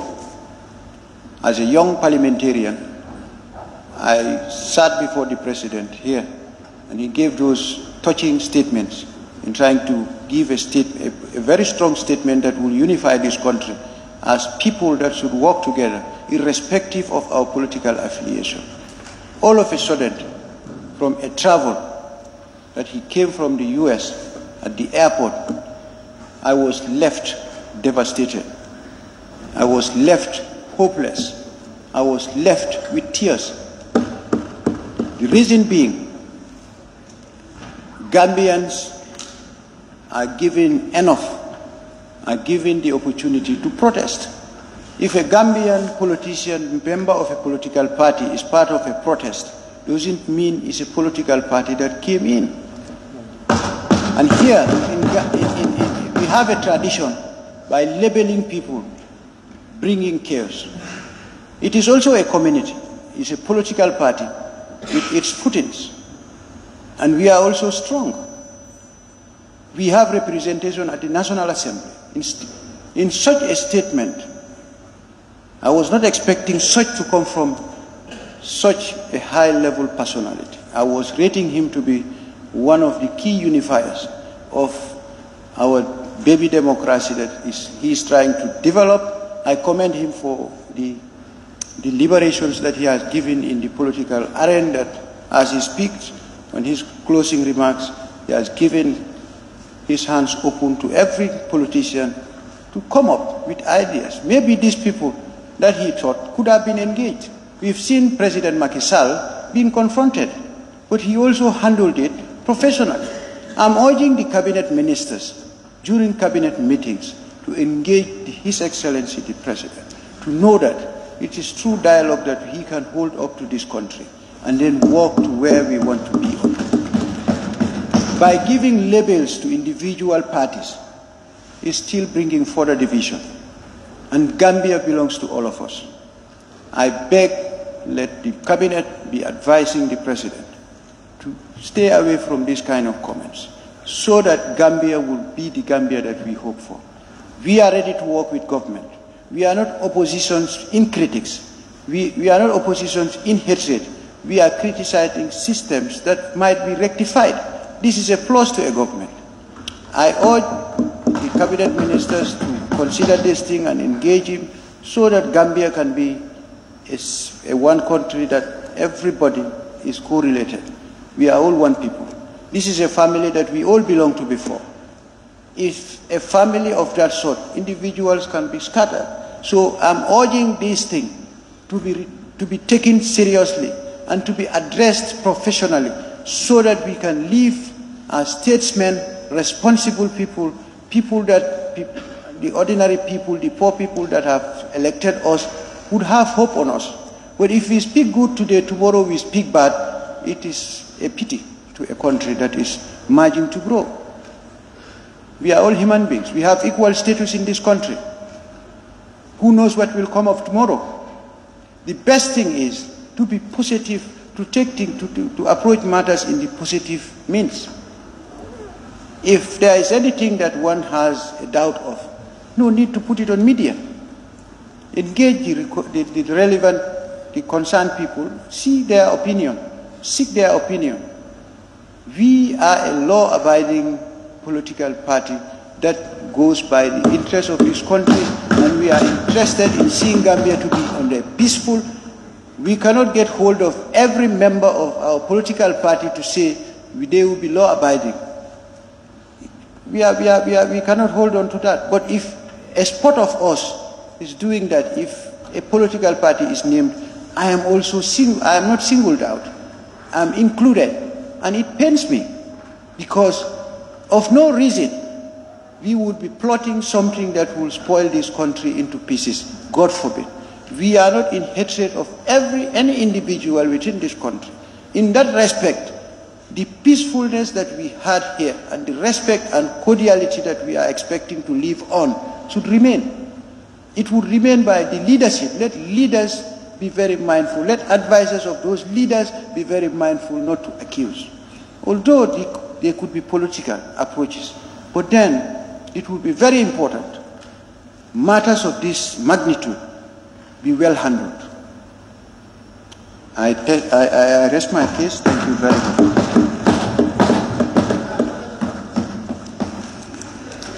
Thank you, Honorable Member. I now invite the Honorable Member for Banjul North. Thank you very much. I can say, Jerejef, Honorable Speaker, His Excellency the Vice President, and the entire ministers present, I will say Jarama to you all for being here with us until now, and patiently for that matter.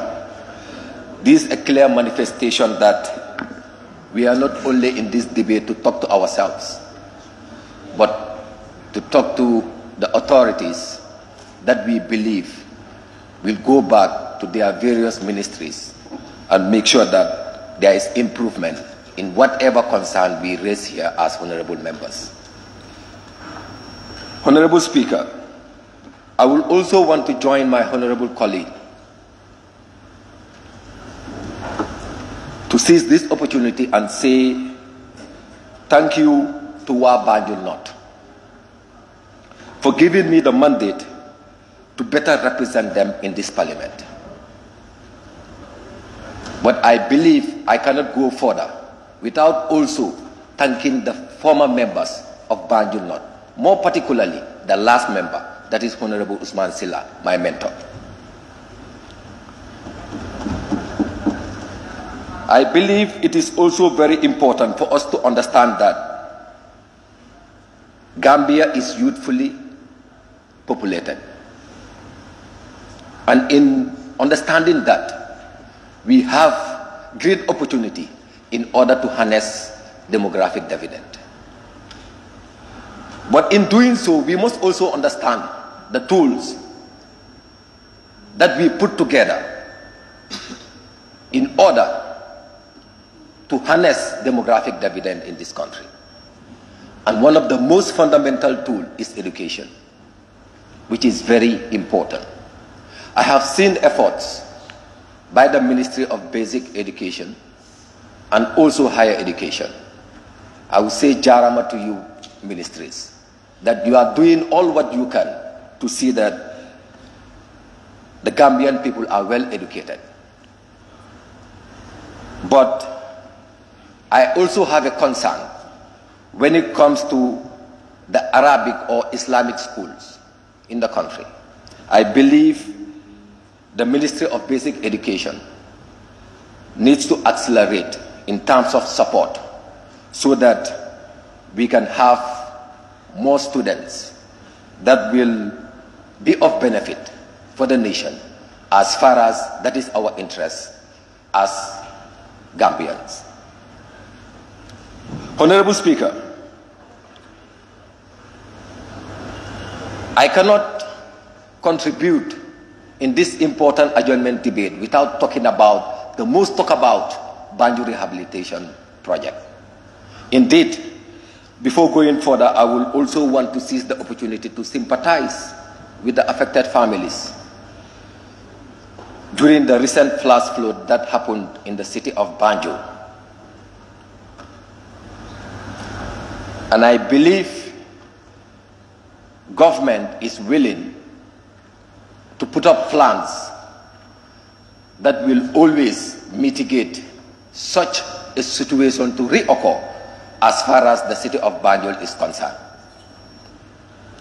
I will also want to seize the opportunity to inform the Vice President that the affected families, more particularly in Banjul North and beyond, that is the entire Banjul, they are still in need of support. Because as I am talking to you, some families do approach us and tell us that we still don't have food or enough food to eat, which is indeed a concern.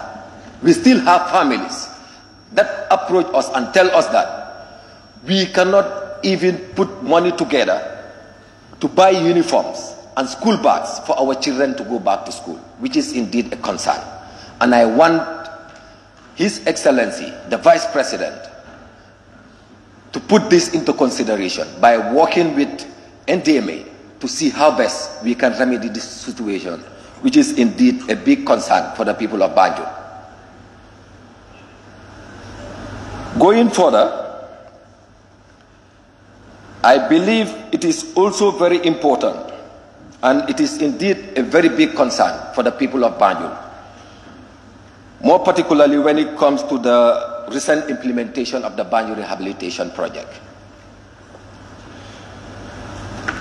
The people of Banjul have concern when it comes to the reconstruction of that main ring canal. That is indeed very important as far as this project is concerned. We want to see the reconstruction of this canal because we don't want anything that happened this year to repeat itself next year. Because to be honest, if it happens, I'll be very serious. The people that will be affected will go to the minister's house, that is the Minister of Transport, and occupy his house, to make it clear. And I believe this is something that we must avoid. And I believe it can be avoided as far as our works are concerned. Honorable Speaker, I cannot also contribute without talking about health, which is indeed one of the most fundamental tools when it comes to harnessing demographic dividend. Health, in this situation, I will be a little bit biased by considering the people of Banjul. I will also want to engage or seize this opportunity to engage the Honorable Minister of Health to bring back our emergency unit. We understand that there is construction that is going on at the Edward Francis Small Teaching Hospital, but we still want the emergency unit to come back to Banjul because it is indeed a burden. Just yesterday, somebody passed away from my constituency. May her soul continue to rest in perfect peace. But we have to take the body to Ndemban for them to make sure that she passed away, then we bring her to the mortuary. That is indeed a burden. Let's say if there is a situation whereby the family cannot afford to take the body to Ndemban for the doctor to confirm that he or she passed away, what will be the fate of that family that very moment? I think it is very important for your ministry to consider this as soon as possible, to see to it that the emergency unit of Banjul is brought back to the Edward Francis Small Teaching Hospital. Honorable Speaker, I will want to inform this important gathering, or August Assembly, that the Ministry of Health have been very helpful in terms of collaborating with the local authorities of Banjul to fumigate that city, which indeed will always help the city to get rid of mosquitoes and more particularly, I can say, different insects, which is indeed a concern. I also want to seize this opportunity again to inform him that it is important for him to put together his team again, for them to come with the same exercise, because the people of Banjul are in need. As we all are aware that we are coming to the end of the rainy season. And normally what happens, we have stagnant waters, and the mosquitoes will always seize the opportunity to lay eggs. So in doing so, this is the right time to fumigate the city of Banjul.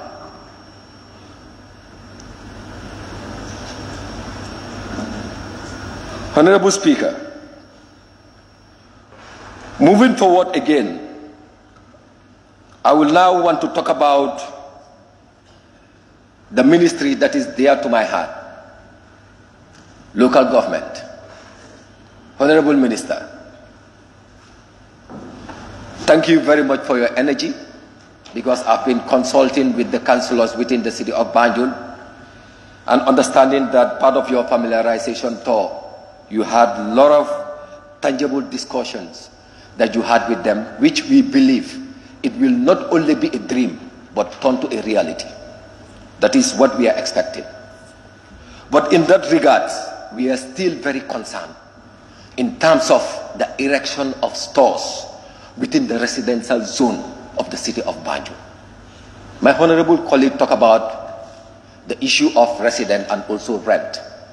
It is indeed a very big concern.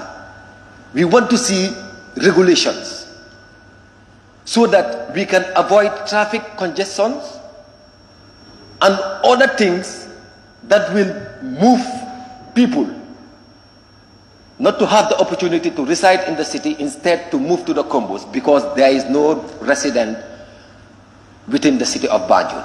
Because all resident areas are turned into stores, which is indeed a very big concern for the people of Banjul.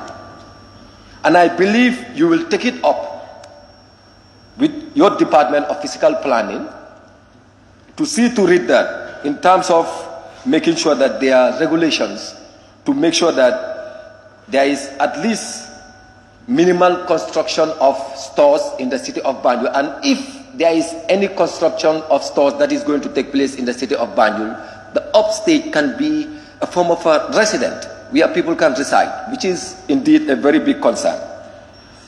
In that regards also, we are waiting for you to bring up the Local Government Act for review, which is indeed very important,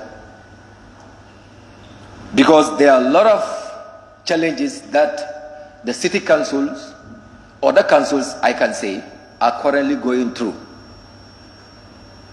Because one of the elements that has to do with the subvention, that is the 25% of the development fund that they normally give to the ministry. I think it is high time we start fulfilling it, because it is for the betterment of all area councils to see themselves that development is taking place, and we are seeing central government contributing to that development to make sure that it is a reality. Honorable Speaker, the Ministry of Youth and Sports, I think the minister have just stepped out, but I believe it is important understanding the issue when it comes to young people on the street. It is indeed a very big concern, more particularly the young people in Banjul. I will just share a scenario that recently happened within my constituency. Understanding that young people sit outside, use illicit drugs, is not moving the community forward. What I decided, I sat down with my committee. We came up with an initiative by encouraging these young people to come up with football teams. And currently, as I am talking to you, we pay for their registration fees so that they can participate in the Junior Nawetan tournament in the city of Banjul. And this is at least giving us, making an impact in what we want to achieve. Because I can tell you, from the hours of 4 p.m. to 7 p.m., they all go to the beach. They don't have time to smoke. This we believe is an impact. But this is just what we have started, and we are willing to collaborate with the ministry to see how we can further engage the young people.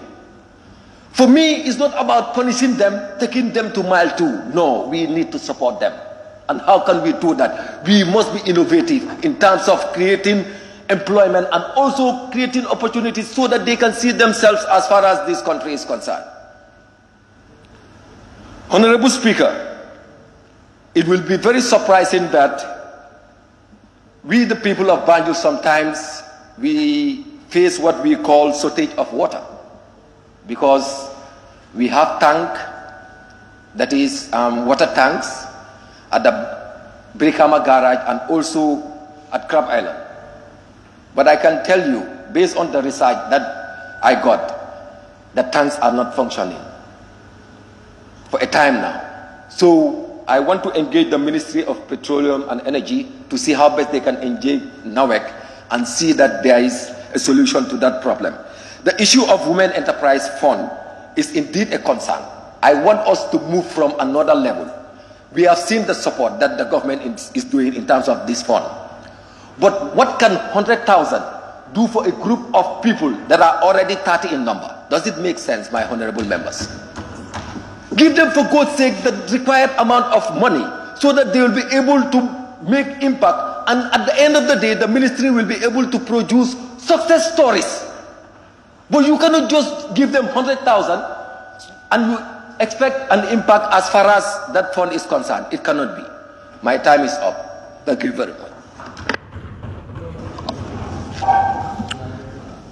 Thank you very much, Honorable Member for Banjul North. I now invite the Honorable Member for Nyani. Thank you very much, Honorable Speaker, for giving me the floor. I would like to express our sincere thanks and appreciation to the Vice President with his team. And I will also equally want to thank the people of Nyani for giving me this opportunity to come and stand here and take part in this debate. I will be very much brief and precise, and I may not take long, but the points I have today, the first thing is in the side of agriculture. You know, whenever we talk about agriculture, there are a lot of things that needed to be done in the agri sector. Looking at the rice fields, especially our rice fields in Kuntau, the Kuntau rice fields. And these rice fields are having about over 300 plots. But as I am speaking to you, the number of plots that are in use is even less than 50. And those plots can only be used during the rainy season. In the dry season, there is no work that can take place in those rice fields. Honorable Speaker, looking at the nature of the rice fields, the canals are down. In the dry season, when the river is in high tide, that's the time that these fields will get water. There is no barrier. Whenever the river is on low tide, it means that the water has to go back to the river. We are definitely appealing to the Honorable Minister for Agriculture to consider the rice fields in Nyani. And if those rice fields are properly managed, even if it is going to be 1 month, we'll be able to sustain this country for rice. Honorable Speaker, the next point that I want to talk about will be in the fishing industry. Looking at the nature of our fishing industry, or fishing in general in the Gambia here, most of our youths want to involve in fishing, but there is always the challenge of improper fishing nets by most of our fishermen. And also, the other boats dwelling in our sea, most of these boats are non-Gambians. And there, they do not worry much to comply with the regulations that is abiding in these sea fishing things. And in that, no care is given to the smaller fish, because this is the ones that we can use for sustainability. I'm urging the Minister for Fisheries to support and help our youth and to come up with policies that will definitely assist the youth in terms of fishing. The area I come from, Nyani, we have some of our guys who definitely want to involve in fishing, but there is no material, there is no net, there is no boat that they can use in order to engage in this activity. The other thing is the health aspect. And in health, I will want to center everything today in micronutrient deficiency in Sierra, especially in Kuntaur local government area. Looking at micronutrient deficiency is in three forms. The first thing is malnutrition can be raised in three forms. The first one is hunger and underdevelopment. The second point is obesity or overnourishment. And the third one is micronutrient deficiency, which indicates the lack of some element in the diet for proper growth and development. Looking at the 2018 survey, micronutrient deficiency survey in Sierra North, especially in Kuntaur local government area. Kuntaur area is recorded as the highest number in terms of micronutrient deficiency. And if you look at this deficiency, it mostly affects the children under 5 years and also our pregnant women, whom you know that they are in their childbearing ages. Honorable Speaker, we definitely appeal to the Minister for Health. We know that he is a very concerned Gambian, to see how best we can regulate this situation. And equally appealing to the Minister for Agriculture to help the people of Nyani with more gardens. And when I talk about this gardening issue, I really have to thank the UNCDF project, because of recent, they have completed 2 garden projects in Nyani, one in Katawa Omar and the other one in Nyangabantan, which I hope in the subsequent times it will reduce the micronutrient deficiency in Nyani. Honorable Speaker, the other point that I want to talk about is water. If you look at in Nyani, we still have some villages that are drilling from wells that are more than 60 meter depth. 60 meter, they are drilling water from that every day. And this sometimes greatly affects us when it comes to fire outbreaks. As you know, the entire Sierra North, there is no fire and rescue service. We have one in Bansang and the other one in Farafenni. If there is any fire outbreak in the far end, before those people will reach us, it will definitely be hard on our side. So the other one is Ministry of Transport. Looking at Nyani, especially in the eastern part, we have some areas there that are greatly affected with these waterways, and the water is coming all the way from Senegal. Sometimes there are moments in the rainy season whereby students will even find it difficult for them to cross that water and go to school. They can stay for 3 days without going to school, which I feel they really have the right in order to access education. And as I'm speaking to you, for the past years, this waterways has already claimed 2 lives of that community. We are appealing to the Ministry of Transport so as to help us, even if it is going to be a culvert, that will help them for easy access in order for them to cross. Looking at road network in Nyani, I can say there is no road network. We only have the national road that comes from Bara to Janjambure. So definitely we are appealing for due consideration to be given to the people of Nyani. If you look at it, for 30 years of President Jawara's regime, 22 years of Jammeh's regime, 5 years of independent coalition government, still now, development cannot be realized in Nyani. And we hope that this present government will consider the people of Nyani. Looking at the aspect of electricity, sometimes the member for 𝒂𝒄𝒄𝒏 said out of the 13 villages, 8 villages have electricity, which is 61.5%. For Nyani, out of the 87 villages, only 7 villages have electricity.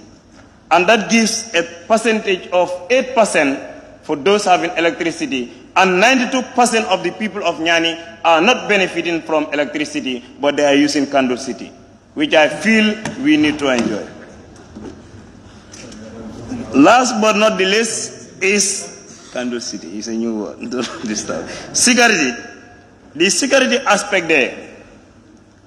Looking at robbery, broad day robbery, as alluded by the Honorable Member for Bakau.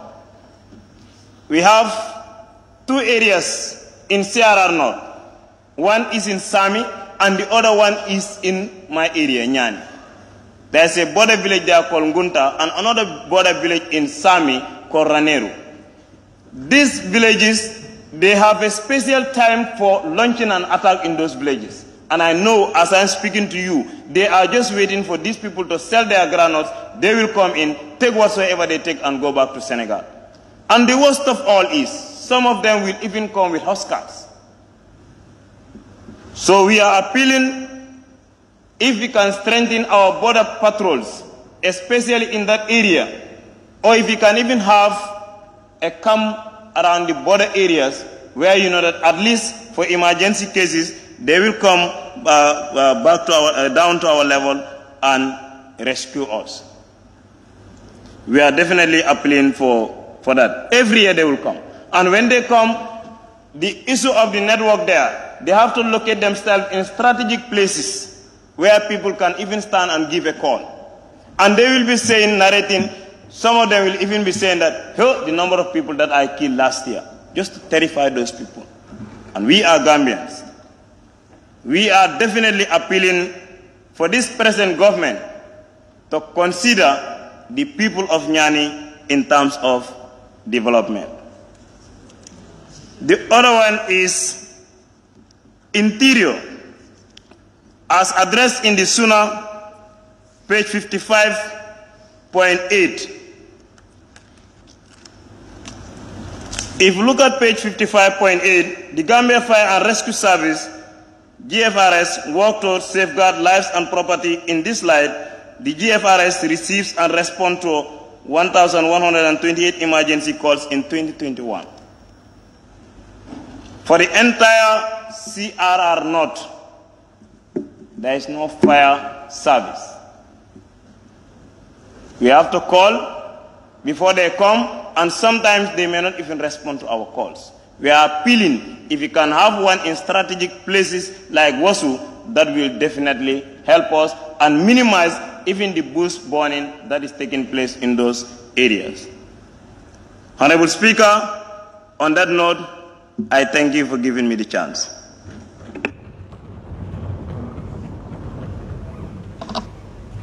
Thank you very much, Honorable Member for Nyani. And I invite the Honorable Member for Lower Nyumi.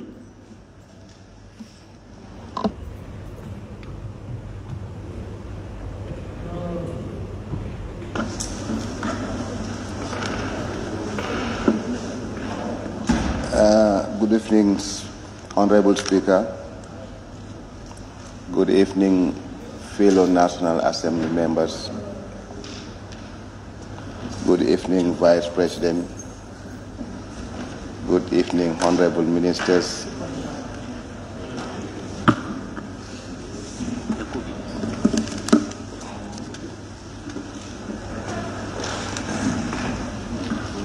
Good evening, Office of the Clerk. Good evening, all the media present. Good evening, all the security staffs. I will first of all say thank you to my beloved constituency of Lower Nyomi District for electing me to represent them in this noble parliament. And thank God for participating in this adjournment debate today. I will first of all thank the President of the Republic of the Gambia and his entire cabinet ministers for working together very hard to move this country forward. Honorable Speaker, I will first talk about electricity. Electricity is a major challenge in my constituency of Lower Nyomi. Looking at Lower Nyomi, it has two main highways. One from Bara to Amdalai. In that highway, the high tension cable is already installed, and some villages are supplied with electricity. But from 𝒂𝒄𝒄𝒏 to Kirjata, all those villages in between, they are without electricity. Coming to the second highway, from Bara towards Kerewan, some villages are with electricity, but from Same up to Kenbuguma, all those villages are without electricity. So electricity is a problem. So all the villages that are not on the highways are without electricity. So I'm urging the Minister of Energy to help with that situation. Honorable Speaker, let me move on to health. My constituency of Lower Nyomi, we have 66 villages. Within these 66 villages, we have 2 community health facilities, plus the SL District Hospital. So I'm appealing to the Minister of Health once again to help with a clinic ambulance for Fast Health Center, plus a sea ambulance that should be situated at Bara to help for referrals cases to Banjul, particularly on odd hours.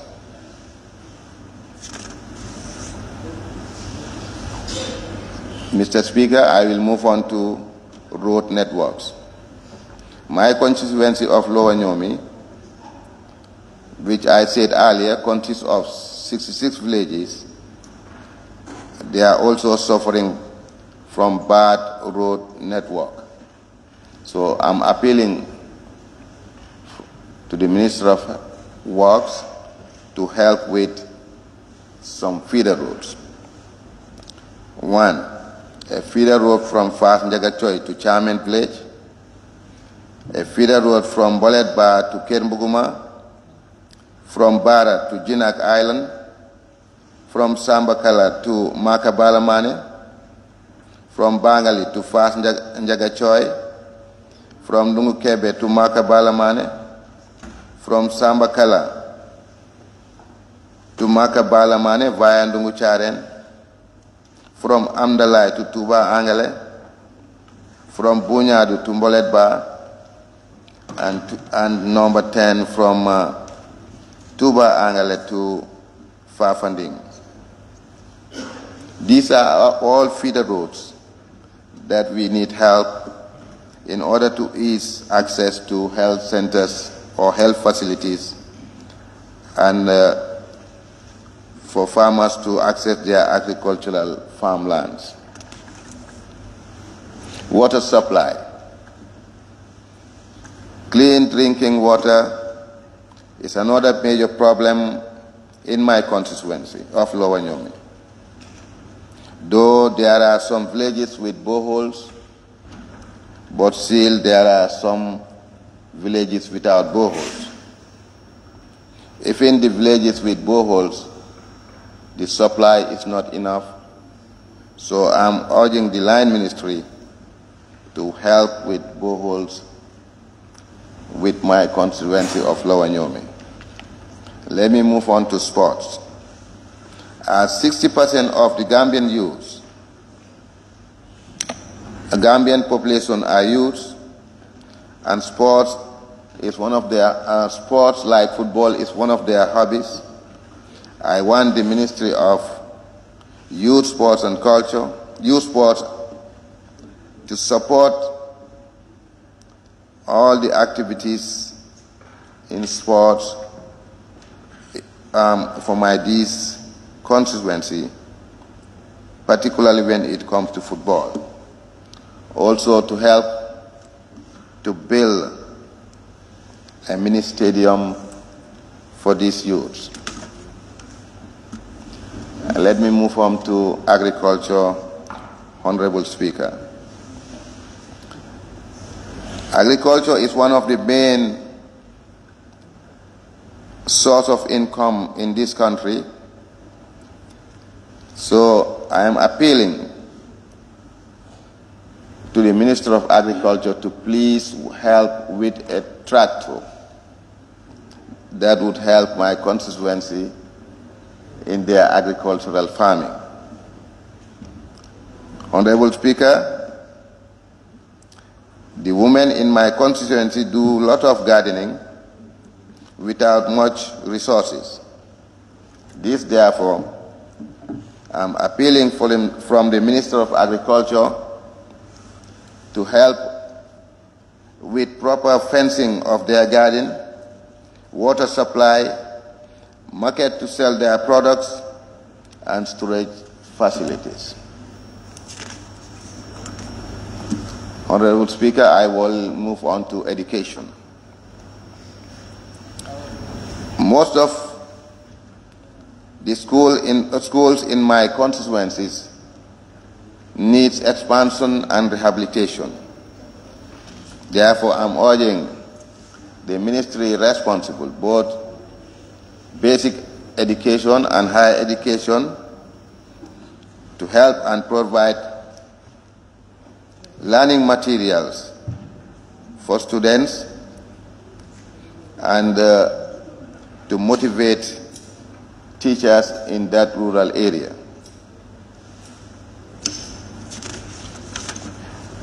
On that note, I thank you all, and God bless you all. God bless the Republic of the Gambia. Thank you very much, Honorable Member for Lower Nyomi. I now invite the Honorable Member for Sandu.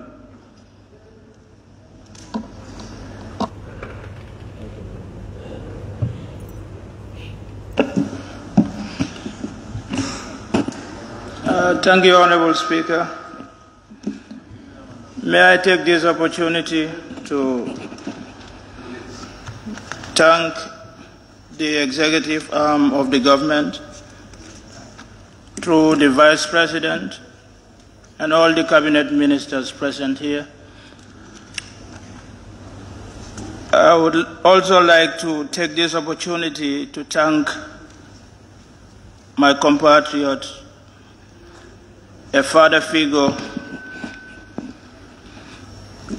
the Minister for Fisheries, Alhaji Musa Esrame,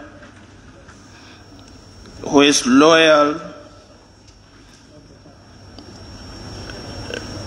to nation, who is a philanthropy and a gem hardly to find in any nation. I would like to thank the people of Sandu for the trust and confidence bestowed in me in the past parliamentary elections that have ushered me in this house.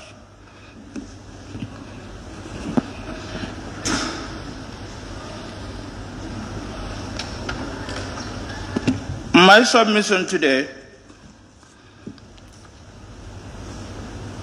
would touch on areas of road network, electricity, agriculture, health, sports, and other key important areas. For 52 years, Sandu has never enjoyed any feeder road until 2018, when this new dispensation came in. We have seen that in 2018, the 4-star road was built in Sandu. That is the road from Lamenkoto to Pasamas, thanks to the leadership of the President Alhaji Adam Barrow and his government. We have challenges.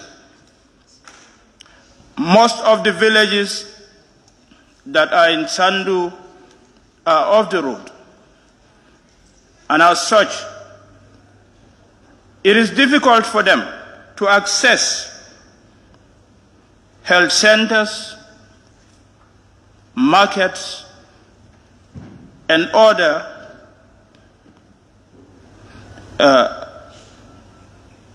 goods that they are supposed to have access to. The road from Naude is a key road that links almost 25 villages to Dasilame via Saregubu and Sarademba to Kwankuba is a major road that needs government intervention. And also a key important road that links Diabugu, the only health facility government recognized in Sandu, to other parts of Sandu, is a key road that links Saregubu, Barinabe to our health facility. And as such, we need government urgent intervention to make sure our people have good access to health care and other needs that are paramount to their living. And the road that links Dasilame Seka to Njaibe, Nyankui, and Jegejari is also a key road. As such, we need government intervention in the areas of the western part of Sandu for our people to have access to their daily needs. Honorable Speaker, away from that, electricity is a major need in Sandu, and as such, there are only 2 villages among the 60 villages in that constituency that are electrified. And there are major villages there that needs the intervention of government, villages that are strategically located, villages like Kuankuba, Saregubu, Sarasiller, Sarademba, Changal Lankadi, Misira, Sarefodige, Jakaba, and Kurau, Naude, are all villages that are strategically located. And they need electricity for business and for other livelihoods. Villages like Nyankui, Jagejari, and Demboandu are also villages strategically located. And as such, we need government's intervention for electricity to be accessed by our people in Sandu. Agriculture. Most of the times we hear people saying agriculture is the backbone of our economy. But are we really serious in what we say? The question is, when the war in Ukraine struck out, we all saw how food prices went skyrocketing. Ukraine is actually 44 million, and the world population stands at 7.7 billion. If the world is feeling the pinch because of a war in Ukraine, and the Gambia is also feeling the same pinch, are we really serious to call agriculture as the backbone of our economy? We are not. We have a viable land, a land that we can cultivate, we can use arable lands that can sustain our livelihood in this country. In Sandu, we have prominent furrows or rice fields that can take care of the livelihood if mechanized the whole of URR.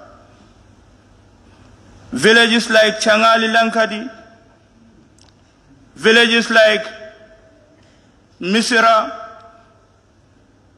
in Jakaba, in Diabugu, and in Kurau, in Nyankui, all are rice cultivable lands.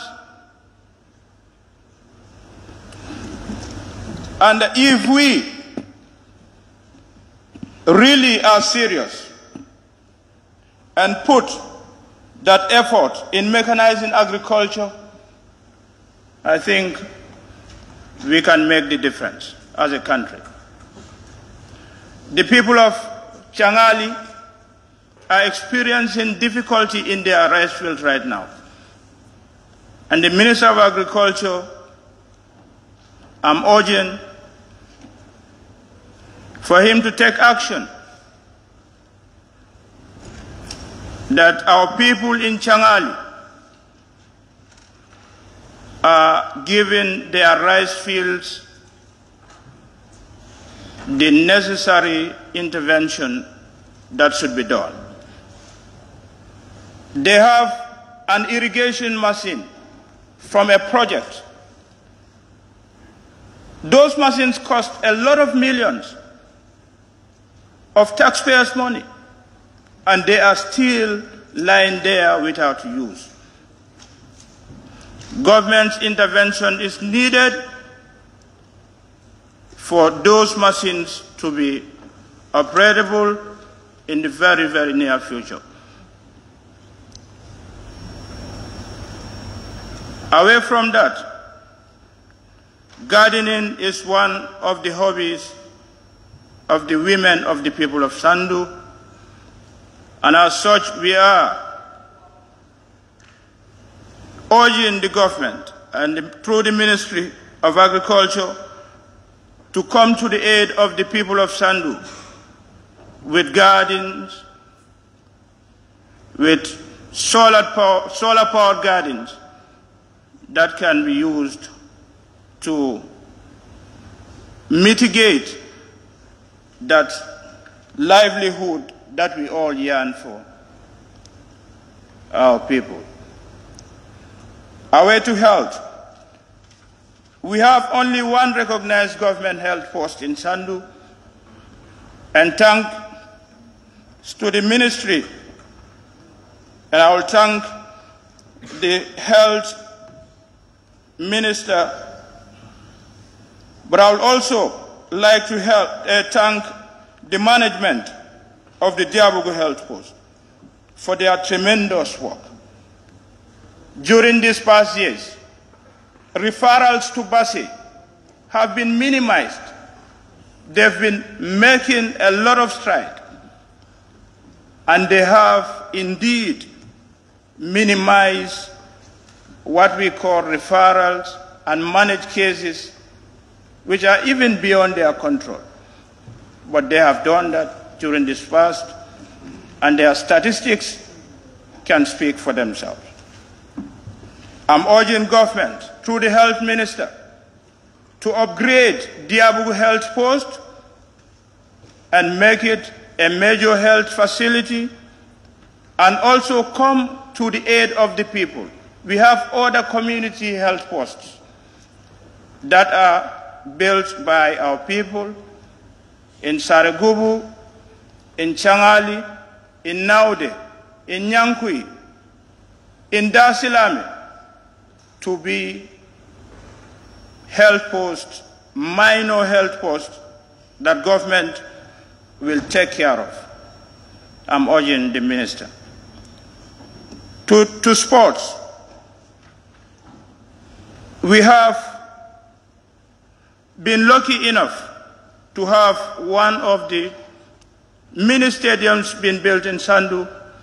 Thank you to the Minister of Sports. The people of Sandu are grateful, but they are also asking the minister to make efforts to deliver the stadium in a very soon as possible time. The people of Sandu are grateful that the mini stadium is taken to that area. Indeed, we have lots of talents there, and if harnessed, Gambia can benefit in the very near future. I thank everyone for the interventions of past speakers, and I beg to take my seat. Thank you. Thank you very much, Honorable Member for Sandu. I now invite the Honorable Member for Busumbala. Thank you very much, Honorable Speaker. Thank you very much, Vice President, Honorable Ministers present, and the colleagues. First of all, I will thank the people of the constituency for giving me the opportunity to represent their interests and their voice in this august assembly. Honorable Speaker, we have numerous problems that affect the people of Busumbala constituency. We'll start with the road networking. Honorable Speaker, we have a village like Kubariko, Makumbaya, Kunkujang, Mandinaring, and there is a road network that crosses these villages, but it is under construction. But during this rainy season, it is very difficult for it to be motorable. As a result, businesses and other engagements were halted during this time. we urge the minister responsible for works to make it a priority for this area connect essential, villages that link from the airport down to Mandinaring, where you have these villages. Honorable Speaker, in the area of agriculture, we have predominantly women within Busumbala constituency, gardeners. You have Busumbala garden, where they call Young Farmers Garden, and you have Yundum Garden. You have Banjulinding, Mandinaring, Kirawan, and Daranga. They all have these women gardens, But Honorable Speaker, the constraints the women face in those gardens are lack of water and also the pipes that they use to run those waters to access their crops. Also, they face a lot of problems on that, especially in the Banjulinding. Honorable Speaker, Banjulinding has a women garden that is a very large area.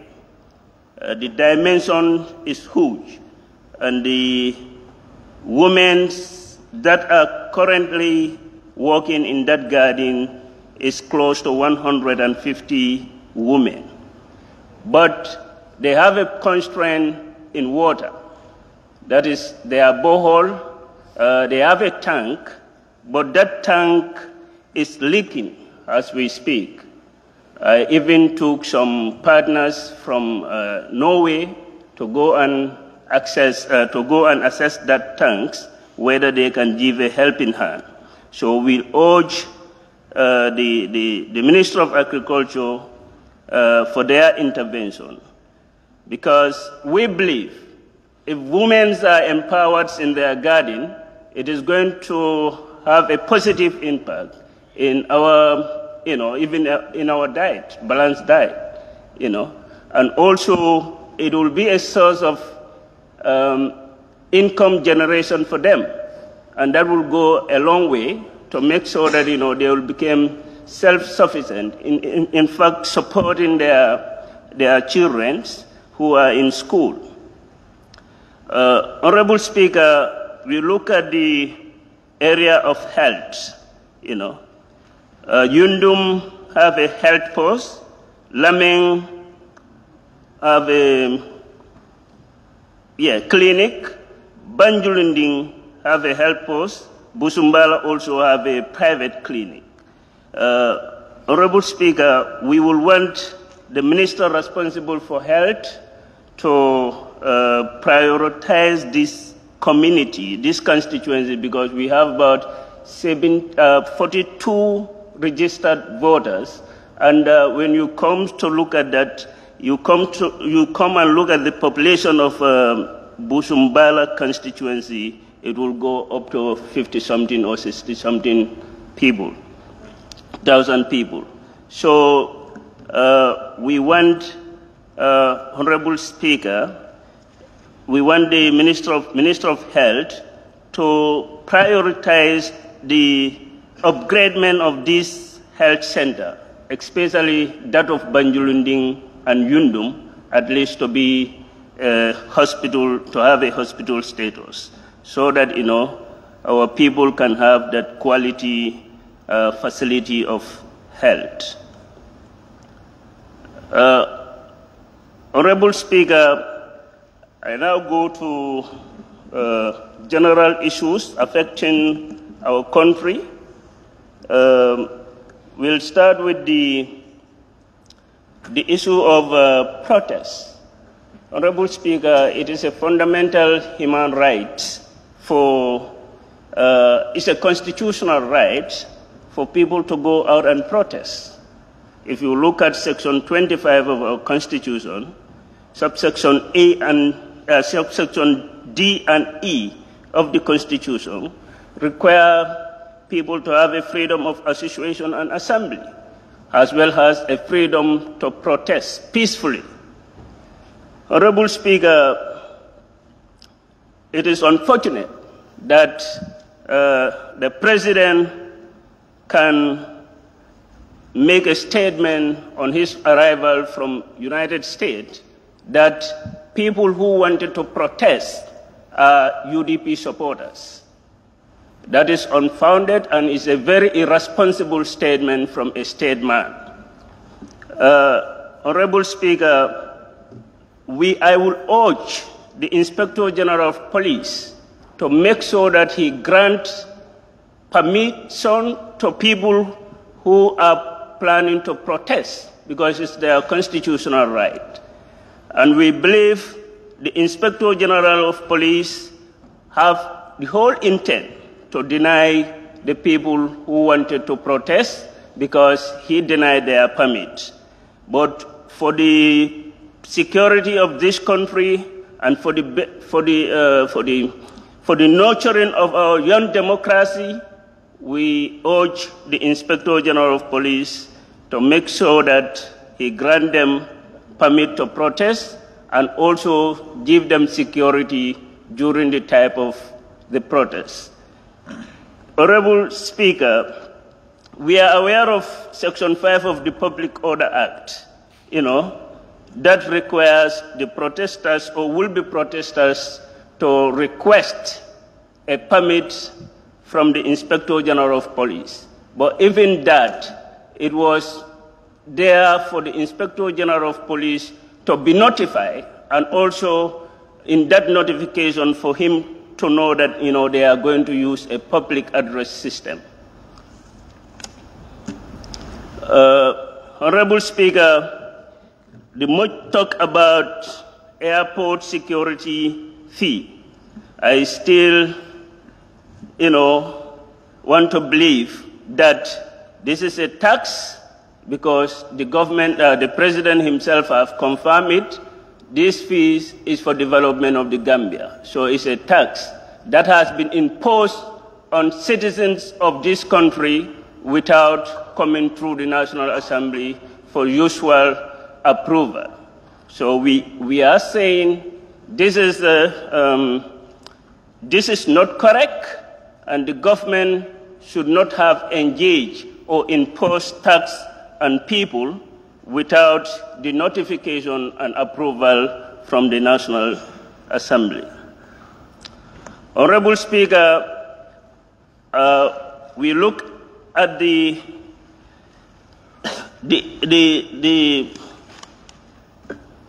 we also look at these persons with disability. Honorable Speaker, Gambia have ratified the Convention on Rights of Persons with Disability, which make provision of their health status. Honorable Speaker, Honorable Member for Banjul Central did state that he went to the disabilities their place and find that they are in a very needy situation. So we urge the government to come to the aid of the disabilities, as they are persons with differently able and special needs that they need to be attended to. Honorable Speaker, I also want to speak on the side of the victims. As we all know, the TRRC have made his findings and conclusions and recommendations on issues surrounding the Commission. Honorable Speaker, hence, since they have tabled their report before the government, the Minister of Justice did also government has come with a white paper, and that white paper still, there is no implementation. So we often ask the minister about this, the implementation phases of this TRRC report, but yet still they haven't started any implementation report. We want to have a roadmap on these implementation phases so that it can start now, because victims have been suffering for so long and they have been patient for so long. We are not saying only prosecution. Those who bear the greatest responsibility must face the law. But supposing there are many ways of, many ways of implementation, we understand there is a way of reconciliation too, and we should see that started now, and there is reparation also. So those are things that that should not have taken a time.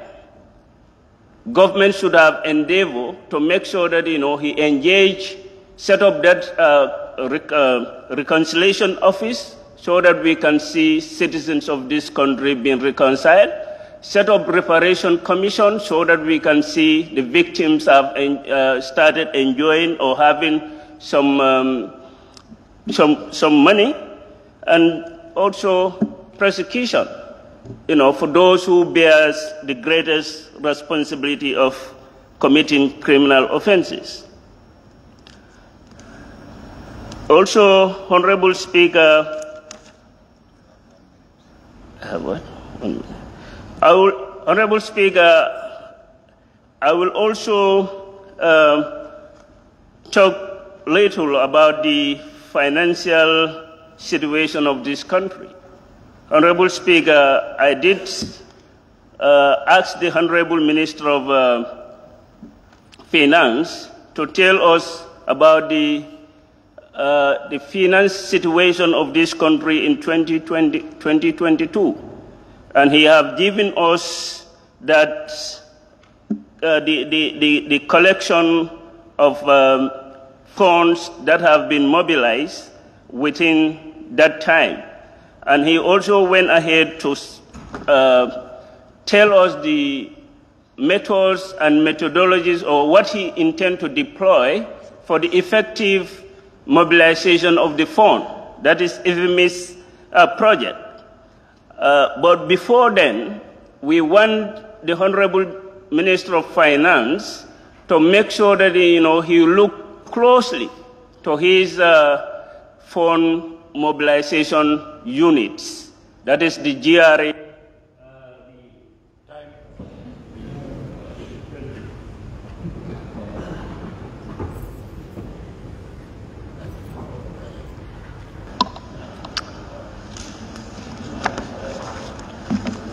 Thank you very much, Honorable Member for Busumbala. I now invite the Honorable Member for Janjanbureh. Thank you very much, Honorable Speaker, for according me the chance to also throw in some light. Apart from that, I also want to thank the Honorable Vice President and the entire Cabinet for taking their time to also be with us throughout this week. However, Honorable Speaker, I want to start with the Ministry of Agriculture. During our committee meetings, there were a few things I was trying to actually bring up for the Ministry of Agriculture to help in addressing, but they still seems to be lingering around, and it seems the problems are yet to be solved, which is in relation to Janjanbureh rice fields. In Janjanbureh, we have about 3 separate rice fields that are under renovations for the past 3 or 4 years, but then it seems the contractor have not been doing much efforts to actually complete his work. And this actually has deterred our farmers to continue on their usual rice cultivation. So I really want to seize this opportunity to challenge the Ministry of Agriculture to double on their efforts in ensuring that our farmers are able to have access to their farmlands and also continue to do what is expected of them. Basically, if you look at Janjanbureh as a settlement, you will come to realize that the only farming that is possible on that particular constituency or community is rice cultivation. So if contractors are delaying the process of completing their work, I think then they're still pushing the farming community in a very, very difficult situation.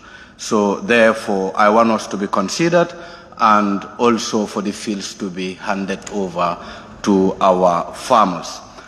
Also maybe about from farming, I equally believe that there are other agricultural activities that are also possible in that community. For example, small and large roaming and rearing is one thing that is actually possible on that island. Also fishing, because the community is an island. We have the River Gambia that ran into the community, and beside that we are surrounded with water. So I definitely want to see that collaborations in between the Ministry of Agriculture and as well as the Fisheries Ministry in boosting that sector to help engage our young people to take active participation on fishing respectively.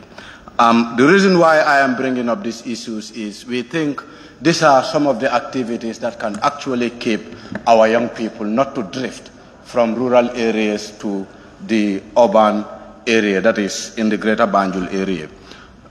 Also, along the agricultural sector, I think we have been engaged on production for quite a long time. And it is now time for we to diversify the agricultural sector by looking at how do we add value to some of the produces that actually we produce in our community. And as such, Honorable Speaker, I also want to challenge the Ministry of Agriculture to also look at the value chain. And I believe if much efforts are done around the value chain, I would want to believe that this will actually boost the economy and also minimize that rural-urban drift. Honorable Speaker, I also want to look at the tourism sector. Before specifically I talked about Janjanbureh on tourism and culture, I definitely want to challenge the Ministry of Tourism and Culture to look at how will they actually bail out the players in the tourism industry. Recently, the little research I made with the hotel owners around the greater Banjul area, some of the interesting things that came out was most of the hotels are yet to sign a contract with the tour operators, meaning the upcoming season will really go down. Our expectations might not be met. And therefore, I think the Ministry of Tourism should actually look at ways and means of bailing out the hotel owners and also other stakeholders in the tourism industry in order to boost visitors' arrival in the country. And looking at Janjanbureh also is also another tourism hub. For the past 3 or 4 years, the community in partnership with the Ministry of Tourism and Culture, that is both Arts and Culture and Gambia Tourism Board, we have been working closely with support from the Youth Empowerment Project or International Trade Center in developing new products that would help Janjanbureh to become as a second leading tourism destination in the Gambia.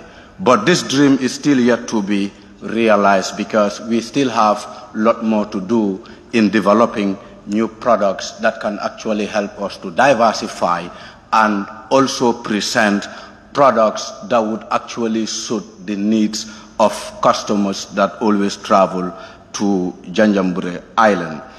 Actually, in the bailout, I would really think that having to actually allocate some funds to hotel owners to upgrade their hotels, lodges, or camps would definitely help. If we look at the COVID-19 issue is one thing that is actually deterring the development of tourism in this country.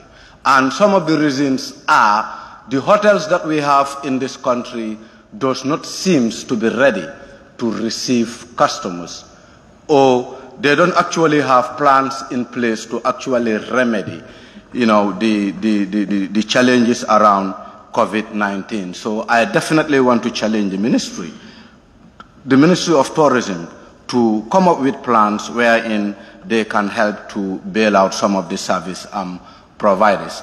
Also, along the same line, we have a new product that is actually rolling in this country, which is the cruise ship.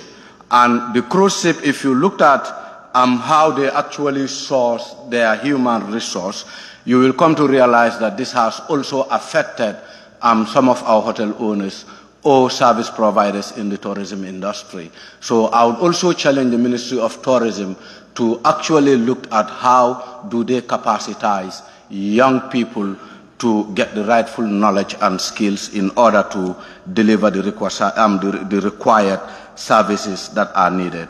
Coming to youth and sports, Honorable Speaker, I really want to challenge the Ministry of Youth and Sports to actually speed up their efforts in ensuring that the mini stadiums that are under construction would be handed over to our respective communities, because we see a lot of leakages around sports and its development. And the last time the minister stood before us here, the feedback he gave us was the contractor is really delaying the process of the construction of these mini stadiums. And I think if actually delay is coming from the contractor, I would advise the ministry to take the rightful legal tools to actually ensure that these mini stadiums are duly completed. Also, with the Ministry of Youth and Sports, I think they should also need to look at how do they develop on entrepreneurship and career development, because with the previous speakers, most of them, what they were saying was most of our young people today have been involved in crimes and other related matters. And I think career development should actually help to equip our young people, to prepare our young people to face the realities of life and also become future good leaders.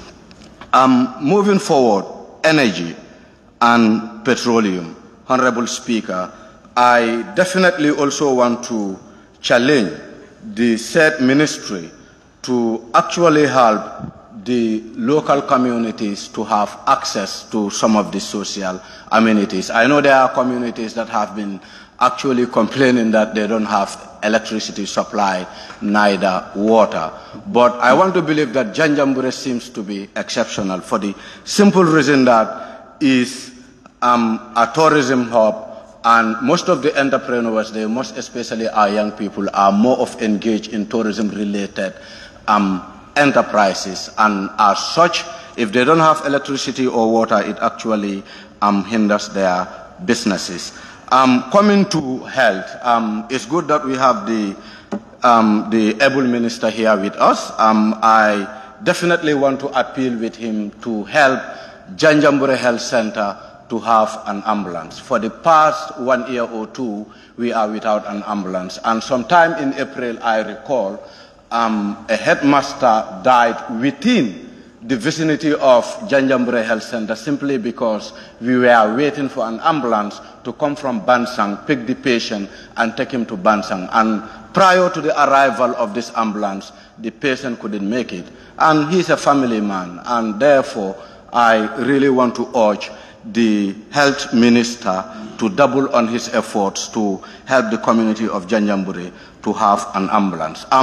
Also, I understand that there are certain charities that have been very supportive to our communities. For example, Aid to Gambia. They have been supportive to Janjanbureh Health Center, Bansang Hospital, Queenala, just to name a few. But I also understand that they have a challenge with getting a clearance from your ministry in order to clear their containers from ports. And also, I want to look at Foreign Affairs, Honorable Speaker. I think the issue of deportation have been a great concern to the Gambian people. And I also want to challenge the Ministry of Foreign Affairs to come up with mechanisms that would help to address the issue of deportation in this country and also help to integrate some of those deportees in our communities in a way that they will not feel being discriminated or being left out. Also, I want to look at education. I think with the community of Janjambure, first and foremost, that we are known for is excellence in education. But it seems we are losing our grips. If you go to Methodist Primary School, it is indeed very sad. Even though it is handed over to the mission, you will realize that part of the school is just being occupied by rocks and other objects that are of risk. So I really want to challenge the Ministry of Basic and Secondary Education to put that into consideration and maybe engage MRC to see how we can best upgrade that primary school. Also with Amitechino Secondary School, Honorable Speaker, which seems to be the only boarding school in the Gambia, for the past 3 or 4 years, the members of the board, more especially the board chairperson, resides in Banjul or in the greater Banjul area, who knows very little about rural Gambia or Janjambure to be specific. We think the norm or tradition that was in place need to be retained. That is to have our board chairpersons to be natives of, even not Janjambure, but to be natives of Central River region, wherein they can also push the welfare of the school. Also, Honorable Speaker, before I take my seat, I just want to bring this thing across. That is, the peace in this country, it seems to be compromised. Because even today, as I was following news, I noticed that over 74 blocks of cocaine were intercepted by the Drug Law Enforcement Agency. And I think some of these substances are some of the issues that are actually causing that rise in crime within the country, even though the Interior Minister said the crime rate has declined. But I don't know if he is really looking at the nature of crime. So therefore, I really want to challenge the President to take it upon himself to be coming out on quarterly basis to address the country, because he's a statesman. And I want to believe that if he should be doing that as a tradition, this would actually help to address some of the issues we are faced with. On that note, I beg to take my seat, Honorable Speaker. Thank you. Thank you very much, Honorable Member for Janjambure. I now invite the Honorable Member for Central Badibu. Thank you, Honorable Speaker. Honorable Speaker, I would like to thank my constituency members. Particularly, there are groups that complement the effort of the government in bringing water to the doorstep of people of Central Badibu. They are as follows. The Central Badibu Development Group, Mfaonla Nafa, Badibu Musolu, all Badibu Association. These are genuine associations that supported us to provide medicine or medical equipment to the health centers in Central Badibu. Honorable Speaker, I would like to thank the government for providing people of Daruriwan with an ambulance, and also the health facility that they are constructing in Salikenya, though is very slow. I don't know what is the problem there. Maybe the minister will tell us. Honorable Speaker, the road from Bani to Salikenya to Njabokunda, this road is a very important road as far as commerce is concerned and networking. It has been tendered, the contract has been awarded. Still now we don't see anything. I don't know whether the contractor is mobilizing or what, but we need to be informed about the status of the road. Honorable Speaker, education. With your permission, I want to quote from Albert Einstein, who says, "Education is not the learning of the facts, but the training of the mind to think about."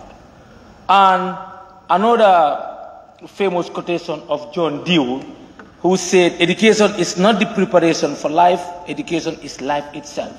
Honorable Speaker, the people, the community of Badibu Mandor, they have a school for almost 3 years. Children are learning under temporal set, made of what? Local, materials. Honorable Speaker, I want the government to consider this particular community to have a structure by now. They are in their year 3, going to year 4. They are still under that kind of condition. I believe the Ministry of Basic and Secondary Education should try to help this community, because education is a right. It's stated in Section 30 of the Constitution. With your permission, I can quote, all persons shall have the right to equal educational opportunities and facilities, and with a view to achieving the full realization of the right. Honorable Speaker, Badibu Mandor is not an exceptional. It's their fundamental right to have access to education. I believe the ministry will take note of this. Honorable Speaker, our educational system needs to move from banking educational system to critical thinking, as stated by Paulo Freire. He's a political philosopher who believes that we need to develop the minds of our people, not only to be memorizing, but we need skills, as I've been always talking about. I believe our Vice President, our Higher Education Minister, and Basic and Secondary, these are ministers who have value for education, who believe in education, who are educationists. So we need to try to make sure that our educational system, let us have a change in our educational system. I know giant steps have been made, but we still need to realize some of these good educational systems. Honorable Speaker, coming to electricity, it's so disheartening. You see a wire passing by your community and you don't have electricity. Dobo is a big community in central Badibu. For centuries, they don't have access to electricity. And their neighborhood, less than 2 kilometers, Daruriwan, they are enjoying electricity. I want the government to consider these people. These are genuine people, these are taxpayers, these are people who are supporting the government. Though I'm an opposition, they don't support, but they support the government. This is their need, is their fundamental need to have access to electricity. So what is stopping them to get it? We want to know the cost involved. If the government or NAWEC can make an assessment for us, we see whether we are going to dip our hands in our pocket to make sure that they have access to electricity. Thanks to one of our philanthropists who helped the people of Karantaba, he paid it from his own pocket to make sure that electricity reach from Mintekunda to Karantaba. We can also do the same from Daruriwan to Dobo. Honorable Speaker, Mintekunda also, this community, they only see a wire passing by from Mintekunda, from Jabokunda to Nokunda. So we don't know what are the criteria used for communities to get access to this electricity.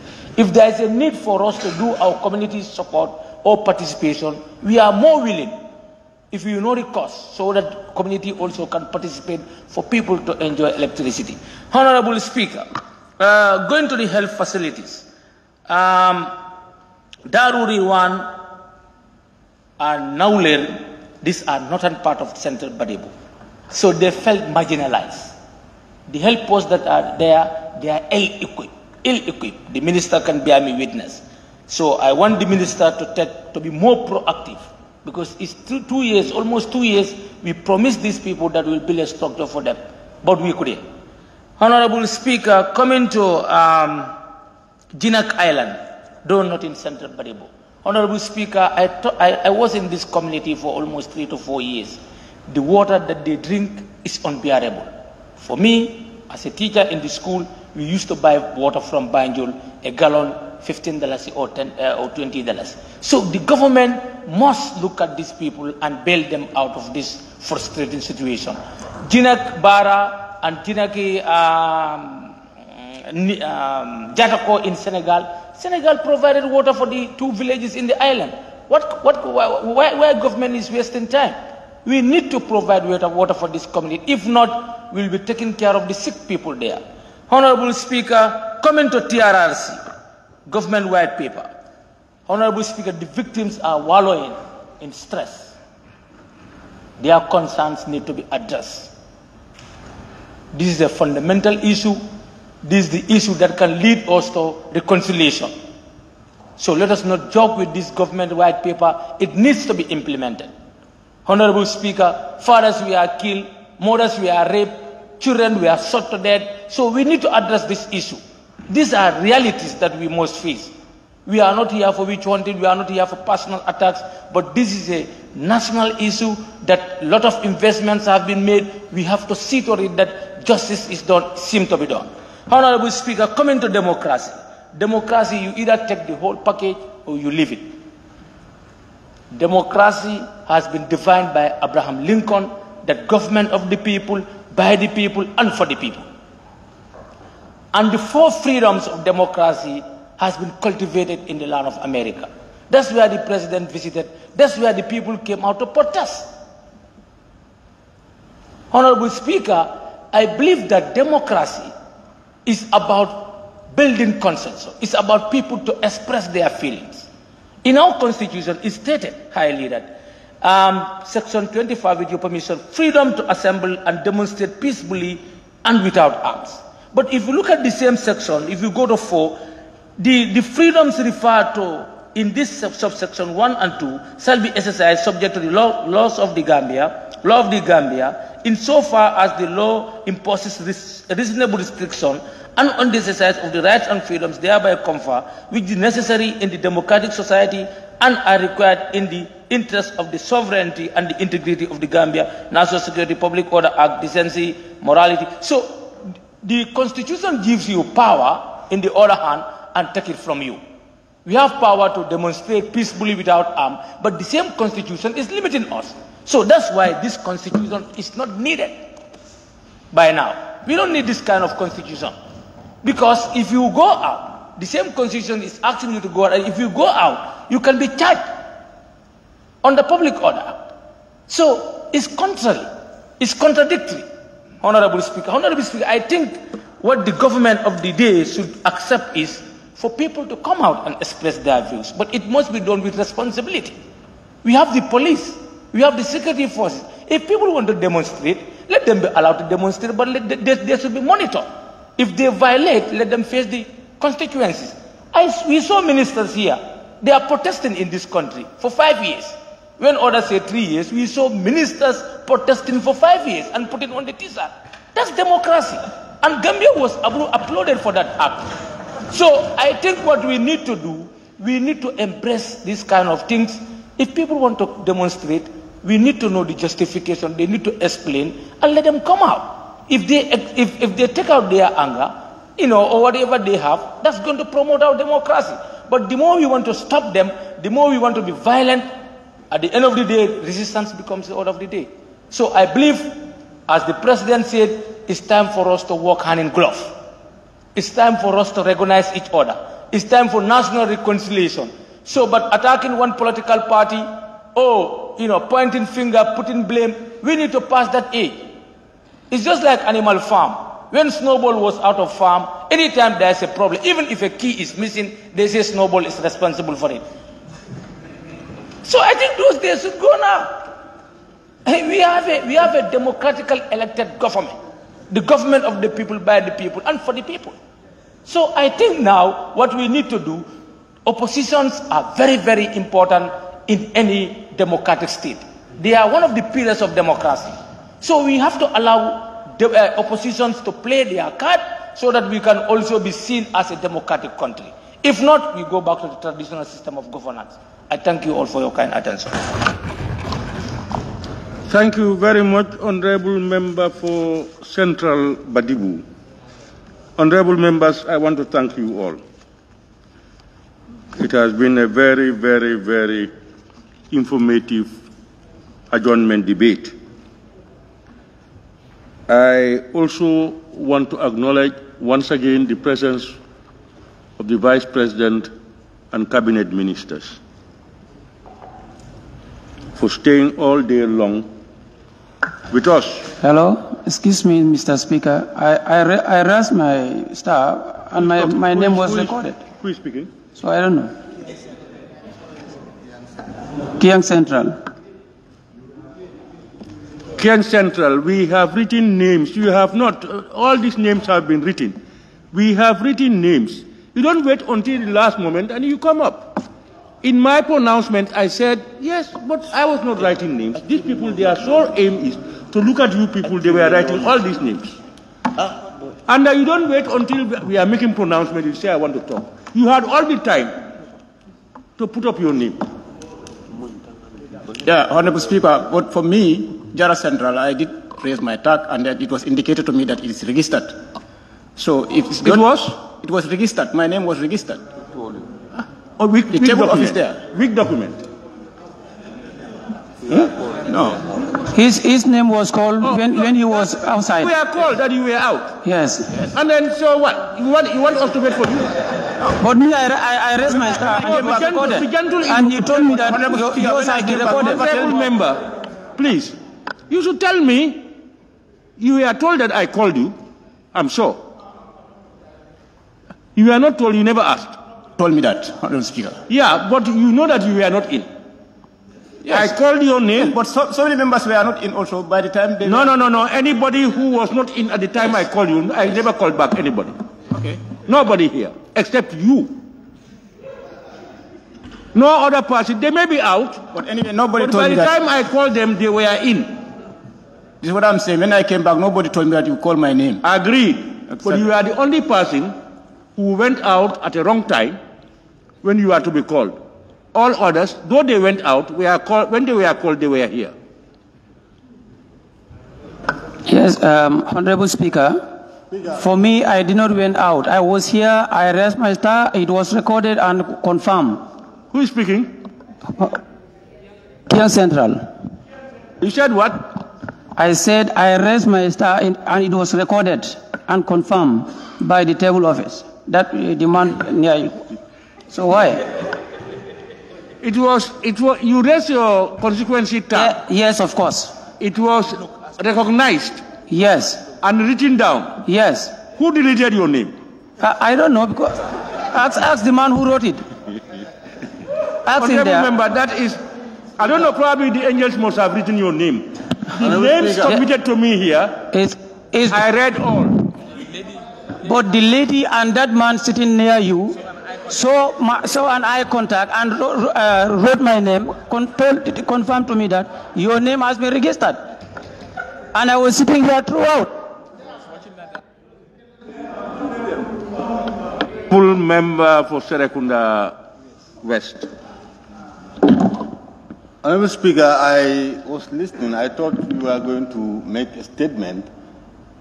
I said I was listening when you started speaking. But I was not going to interrupt to say my tag was raised. I thought you were just going to make a statement. I will listen. If you say you are going to conclude, then I call your attention that I have raised my tag and I want to speak. Then you must have done it just last moment now. Yeah, I mean just at the last moment. No, you cannot ascertain that. No, you cannot ascertain that. Honorable member, just say you raised it. I did. Yeah, I will not deny that, but you cannot say that somebody saw me also.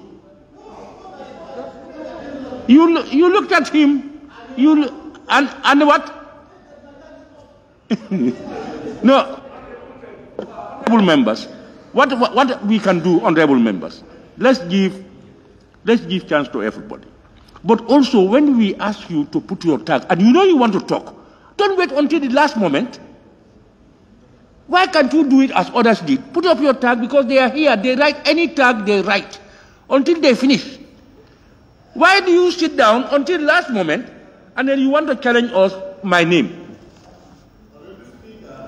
There is no rule in the assembly to say that you must raise your tag at this time and this time. Once the session is on, you can raise your tag at any point in time. Unless if the speaker calls attention and said, I want those who want to take the floor, finally put your tags up for the final time.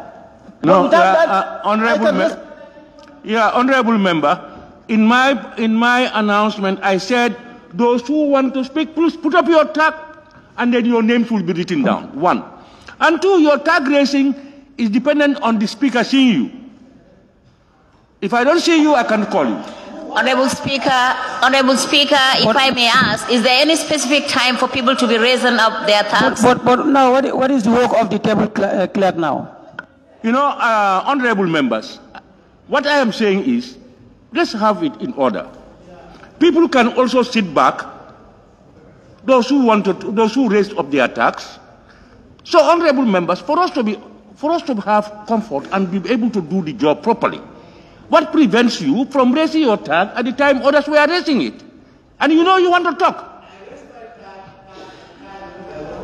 When you were asking people to raise their tax, I wasn't here.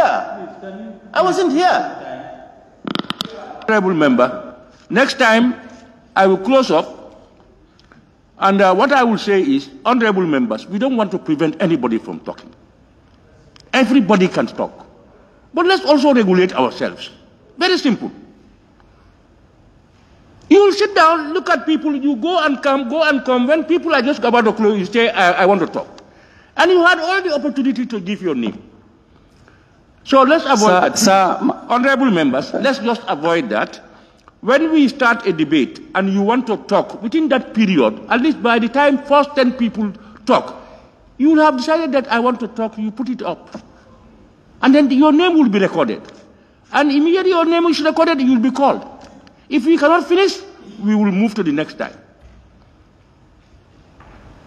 Let's make it very clear.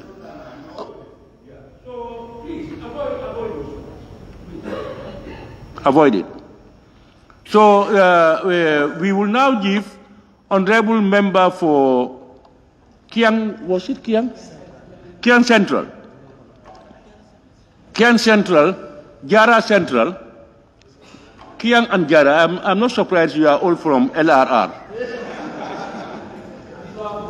And Honorable Speaker, what's wrong with LRR?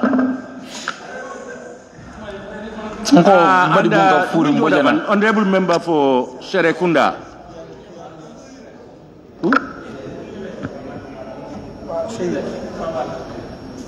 Wow. See, more people are coming.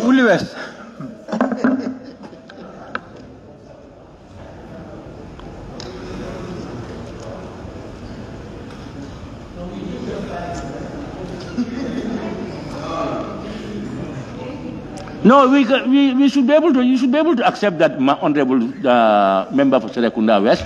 When we give you 10 minutes, you should be able to accept that. No, what is good?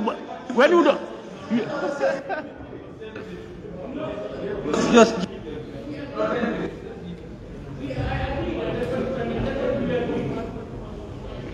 That's what we were doing. We just closed because I saw nobody who wants to talk. And you interrupted. Yes, yeah, he interrupted and you joined. I never saw you. So be it. So you can see it. If I see you, I will call you. Please. So.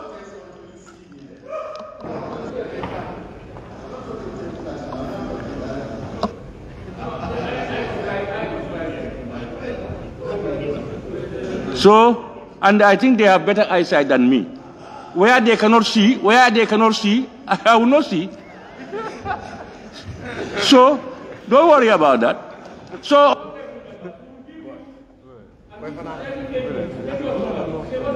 but what make it so.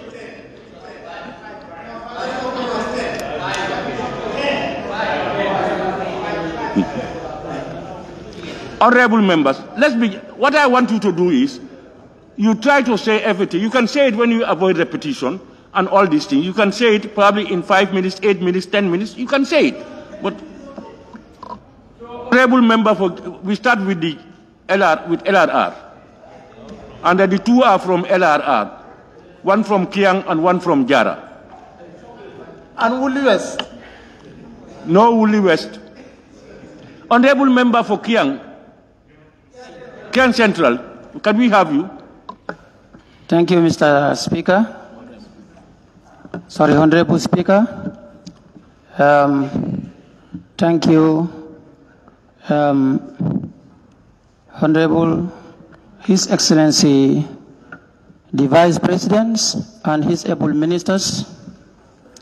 Thank you, my colleague, the members of the National Assembly, the media, securities, and the audience.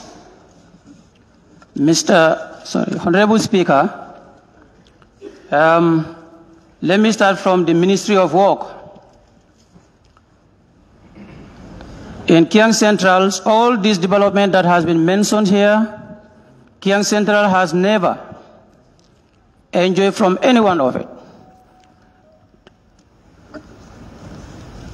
Coming to the road networks in Kiang Central, since the First Republic to the Second Republic, up to the present governments, there has never been any road constructed by the past two republics and the present one. I am urging the line ministry concerned to at least help us. Kiang Central has been suffering since. We are really appealing the ministry concerns to help us address these problems. Now, come to Ministry of Fisheries and Water Resources. Water is a big problem in Kiang Central. In the whole of Kiang Centrals,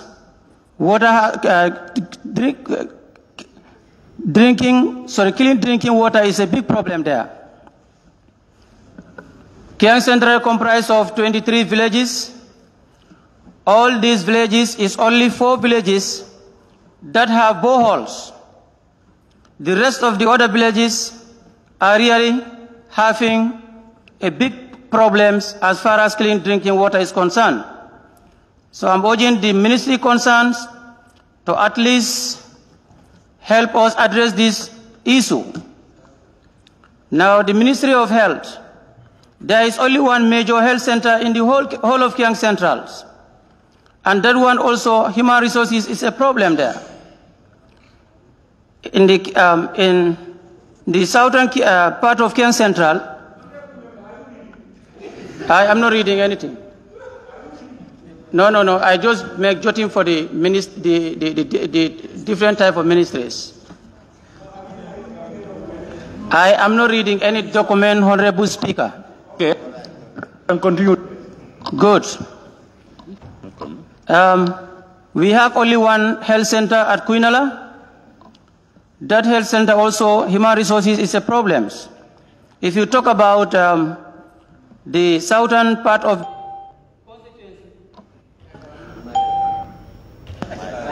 Hello. If you talk about the southern part of there, we don't have any post-health center. Sometimes women have it very difficult in the time of delivery. I can attest that there was a time when a woman has the same problem and was on the way to Quinala Health Center. She delivered on the way inside the bush on a health card. That one is very serious. So we really need a help for the Ministry of Health. Please to help us have at least one health center in the southern part of Kiang Central. Ministry of Petroleum and Energy. Electricity is a major problem. There is no village in Kiang Central, only one village in Kiang Central, that is Quinara, that is enjoying electricity. The rest of the other villages, there is no electricity. So we are really appealing to the ministry concerns to at least help us address these problems. Now, the Ministry of Basic and Secondary Education, we have only 3 schools that are upper basic, and the distance between these schools is very far. Some of the distance is around 8 to 9 kilometers. Students walk on foot to these schools. We have only one senior secondary school in Quinala. In the southern part, there is no senior secondary school. And students find it very difficult to go to school, especially in the rainy seasons. Sometimes it takes them for a few days without going to school. So we are appealing to the ministry concerned to at least upgrade some of our lower basics, and then also have another senior secondary school within the constituency. Now, the Ministry of Agriculture, women in Kiang Centrals, really they are facing a big problems. They are farmers, but the only thing they depend on is cutting firewood, burning it, changing it to charcoals to earn their living. I'm appealing to the Ministry of Agriculture to at least consider us to have some gardens within the constituency to help those women stop from carrying the axe to the bush and then making our area, trying to do deforestation. In that note, I thank you for your kind attention. Thank you very much.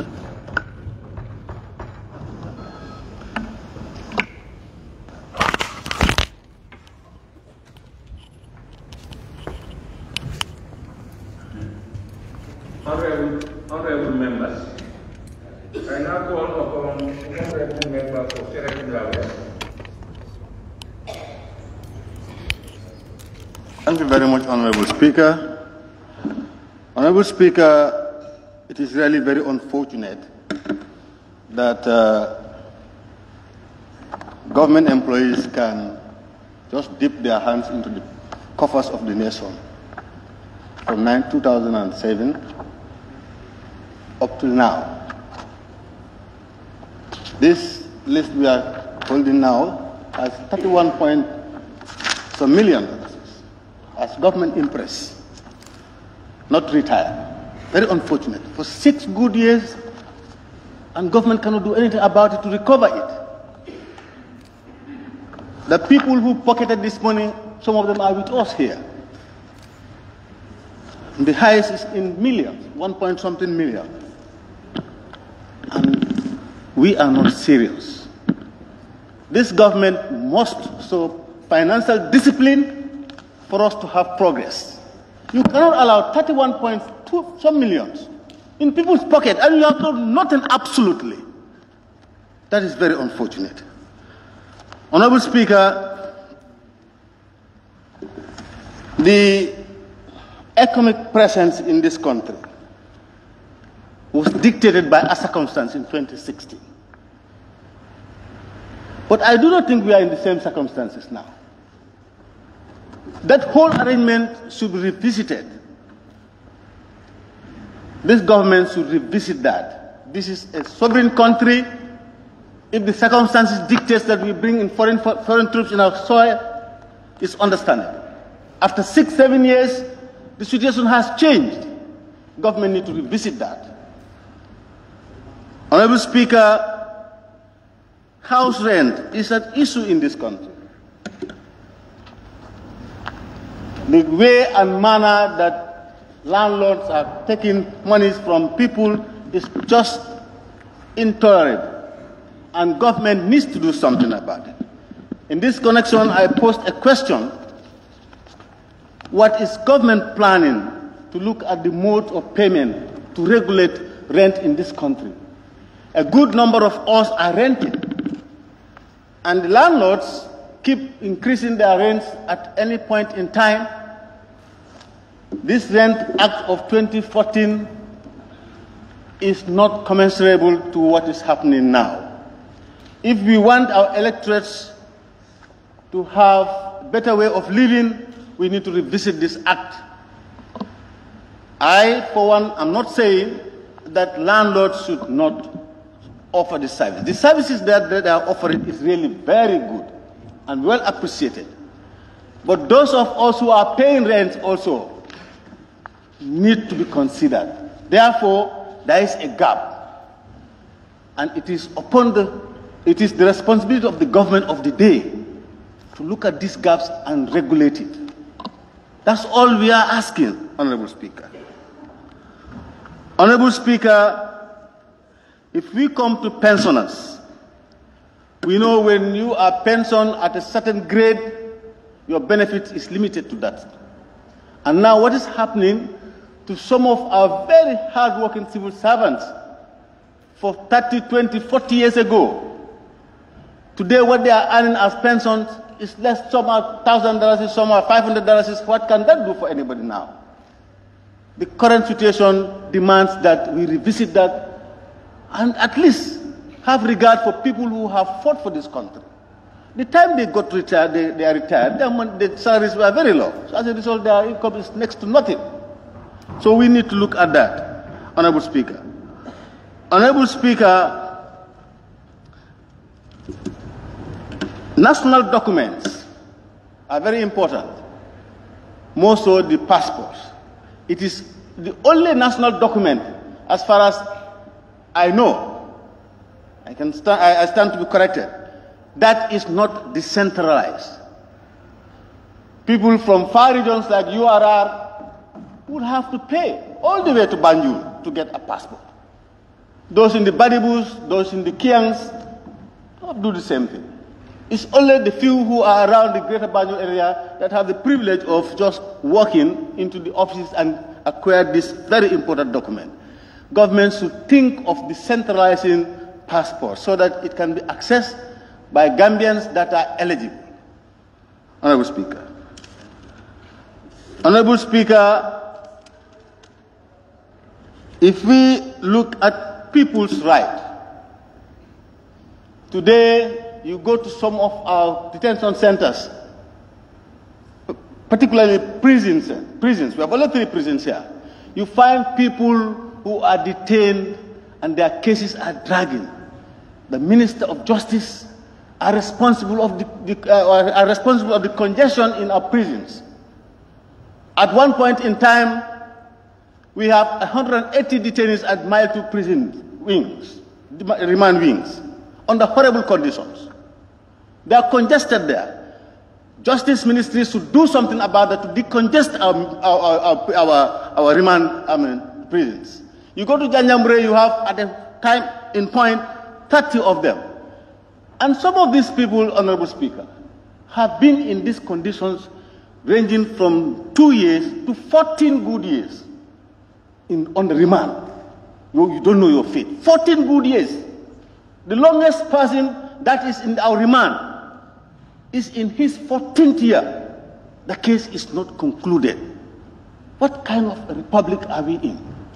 What is the Minister of Justice doing? I called the attention of the Vice President to call the attention of the local Minister of Justice to look into cases like that, particularly those from 7, 8, 9, 10, 11, 12, 14 years. Justice delay is justice denied. Honorable Speaker. Honorable Speaker, when we come to corruption, it's everywhere in the Gambia. Corruption is everywhere. And this government is enabling corruption in this country. Because if you don't take actions on people who just take government properties, you are contributing to corruption. So they are aiding and abetting corruption. This government needs to change their way of movements. Because we are very poor in terms of resources. Honorable Speaker, filling planes with delegates up to 40, 50, like the current trip to UN by the head of state, with 5 cabinet ministers, lots of party rank and files. What are their connections? What are they doing there as far as that conference is concerned? Chartering planes. I, for one, praised President Barrow on one of his missions where he traveled by commercial aircraft. That's commendable. I thought he was going to use the same trend. But that is just a showcase. It's not something that is real. Otherwise, he would have continued traveling with commercial vehicles, knowing the state of this country economically. If we want to move this country forward, we have to limit the visits, also downsize the delegations. That's the only way we can make out. Otherwise, we have little resources and it will all be wasted on hotels and travels and accommodations when the country is crying. Every member that stood here is complaining of electricity, road, lack of water. These are things that our police, even uniforms, is a problem for them. We need to look at all those things if we want to move this country to where we want to have it, and where we want to have this country is a desirable place. Honorable Speaker,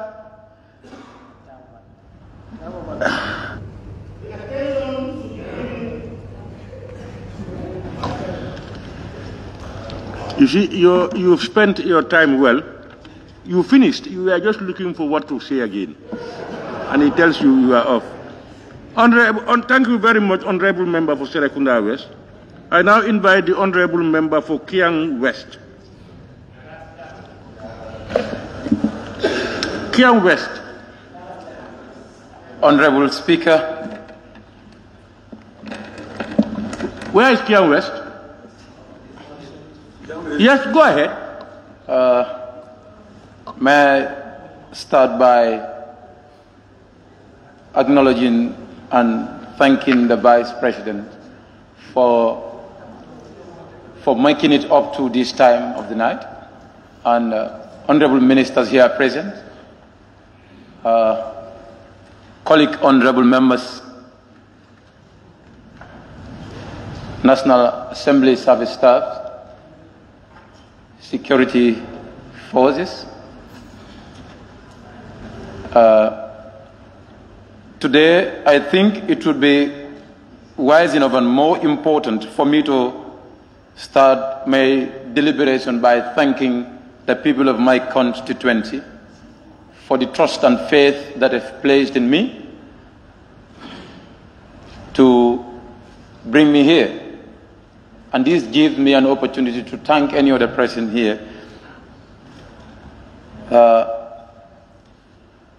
My today's deliberation, and of course, the time given is limited, but then I think I would try to limit myself within the time. I would love to have a look at the concept of peace that we call as absence of war. There is no war, there is no war. But then I want us to look at peace at a broader concept. Peace at the development point of view, not just the mere absence of war. Peace in the concept in a nation where a pregnant woman can be delivered on a horse cart, rushing to a hospital, because there is no nearest hospital to take care of that woman. There is no peace in that country. In a country in this 21st century where people who pay tax are still drinking on open wells, there is no peace in that country. In a country where students in this 21st century are sitting on floors to take their lessons from teachers, there is no peace in that country.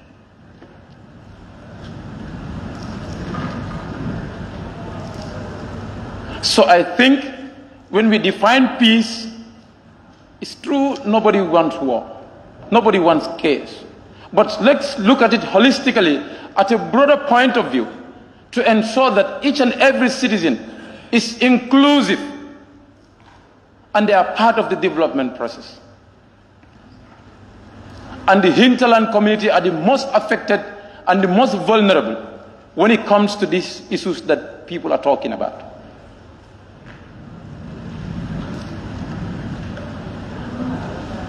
Ministry of Lands and Regional Government. I don't know if we have time bound for our government projects or for our national projects. There are a lot of projects that are undergoing, and the project duration will finish, the projects are still in progress. They cannot finish the job, we cannot get our resources back to ourselves. If there is frequent and proper monitoring and evaluation As far as these projects are concerned, I think the impact of the projects will be realized. But less this is done, but when the projects come, the project managers will first identify, okay, brand new pickup is bought for a project manager. The monitoring team are bought brand new DTs motorcycles. And this is all part of the beneficiaries' monies.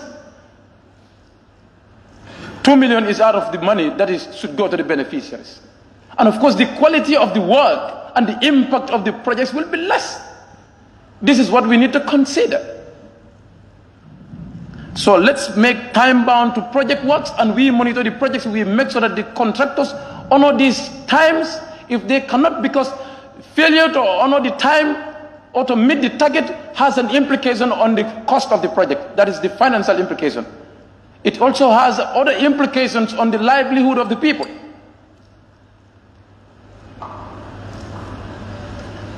Honorable Speaker, there are general issues that were highlighted, but I think anybody who spoke here has talked about health issue in my constituency, education issue in my constituency, road network in my constituency. Which constituency is better than which constituency now? Let's ask this fundamental question.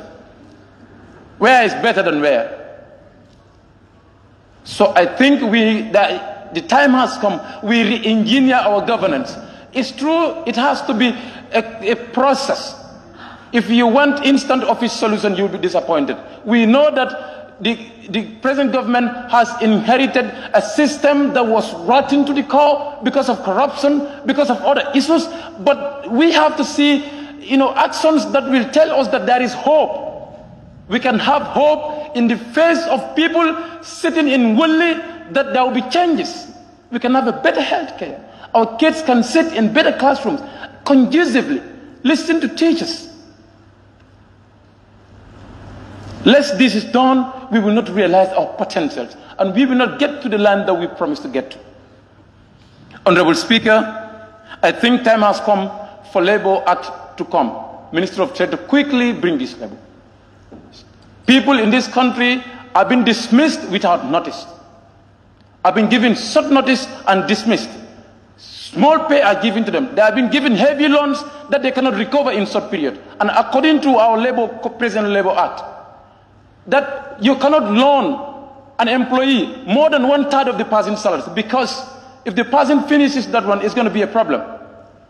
More especially for those that are working for financial institutions. Once they cannot afford breakfast and fares, they touch the money. And at the end of the day, they take them to court. And they jail them. It's not fair. It's high time for them to bring that. My time is almost finished. Let me try to conclude. The draft constitution, I think it's important. And we want to tell the Honorable Minister of Justice to quickly bring the draft constitution for us. This is the constitution where the views of the teachers, of the nurses, of the doctors, of parliament members, of speakers, of the president, of ministers, of the gardeners, of every aspect of life, of the old age, the youth age, the children, all aspects of Gambian population, both home-based and diaspora, have put their views. They are incorporated. Let's bring back the constitution. Let's compromise. Let's get to the drawing board. Let's get to dialogue. If we need to dialogue for us to have a better book that can govern this country. But the time has come, we have a constitution. If it needs to be compromised for political decisions to come together and look at a better constitution to serve Gambian people. But it's time for us to have a better constitution. Honorable Speaker, drug abuse. This is a major challenge. Time ago, there was a handsome amount of drug apprehended in the borders of this country, in the ports of this country. Who knows whether the youth are consuming this? It is contributing to the highest crime rate. And some drugs doesn't work with their systems. It causes a lot of insanities that we are seeing on street. Some of them are drugs. So for us to empower these youth, Let's try to control the drugs, that are coming into the country. Lastly, for a few seconds, let's unite as members of the parliament. We come together to build this nation. We come together to have a better National Assembly. And I thank you very much for your kind attention. Thank you very much, Honorable Member for Kiang West. I now invite the Honorable Member for Jara Central. Thank you very much, Honorable Speaker, for your generosity. Honorable Speaker, I would first of all give my submission to this adjournment debate by recognizing or acknowledging the presence of the Vice President, His Excellency, and all his cabinet ministers here present, the security sister forces, the media, the staff of the National Assembly in the gallery, the table office, and your humble office, Honorable Speaker. Honorable Speaker, my first intervention to this adjournment debate would be on the health. I take this opportunity, Honorable Speaker, to thank the Minister of Health for providing 2 ambulances for the people of Jara Central, which are posted accordingly, one to Jalambere Health Post and the other to Sasida Toranka community. However, Honorable Speaker, we have a remaining ambulance that is supposed to be given to the people of Japine. But I was made to understand by the Honorable Minister during our yesterday's question and answer session that there are plans for the ministry at least to help us with that remaining ambulance. This takes me to Transport, Ministry of Transport, Works and Infrastructure, Honorable Speaker. The road from Sarejama to Minna needs urgent attention of the Ministry of Works. This said road, Honorable Speaker, is in a very, very bad condition. There is a weekly clinic there, a weekly clinic, surrounded by so many communities, satellite villages. But if it is to be referral to Soma, is always a case, because the road is stony and very hilly in nature. You cannot use a donkey cart. To use a car is a problem. So what you use is you walk on your foot to the highway, which is 7 kilometers. That's what I was even mentioning yesterday. These are the 2 communities in Jara Central which are suffering so much, Honorable Speaker, for 57 years of independence. Minna and Sasida Toranka in the Kabada of Jara Central, these are 2 communities that have been suffering for 57 years of independence, Honorable Speaker. In the 5th legislature, I stood here and mentioned it here. Some ministers then, they were here. Most of them are moved. Some of them called me and they said, Honorable Speaker, Honorable Member, you made a very touching speech here. Expecting that year, at least they will do something in Jara Central. I am here in my 2nd term, Honorable Speaker. And still the same problem is persistent in Jara Central. No good roads. Health center is only Japine that has it, so Jalambere. And that one also is a community initiative. Though I thank the Honorable Minister of Health, because now they are doing some works there to upgrade the health center. So that's a commendable work. Honorable Speaker, move on to agriculture. Seed stores. We need seed stores. It is very sad. You go to your farm, you harvest your products, bring them home, only to see them spoiled. By what? Because we don't have a storage facility for them. Since independence, there are certain communities in Jara Central, they don't have seed store. These are Sare Kifa, Kanuma, Sare Bulli, Buiba Jalokunda, with no seed store, up to date, Honorable Speaker. So I'm urging the Honorable Minister for Agriculture to take note. Energy, Honorable Speaker. I'm urging the Ministry of Energy to at least electrify 21 communities in my constituency before 2023. Deadline. Justice, Honorable Minister, Honorable Speaker. Somebody made mention of it, Honorable Member for Serekunda West. Justice delay is justice denied. Long-standing cases in court. I have a brother in remand whom you know is 8 years in remand today, accused of rape, and still now they cannot come to the facts that that rape was done.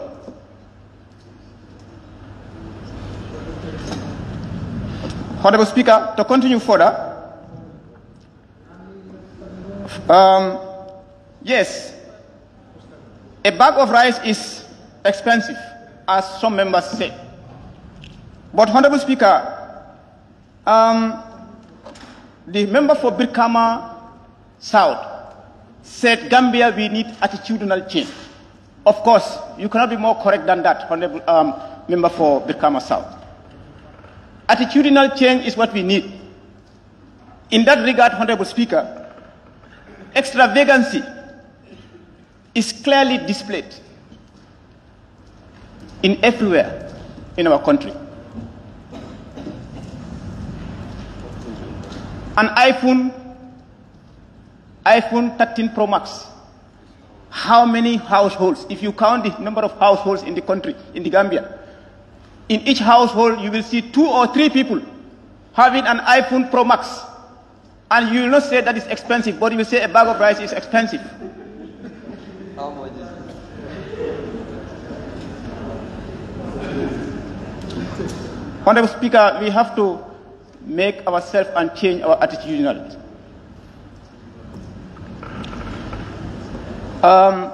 Regional government, ministry, the decentralization policy, Honorable Speaker. The decentralization policy should be implemented fully so as to bring meaningful development in the rural people, to the rural people. I don't know why any government that comes in would not be ready to implement this policy. I don't know what's the reason behind that. But this policy is the right policy to take this country into the right direction. Let us test it and see. Senegal is doing it. This is why when you go to Senegal, the developments are to the doorsteps of the communities. 57 years of independence. Still some people in Kabada, they don't have water. 57 years of independence. Still people in Kabada, they don't have electricity. 57 years of independence. Still people of Kabada don't have good roads. 57 years of independence. Still now people of Kabada don't have... Thank you, Honorable Member, for Jara Central.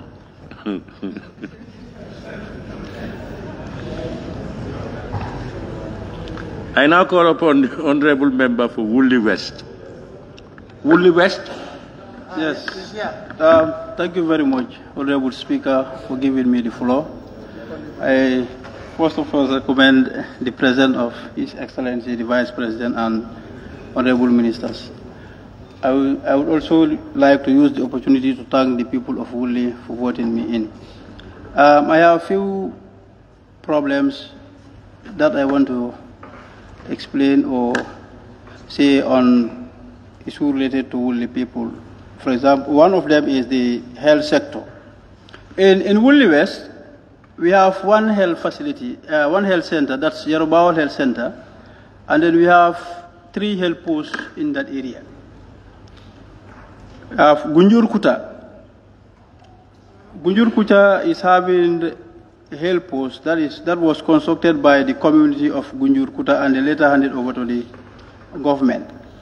And then I also thank the health minister for providing them with an ambulance in Nyakoi Kerwan.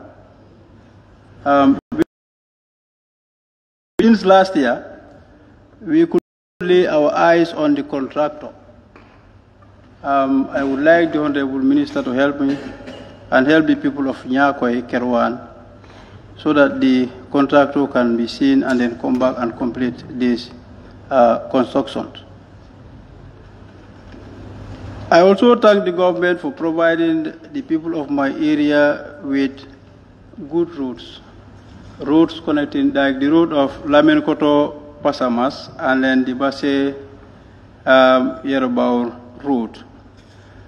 But we have some feeder roads connecting to these main roads, like the Limbambulu road connecting to Gunjur Kuta, going to Baro Kunda, leading to Woolly East, Saremudu. These roads are in bad conditions. Because I think this road is older than me. I made this road in Woolly West. The last regime, we did not benefit any of these road constructions for the past 20 years. And the electricity also is another problem. Though we have 46 villages in Woolly, only 5 of these villages are benefiting from this this electricity. So we need places like Gunjur Kuta, they need electricity because we have the health facility there that would help them to preserve some of their medicines or vaccines that they normally get. Looking at Sarangai also, we have a police station in Sarangai, which is in a bad condition because Sarangai is at the border. Sarangai is at the border, and then the police station there, they have a land, but the station where they are renting. And then they have no police quarters, they have no vehicle. So I'm urging the minister responsible to help the police people, the police station to be constructed, and then the people, the police station to have a transport that will help them to ease their work.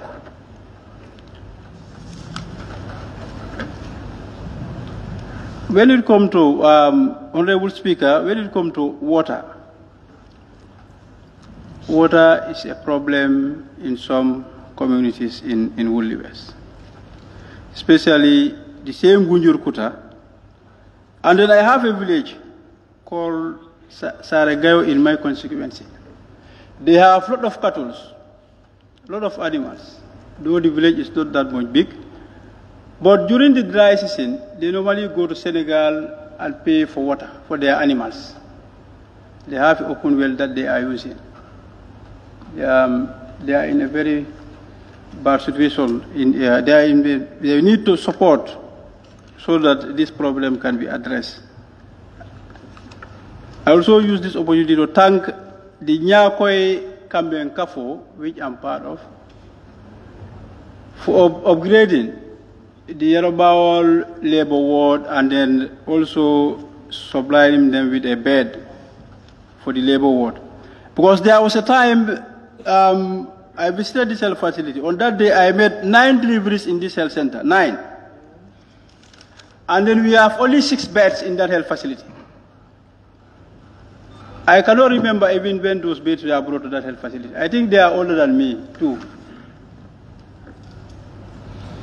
These 9 deliveries, some were sleeping on, they have to spread mats on the floor, which was very serious.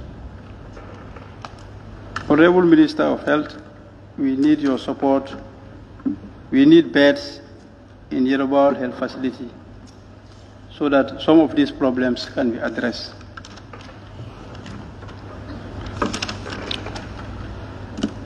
Honorable Speaker, I would like to use this opportunity. Please, I think as National Assembly members, we deserve to respect authority as we deserve to be respected. The President of the Gambia deserves to be respected. Whatsoever he has said or made, he deserves to be respected. Let us not be anti-progress. Let us not be anti-development. The Gambia, we are enjoying peace. I'm urging the Interior Minister. Let them not spare anybody who want to create violence in this country. Being an individual, being a group of people. This Gambia belongs to all of us. Whatsoever comes out in this country, peace or violence, we are the very people who are going to suffer. Or if it is peace, we enjoy it. So let us not try to instigate violence in this country. For the Gambia, our homeland. Thank you very much. Thank you very much, Honorable Member for Woodley West. I now invite the Honorable Nominated Member and Deputy Speaker, 𝒕𝒉𝒊𝒔.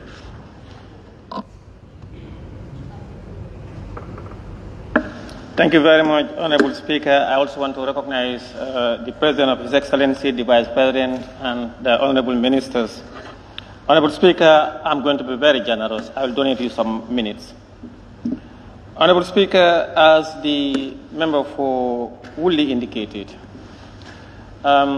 we recognize the fact that we are in a democratic state and that the current leadership, the President and his government recognize that and assert and ensure that people exercise their liberties and freedom of association and assembly. The Honorable Member for Central Badibo, as indicated, the supreme law of the country is the 1997 Constitution. And indeed, he quoted Section 25, Sub 1 and Sub 4. But he realized that he was burying himself in the ditch of Section 25, Sub 4, that no responsible government will allow any organizations or group of people for whatsoever reasons to go out on protest, arms to the teeth, with the sole objective of destabilizing the country. Anywhere you go in the world, be it in the developed country, in Europe, in Africa, or anywhere, no serious government will give permit to a group of people with arms. Check with their laws, even in the United States of America or in Europe. When you want to protest, you are profiled, whether you are individuals or an organizations, and you are given time, allocations, and also locations, which you should exercise your democratic right. There is your freedom of assembly, peacefully, without arms, without also obstructing the peace and stability of the country, and also without affecting any individuals. And if you are in the West, as an organization or an individual or a political party, you want to protest and you are found holding arms, you will be lucky if you are not designated as terrorist organizations. You will be, of course, designated as terrorist organizations by any country in the developed world. That is what we expect any political party or any member of parliament or any proponent of democracy, proponent of good governance, proponent of people's liberty to advocate for. That's what we expect. And that the Honorable Member for 𝒂𝒐𝒏 indicated. President Adama Barrow went to America and hundreds of Gambians came out, appreciated his government achievement and successes. And we have about 10, 15 people who came out and showed dissatisfactions. And when he came, because he believed in democracy, he was asked. And he indicated clearly that this trip was successful for their people. It is his democratic right to express his opinion. What Gambians are expressing. And if you believe in democracy and you think he should uphold democracy, you should also not be angry. But of course, there were press releases from your party, and it was so vitriolic, and there are a lot of, you cannot If you are a party or you are an organization, and every time people want to destabilize the country, you come out and express, and also inform the Inspector General of Police and Gambian to allow them to exercise their right, because you are validating their effort. So you expect Gambians to associate you with that. That is the right of the president or right of any Gambian to express their opinion. So, honorable member, for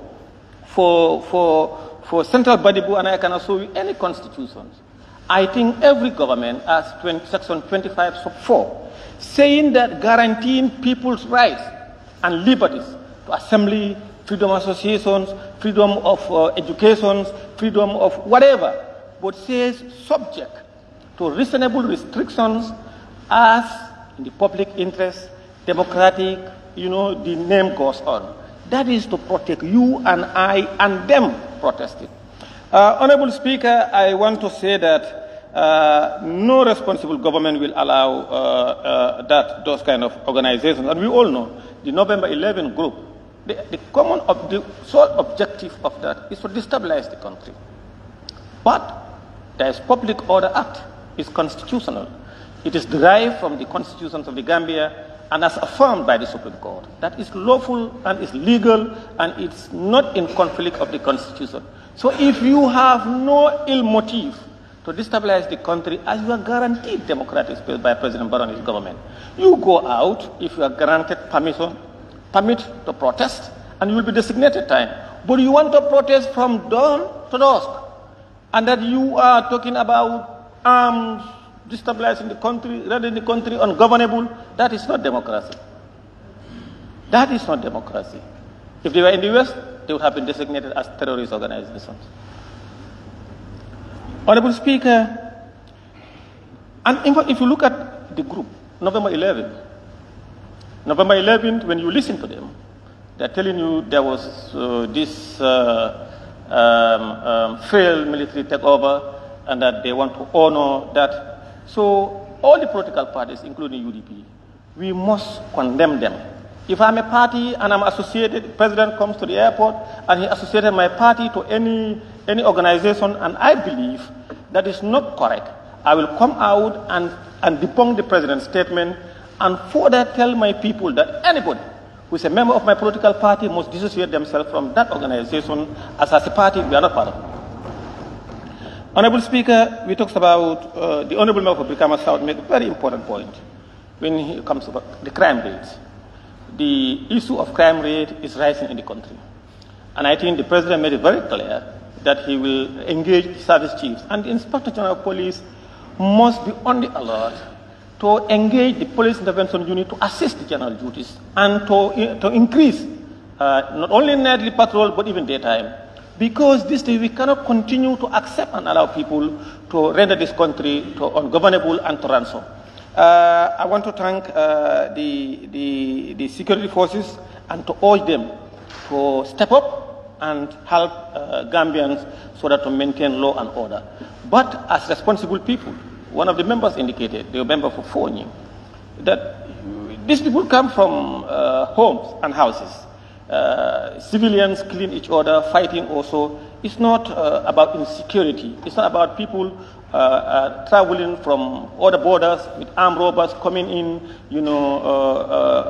do some hooliganisms and attack people and run with arms. No, these are people in the street drinking attire or fighting and killing each other, or people coming up with very dangerous games and murdering people. This is it should be the responsibility of all and sundry to make sure that we help government and organ. Honorable Speaker, I want to donate you 2 minutes.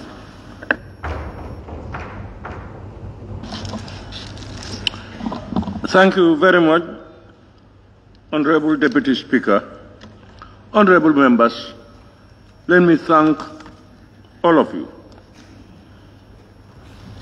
Honorable members, before I invite the mover of the motion,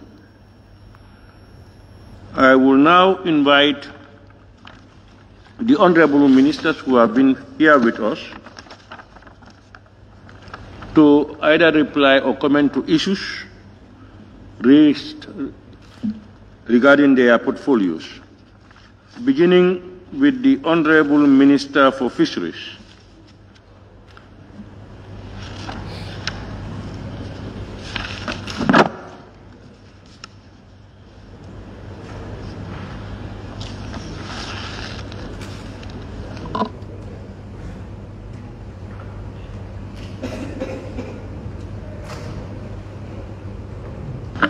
Thank you, Mr. Speaker. I would like first to congratulate you on your election as the Speaker of this august body, and also your deputy. And through you, I want to congratulate all the members of the National Assembly who were either elected or nominated to this august body, either newly or for the second time. Having said that, Mr. Speaker, I also want to acknowledge and commend you for the way and manner you conducted the affairs of this session. And I also want to respond, if possible, to some of the concerns raised about the Ministry of Fisheries and Water Resources. It is late. I will try to summarize as much as possible, because most of the concerns that were raised here were dealt with during the question and answer session, in which I answered questions and supplementary questions. First of all, in my notes, I have concerns raised about water supply, and these were members from Jokadu, Nyani,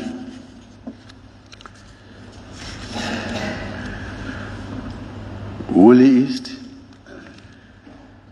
Jara West,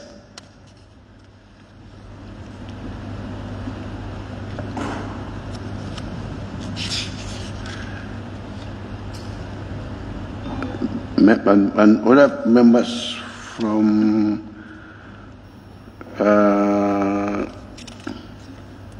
is it Kiang West and Lower Nyomi, and who? Huh? Brikama South for water? Okay. I remember that you mentioned something like the fish market in the Brikama market.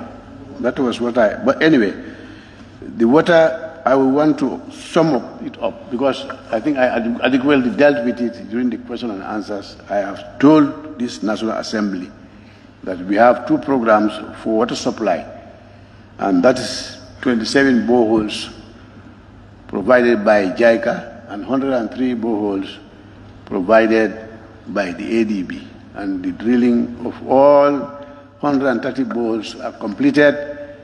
The JICA project, already the installation and distribution system has commenced, and I can remember on the 8th of July, together with the Japanese ambassador to the Gambia, I launched the first process at Faraba, is it Faraba Sutu? And I maintain that that program is ongoing, and for the ADB, after the drilling of the 103 boreholes, bids were invited for contractors to construct tanks and also install the distribution system for the 103 boreholes in 103 different clusters. The bids were evaluated. Bidders were recommended for award and were sent to the ADB for a no objection, which we are still yet to receive. And as soon as we get the no objection from the ADB, the contracts will be awarded and works will commence. And all these both programs will be concluded before June 2023, inshallah. On the Brikama fish market, yes, it is the market The area council cannot be exempted from that market, but it is a fish market. That's why it's slightly different from the regular market. We have a similar market on the KMC, and this is the Bakote fish market. There is a joint management by the ministry and also the KMC, and that is the same model that we want to repeat in the Brikama fish market. He also talked about my visit there. Yes, I was there. The problem was very serious at the time, but what he failed to acknowledge here is some measures were taken to remedy the situation, and the market, after closure by the food safety, it was reopened, and some short-term measures were taken. And that is, we have instructed the management there to hire the services of a septic tank emptier on daily basis so that the drainage system will not overflow. Because that system was supposed to be connected to a sewage system that was planned for Brikama, which up to this time has not been implemented. And I also said that we are about to procure a permanent septic tank emptier for both Brikama and Bakote fish market. That will at least resolve some of the major issues there. And also we received a team from Japan. The team of experts came, they assessed all our needs, and that Brikama market is one of the priority projects that we have identified for them. So very soon we are hoping to get that problem resolved. On the question of fishing, possibility of getting our young people engaged in fishing activities, yes, it is the policy of government that Gambians dominate that sector. But if you go, those of us who come from the provinces, like I think the member for Janjambore mentioned it, and also somebody from, is it Nyani? You can discover that the people who come from other countries and come here for fishing, they come empty-handed, and when they come, we provide them with our canoes and our fishing gears. So if we are engaged in doing that and they come, if they have no materials to go on fishing, they will not be able to engage in it. So sometimes our local people are to be blamed for those foreigners to dominate that sector. But we are doing everything possible to encourage Gambians, particularly the young people, to engage in that sector. Thereby, we have, I think negotiations have concluded with the ECOWAS to provide us with 51 million euro to be able to buy 100 fishing boats for artisanal fishermen and also fishing gears. In addition to that, to rehabilitate all the fishing lines, landing sites throughout the country, and also the access roads to those landing sites. That, of course, will also take care of the issue raised by the member for Joshua. I visited the place and I saw the place. Yes, it needs to be rehabilitated. And I can assure you that this government will do everything possible that before too long, all those issues will be resolved. Those of the areas where we may not cover them by these two water programs, I think if my memory serves me well, is the Kabadas, that's Jara West and the Kiang West. I can assure them that immediately after the rains, we will send our team to go and assess their water needs, and with this we will do and take it up with government with utmost seriousness. The programs that are being implemented were assessed by the donors, and that is the limit of what that funding could take place. But we may come back to this National Assembly and ask you to provide us with sufficient funds to be able to provide them with water. For Jinat, I think that is more than what the Minister of Water Resources can provide. I remember the issue was raised here several times, and the then Minister of Water Resources did reply that that needs to be connected to a NAWEC water supply system. There has to be some piping. That's not within our mandate.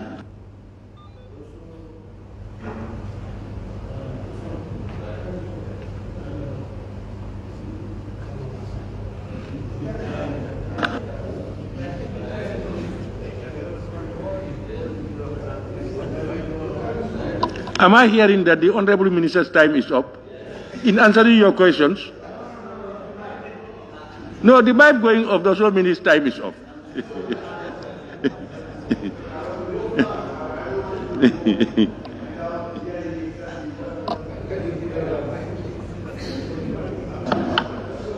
Honorable Minister, I think honorable members are making your job very easy.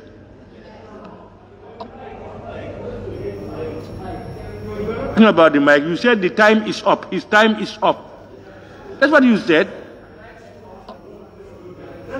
Different from the mic is off. Automatic. Mr. Speaker, I think this is what the points that I remember, unless if a member wants to remind me of what I have left out, then I will be able to respond to it. Thank you very much. Honorable Speaker. I said that should be will be taken care by NAWEC. It's not us. Can I remind I was just going to, somebody mentioned the cattle drinking points. That's also not within our mandate. That's the Ministry of Agriculture, and I think the Minister did adequately address that one. I remember in a question and answer session here. Honorable Minister, you are ready? Can we release you? Can I raise this question, Honorable? Because no, we don't want to entertain questions. Honorable member, I want to remind him of, because he has not answered my question. Honorable members, this is not question and answer time. No, it's not. You made your remarks. Honorable ministers made their jottings. Some of what you have said is what they try to respond to. No, to clear the air. He did not respond to No, what it's I not raised. everything that you said that they are here, they will be looking after it. No, you are just assuming. No. If we start that, we are going to have it continue. So if the minister comes and he makes a statement, he just goes away. If there are further issues, you follow it up with the ministry or with the minister himself or at your committee levels. An issue I raised which is not answered. That's what I want to remind you. Honorable Minister, you have answered your questions. Can you take your seat? I just want to make an appeal. I want to make a personal appeal to members of the National Assembly. I said it here and I want to repeat it. Some of our contractors have experienced some difficulties in the implementation of their work in the areas. And I want all members to assist us so that these programs will be smoothly implemented. Otherwise, when we approach the donors with those difficulties, it will be very difficult to be able to get funds from them. Second and lastly, that is the funds that should be deposited into an account for the maintenance of those systems. Normally, when the donors go there and the contractor is there, those accounts are not created.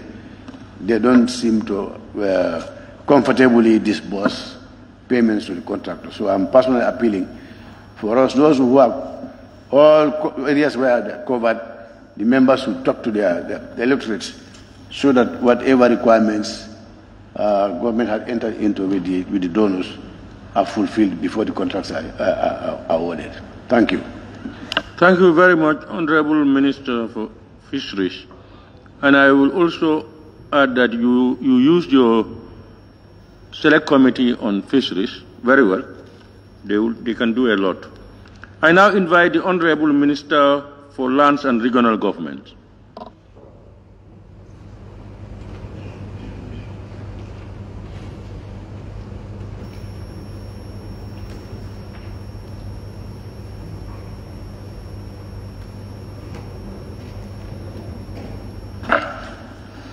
Good evening, Honorable Speaker, Honorable members, good evening, and good evening, Your Excellency and team. For tonight, we may not have a lot of issues to deliberate on, except to respond to some of the strategies and the statements raised by members. First of all, that is the compensation of acquired land by government in the convoy areas, convoys particularly.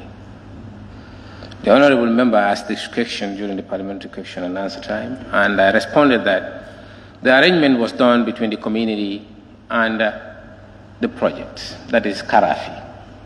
But I would add that, again, the community went into arrangements with GAIPA and Karafi. So what transpired between these three, the ministry may not know. But what we can promise that we are going to investigate and guide the process thoroughly. We are aware that Karafi is paying rentage to GAIPA, but we may not know what is the benefit of the community through it until we investigate or we are enlightened. But notwithstanding, we'll take it up, as I said the last time, with GAIPA and also the Karafi project in Kafuta and Sotokoy.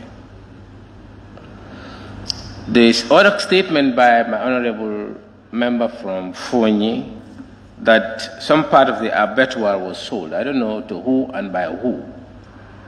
Not you, the other one. What is his name? Honorable member for Fonyi Jaro, yes. The abattoir, which abattoir is he actually talking about that it's been sold and to who and by who? Those are issues those can be very serious allegations, because I don't think the government can go into such a business to take a public property and sell it to a private individual. I don't think that's the government's method of operandi. Again, somebody mentioned about the VDC to be empowered and trained. Yes, the VDC are empowered and they are trained. We believe that they should be the focal point of entry for any development to any community. So the training of VDCs is a progressive one, and anywhere we have VDCs established, the Department of Community Development is training them continuously. We know there are capacity gaps because the capacity of people we also select to be part of these VDCs, sometimes we have a lot of interference in them that they can't function maximally. Those are creating problems. Border posts that fell in parts of Fonyi, some of them are deliberately removed to increase or reduce borders, but we will still investigate and we will make sure the border demarcation comes alive. Rent. I think the last time rent was mentioned here, but I said clearly that it's not under our auspices. The Minister of Justice isn't here to answer to that. Again, physical planning, yes. We are looking at ways to capacitize that office and be able to address most of our needs as when it is needed to really apply what is needed at that time and not wait until it is delayed. You can be right in that. Both at Dimbaya and Dasalame still appearing or occurring. The Honorable Member has stepped out. That is something I got to highlight, Honorable Speaker. I think it's an important, opportune moment. This Parliament is one of the luckiest parliaments ever. Because I remember the time we were in Parliament, it's not possible to even have one minister attending the sessions. Not even a single minister comes. We sit here and talk to ourselves during adjournment debates and pack our books and go home. But today is completely different. We have the head of affairs, that's the minister, vice president here, and other ministers. So it will be rather very much funny if members would leave the gathering with us alone and then go away when ministers are seen to respond to them. A situation about the president's statements and so on, I will not respond to that. Maybe the vice president will take it up. But then the Brikama market, the honorable minister for fisheries has responded to that. Local government act, yes, is ready, and then we're going through the last formal episodes about it, and then we'll bring to cabinet and then to parliament very soon. The flood in Bundung, yes, we will also investigate. I'm sure there have been so many problems incorporated in the whole episode. Why is the member for Bundung? Yes, we commend and congratulate you for the efforts you've made in Bundung, but again, the Bundung waterway, as I speak, is blocked. That is one of the main causes of this flood in the area. So if you are seeking for advice, we have to remove what has blocked the place, or as the Vice President advised, we look for other methods of diverting water. If that is not possible, then automatically demolition have to occur to allow water to pass. And then we will discuss and then we further investigate with you. On KMC fraud, yes, the office is in working closely with the Ministry of Justice and the Ministry of Interior on this matter, and very soon you will see the position of government on the whole issue. Convoys, I've already answered that one, the compensation and the engagement. Yes, as he said, engagements have been done. It may be the office or the Ministry of Local Government have not been involved in the negotiations, because some or most of those parts of land is under the customary ownership, so the community or the people or the individuals who own the land have a right to discuss with entrepreneurs about it. What we do sometimes, we are referees, or sometimes we supervise the whole operation in the signing of the MOUs, and we become custodians of those things, because the government of His Excellency Adama Barrow really supports the general public and highly safeguards their advantage in all forms of arrangements they are going into. And this is one thing we need to cherish as a government. The stores in Banjul, yeah, the Banjul not representative. Yes, thank you very much for that point. You are right.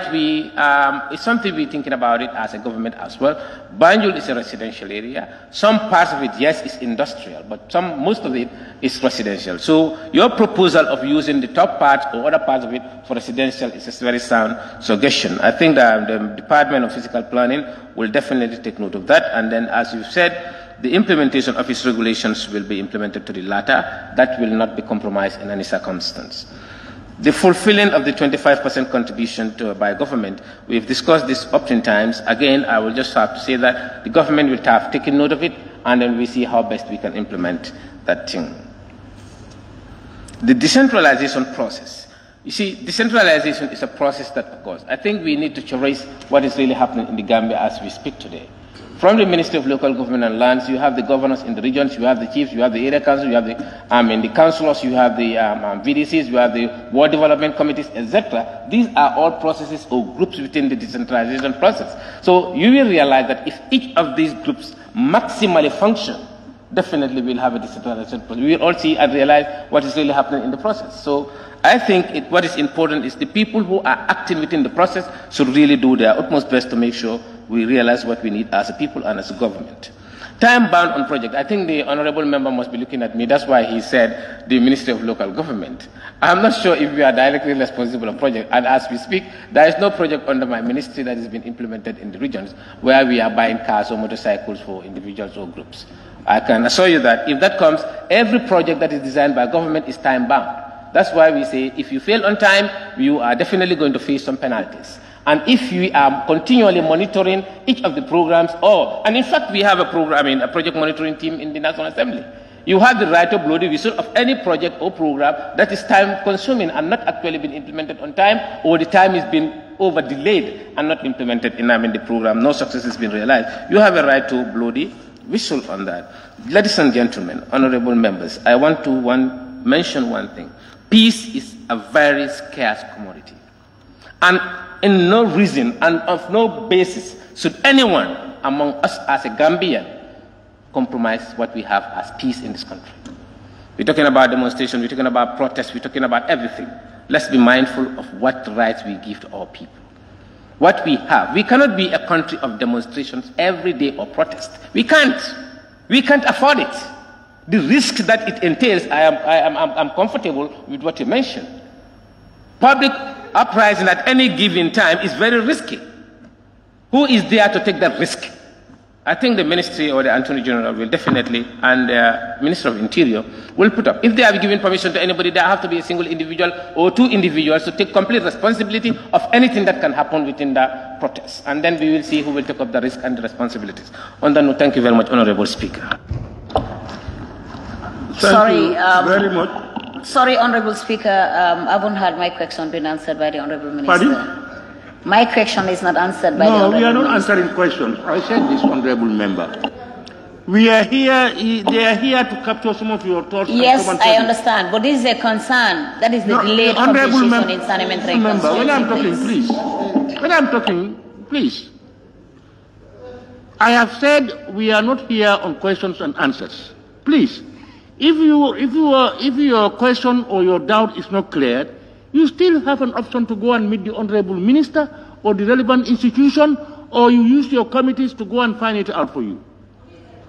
If it is a concern, follow it up. We cannot engage in another debate. It is not possible. That is not the purpose. Honorable Member, may I thank the Honorable Minister for Lands and Regional Government. And honorable members, this 25% of government contribution to councils, it has been said a lot of times and there are responses. But we tend to forget that councils also are expected to put 60% of their funds back to the people.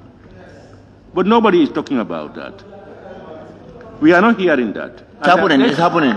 Honorable Speaker, I talk about it. Honorable, what I'm saying is all the debate is one side I've been hearing. We are reminding ourselves that councils also are expected to plow back 60% of their proceeds to the people. Is that happening? So, Honorable, we now invite the Honorable Minister for Health.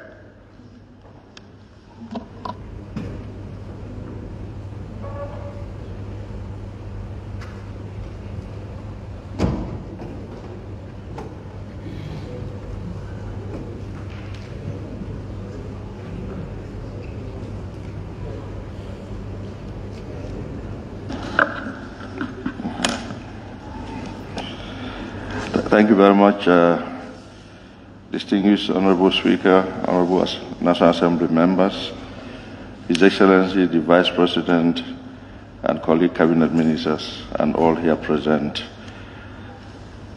We say good evening to you all. Honorable Speaker, we have a number of questions, comments. There are quite a number, so we would like to know if we can group them together, because some of them, the answers are similar. Honorable Minister, you can group them. Thank you, sir.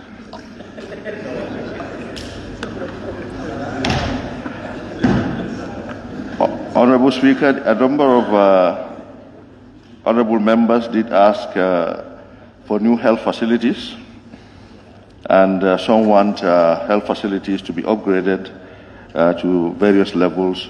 Some want those that are there to be renovated to make them more habitable and usable.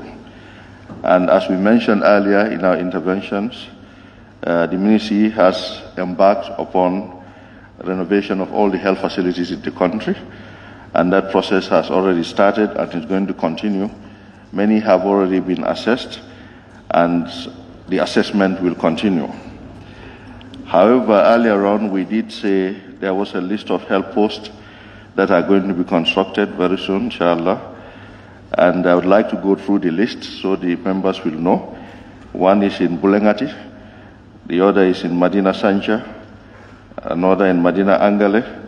Buduk also will get Bakau Health Post, Buffer Zone in Talindi, Timbing Koto, that's in Badibu, Madina Modum, Jisadi, and Balangar Jalatu. So these are already approved, and there is funding for 5 to 6 of them already from our partners, and we hope to get more funding to do the rest. So construction work will soon start in this. Those that are not on this list will go back to those communities and engage them. Honorable Speaker, we think this exercise is a very useful one, because apart from the assessment done by the ministry with regards to the needs, some of these actually were generated from this assembly by the members presenting the needs of their communities. And then that partnership, I think, should continue so that we are able to know directly what the priorities of the communities are for implementation.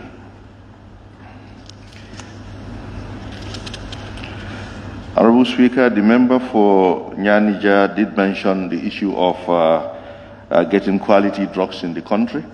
That is very important, and the ministry has started engaging the partners, and some partners have shown willingness to establish drug and food testing laboratories, standard drug and food testing laboratories for the country.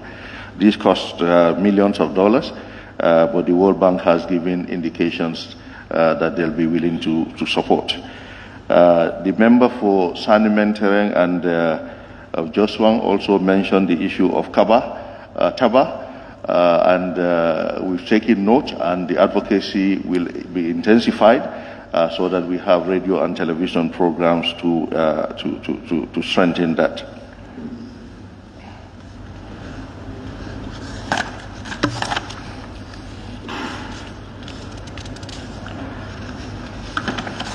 Out of the lot, we want to mention to the member for 𝒕𝒉𝒊𝒔 that 𝒉𝒐𝒊𝒏 Health Center, 𝒉𝒐𝒊𝒏 General Hospital, actually World Bank funding is available and is going to be totally renovated very soon.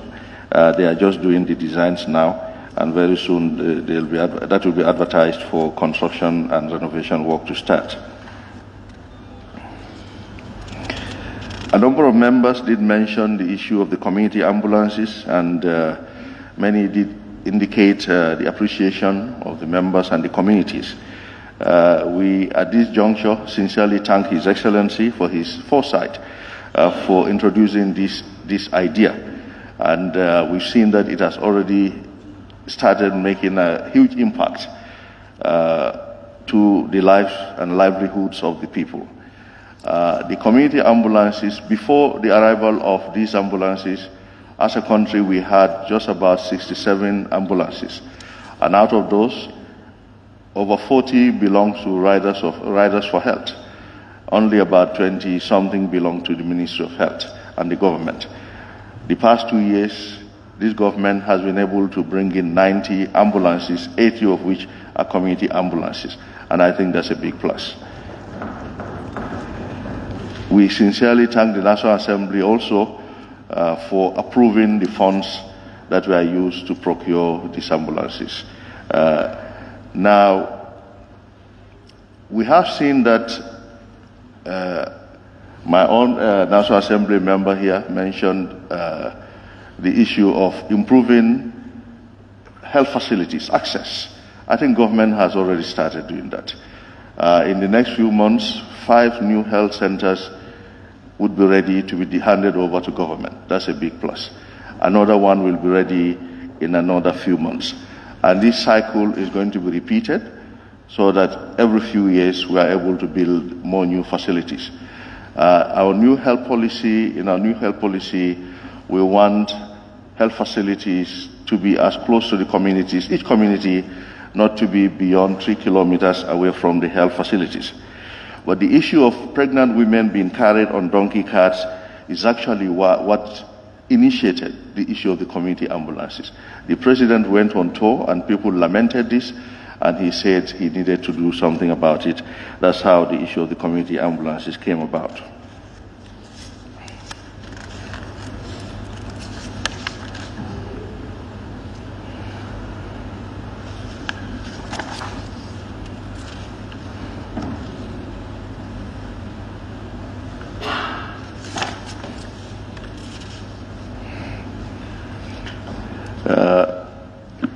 Honorable Speaker, the issue of, I'm just selecting some of the ones that are a little different. Bundu Maternity and Child Health Hospital. I think that's a model hospital, and the good work being carried out there is going to be emulated, and the private block will soon be inaugurated, and then it's also going to be renovated, the whole hospital. And we'll all add our voices together to talk to the Ministry of Works so that the roads can be fixed to make access easier.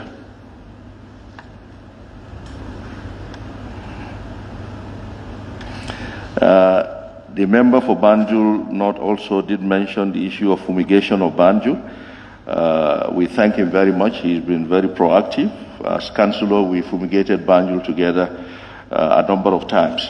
And that facility is available. We want to let the honorable members know that the country, the ministry, has now gotten 3 fumigation machines for the entire country. Apart from our routine fumigation exercises, if you have challenges in your communities where you have pest control issues, flies, mosquitoes, and so on, please let us know, because the facilities are now available in the country.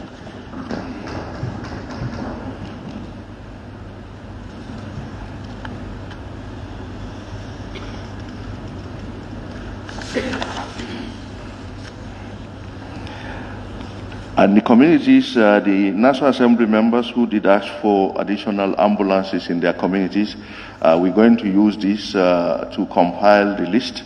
We've already gotten a list, but we're going to add onto what you requested for. And we will talk to partners. We've engaged Global Fund already. But if that is not sufficient, we will come back to the Assembly, and we hope to get your support to approve budgetary allocation to procure more ambulances. And in addition to that, the health facilities as well. And the management of the ambulances, we want to reassure you that the entire management, the entire welfare of the driver is paid for by the ministry. The fueling is by the ministry as well. There were challenges, and we had some hitches previously with regards to maintenance, but that has been resolved. So the driver, the maintenance, and the fueling is all by the Ministry of Health. So let the communities know that is the situation, so no one goes around to ask people for money for fuel. It is totally by the government, and it's important that we know that. But I think at this juncture, Honorable Speaker, we did mention the issue of the RBF here. That's the results-based financing. That has been very, very helpful in the health facilities, and it is now covering all the public health facilities in the country. We've been able to encourage the World Bank to extend it to the entire country, and that has been successful since the second half of last year. And each facility in this country, public facility, each quarter is paid an amount, and that amount, 60% is supposed to be plowed back into the facility for renovation and procurement of essential drugs. 40% is shared among the staff as a bonus. And I think this is an area where we also want your support, because the implementation of this actually depends on the facility and the community, because it's a decentralized system that the World Bank insists on. So the ministry, at the the central level, our leverage on that is minimal, but it's a community kind of thing, community kind of strengthening. So the National Assembly members, we urge you to all support us. And then today we sent you the list of, each member is going to get a copy. We've already sent it, it's in the Assembly. So all the facilities in the country, you'll know each facility what they have gotten for all the quarters since the last half of last year. So you will know how much your facility got this quarter. And you can also hold them accountable. If the toilet is not working, the ceiling, the bulbs are not there, and they receive hundreds of thousands, then you can ask them, where is this money? Where did it go to? Because the prioritization, because we don't have much leverage over what they call the business plan. They decide what they want, what they think their priority is. But if a facility decides that the priority is to fix some offices with air conditioners and fans when the patient's toilet is not functioning, then I think the communities can hold them accountable and ensure that that is done. Thank you very much. Yeah. Thank you. Yeah. My submission for now. Thank you very much. Yeah. Okay. Thank you very much, Honorable Minister of Health. I now invite the Honorable Minister for Higher Education, Research, Science and Technology.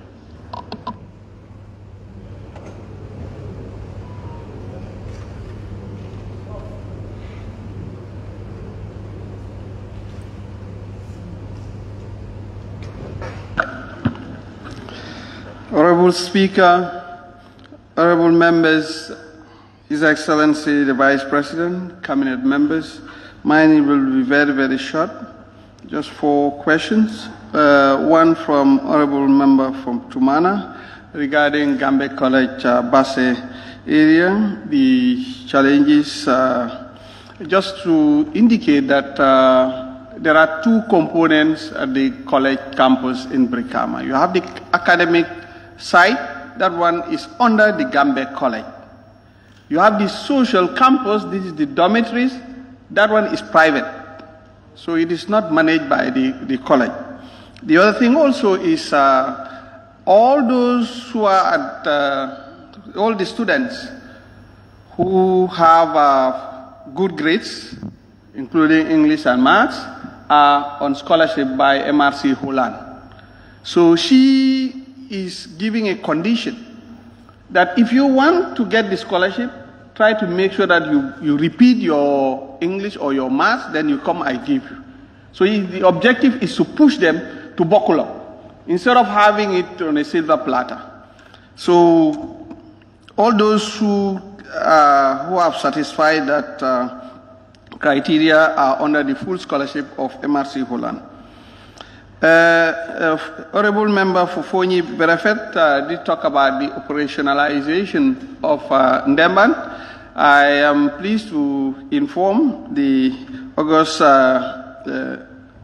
Assembly that the Ndemban and also 𝒂𝒂𝒂𝒏𝒏𝒆𝒍, the job is roughly done now. So most likely in November, December, we'll do the inauguration. The only thing now is the furniture, equipment, that is, so the famous Ndemban will finally be operational. And come January, the first class will start. And we will roll it out now to other areas. The Honorable Member for Brikama South did talk about the curriculum review to inculcate the spirit of nationalism. I concur with you. I remember when I was at the university, students will come and tell me, Prof, do I have to come to the University of Gambia to learn about Edward Francis Small? See? And so it means we need to, whereas this man sacrificed for you and I to be in a free Gambia. Coincidentally, the first Gambian to enter the House of Representatives, like this one, for instance. But nobody knows, nobody talk about him. And that's, we need to revisit our history. And that's why we are also of the view that the curriculum will be revamped. And also, in addition to that aspect, we want to bring entrepreneurship. So because the education must be fit for purpose. You come out, you function. You cannot have a particular education, you come out and be a liability, you know. So that's we will have it embedded. And already NACA is instructed and to work with all the tertiary higher education institutions. And we don't want to impose it, so they will now meet and then later agree. At a particular time in this country, it will be a must for all the tertiary higher education institutions to have entrepreneurship embedded in their curriculum. Last one, Honorable Speaker, from Honorable Member for SAMI, has to do with CRR. I did mention here that as part of our decentralization program for Tibet, and His Excellency the President has directed that we come up with regional Tibet centers, and CRR North and CRR South will have Tibet centers. And it is already acted. The proposal was developed, it's ready. And then also the funding also is available through our development partners. And we will have one in Kuntau, okay, multi-purpose. And then in Sapo, that one will be agro-business, hands-on agriculture. So, and students and staff will stay there. So it must be hands-on agriculture. That's the mindset. So that people can come out and be functional also, and among other issues. We will also do the same for other regions and so on and so forth. Already Mansakonko has been upgraded. It will be inaugurated at the same time with Ndemban and Kanilai. So most likely November or December.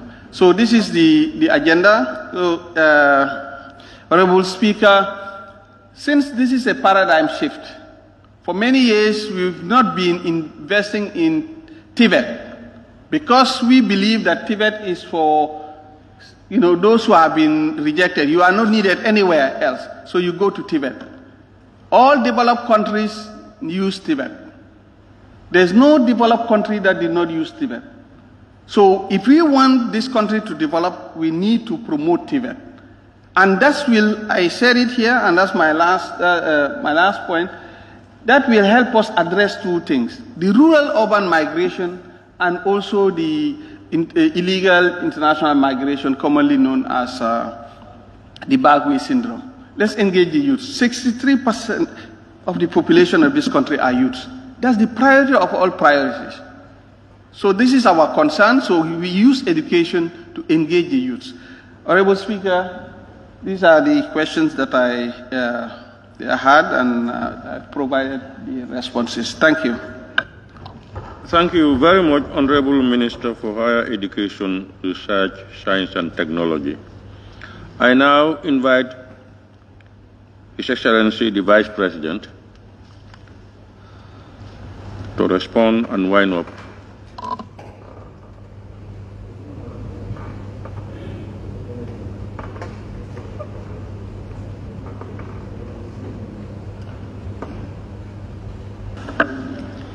Thank you very much, Honorable Speaker, and thank you very much, members of the August Assembly. My job has been made easy by the ministers. They have answered the sectorial questions. Those ones concerning agriculture, I have taken note, and I'll take them up with the minister. The same with electricity, interior, and finance. Just a few remarks on water and electricity. I think I would suggest to the relevant ministries that they have a water map of the country, so that at least they will know where the pressure points are, with a view to providing, the relevant amenities. The same thing with electricity.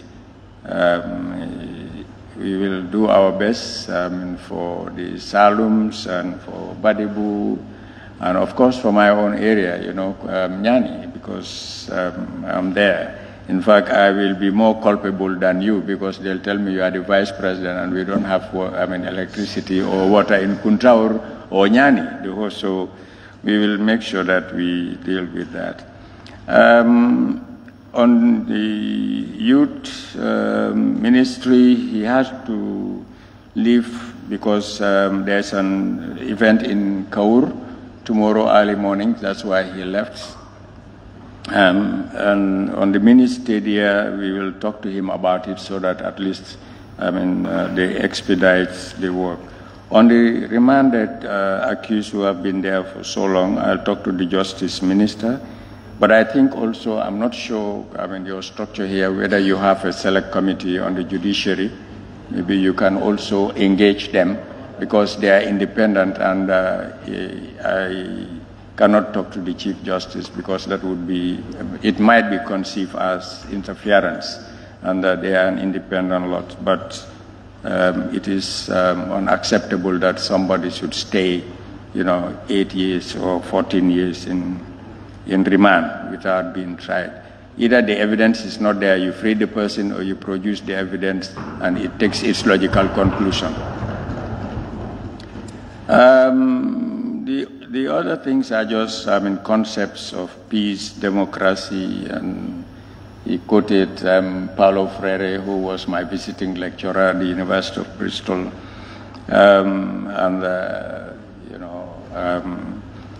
his definition of peace.